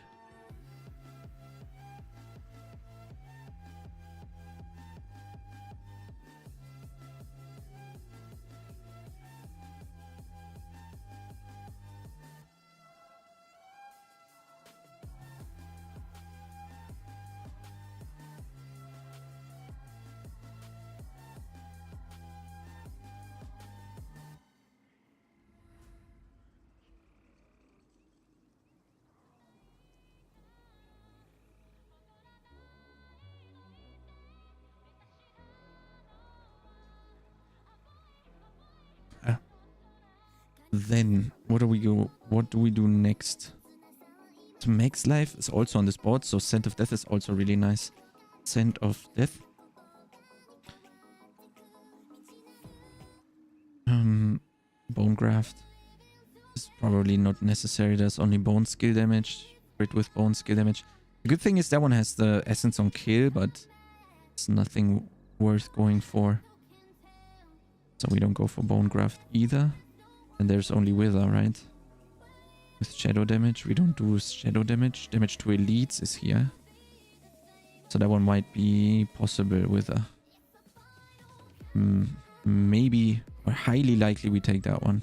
This one also has high int, willpower, and dex. That's okay. And we go like this and instantly path into the damage to elites or something like that. Okay, so next up is going to be Scent or Flesh Eater, Scent of Death. Let's take that one. Damage to... Mate, there's a lot of damage to injured and stuff like that. Let's actually take Flesh Eater first. Get all the necessary stuff, and then we can go into the next thing. Where do we need to go? We need to go here, and then we... That's the problem. We want to go like this. We want to take that, and we want to path out. We can go like that. Ah, man, that's gonna cost a lot of Paragon points, though.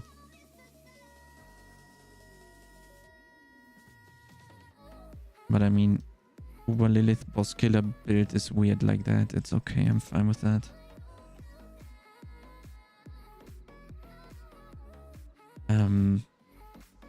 What's this board? Dex. What do we have? Exploit? Yes.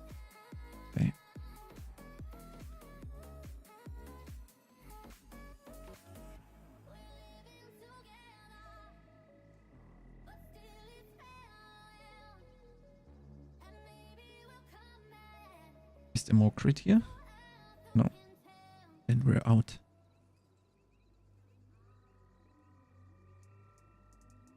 I think we go like this. Huh?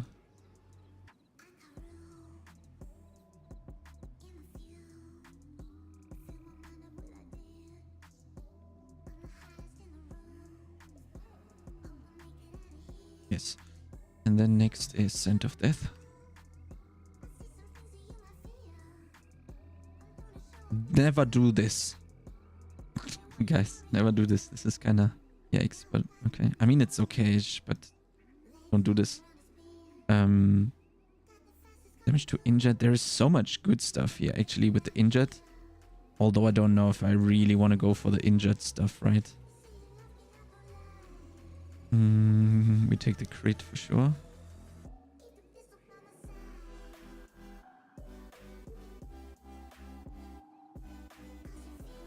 Could go for Scent.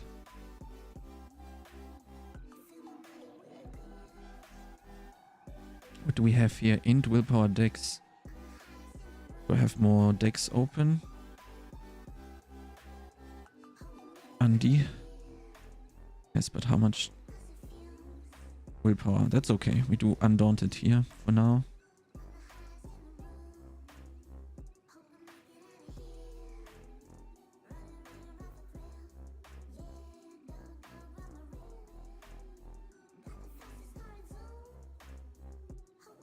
No.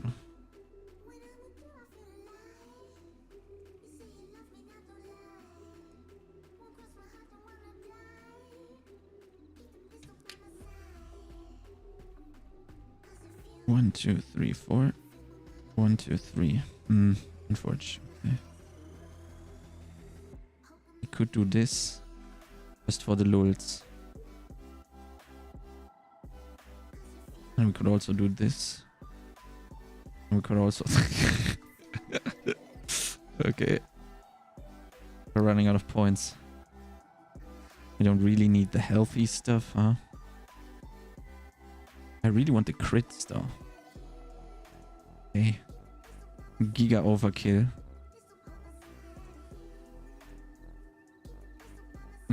Someone said my build planner is bugged.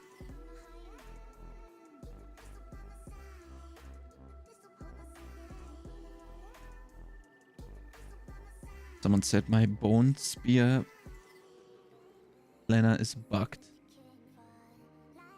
Okay, let me double check.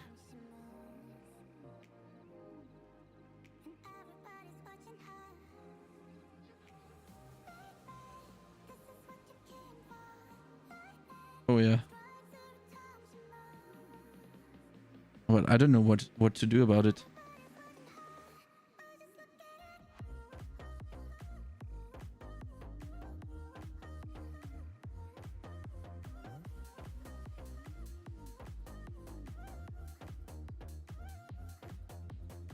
He's right, it's actually crashing. Can you guys try this out? If you go to my build planner here for the bonespear build and just mouse over some items, does it also instantly crash for you and says an issue occurred, invariant failed, go back and back to homepage? Does that also say the thing for you?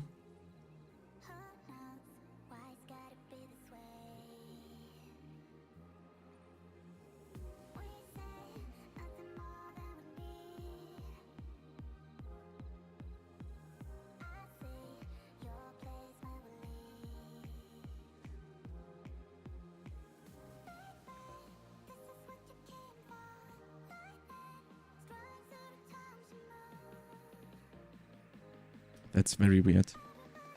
Okay, so this would be ideal, right? But we obviously overspent 19 points. 1, 2, 3, 4, 5. Do we have everything? Amplify, Essence. We're missing. We have Dominate, Exploit. Dominate, Exploit. Undaunted. I want Imbiber.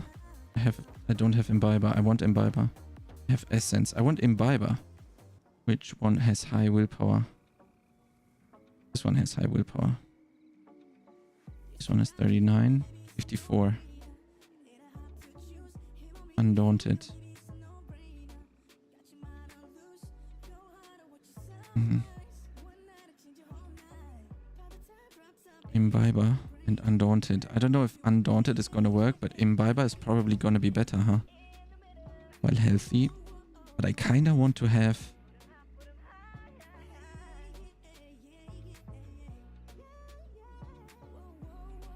Kinda wanna have... Wait, what did I have here before? Fuck.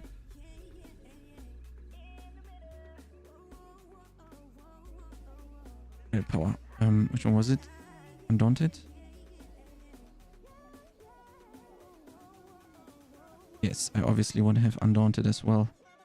But I need it on a high willpower, about 39, 54. Which one is this? Oh wait, it's already... Wait, that's Dominate.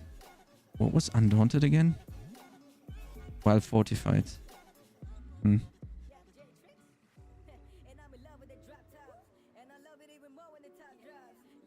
Yeah, I don't know. Let's see. I kind of want to have Undaunted still, right? For willpower.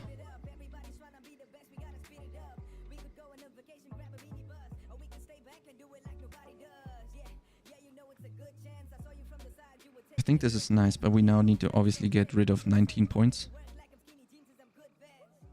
We can obviously optimize the pathing a little bit.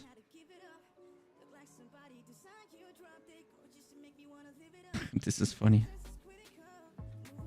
Let's actually do this overpower. And see if we've taken all of them. Yes. Now we want to take crit. We've taken all the crits. And we want to take max minimum life. Life. Oh, I can't type. There's more life here, but that's out of reach. More life here with also with damage while fortified. Although I don't know how much fortification we will have. Yeah, this is okay. So now we need to trim 19 points. Somehow. 17 left. Which one is this? Dex.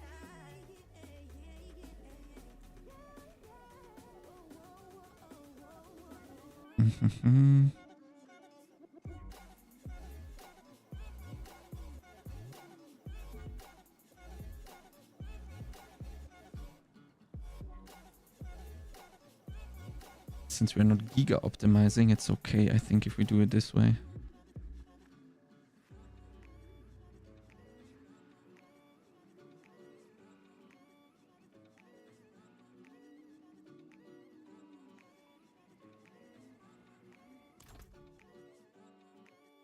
Did I get locked out again?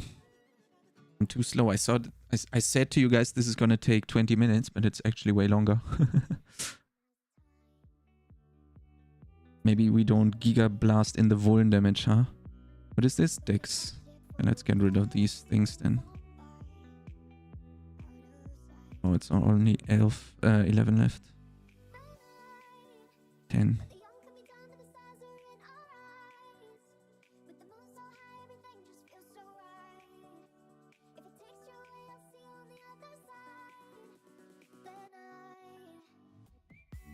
Eight.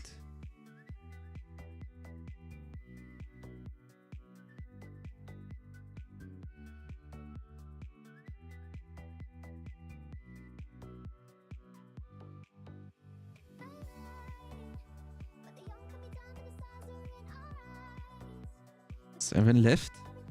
Ooh, guys, we almost have it. Armor, get rid of it. No need the armor. Do we need the dex here? Why am I taking the dex? Awesome, 5 left. We are moving fast.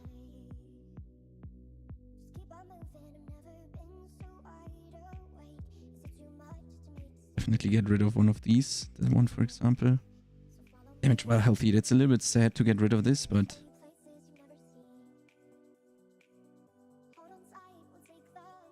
And this would be good, getting rid of this. Okay. For the sake of saving time, let's actually play this build. It's gonna be fine, probably. It's far from being giga optimized, but I CBA crafting a build for like 10 million more minutes.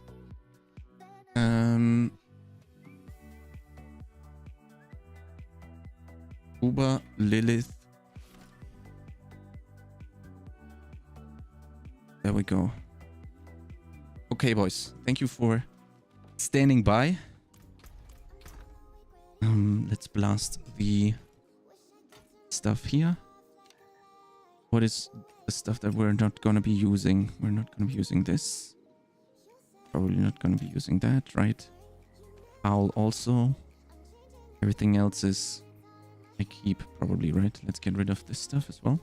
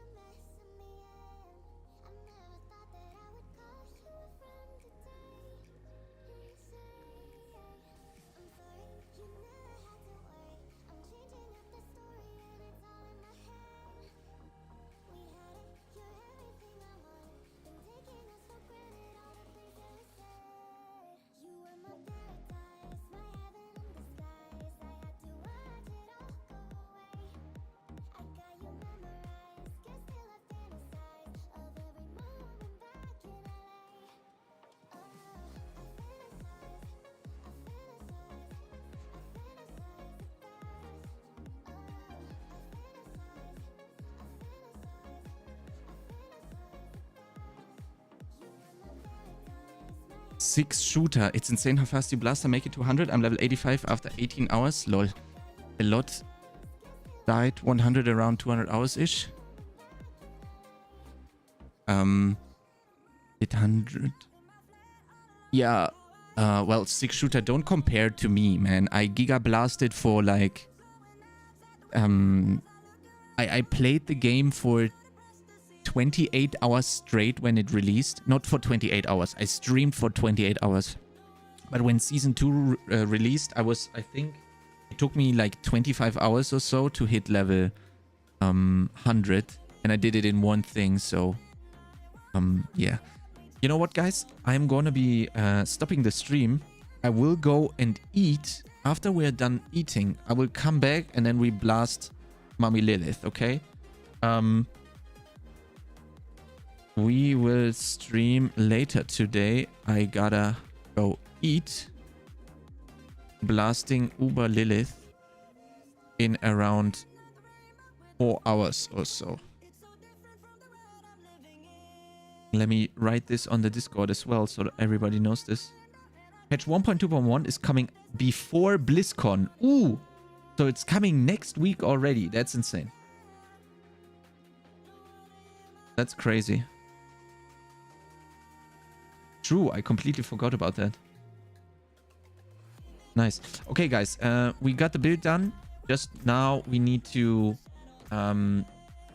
make the build on the character, and then it's Uber Lilith time, okay? I will go eat. We go to a restaurant, get a very nice pizza that are very special. And after that, I'm back. I'm gonna restart the stream again. So, see you in about like 4 hours or so. So, see you later, boys. Bye-bye.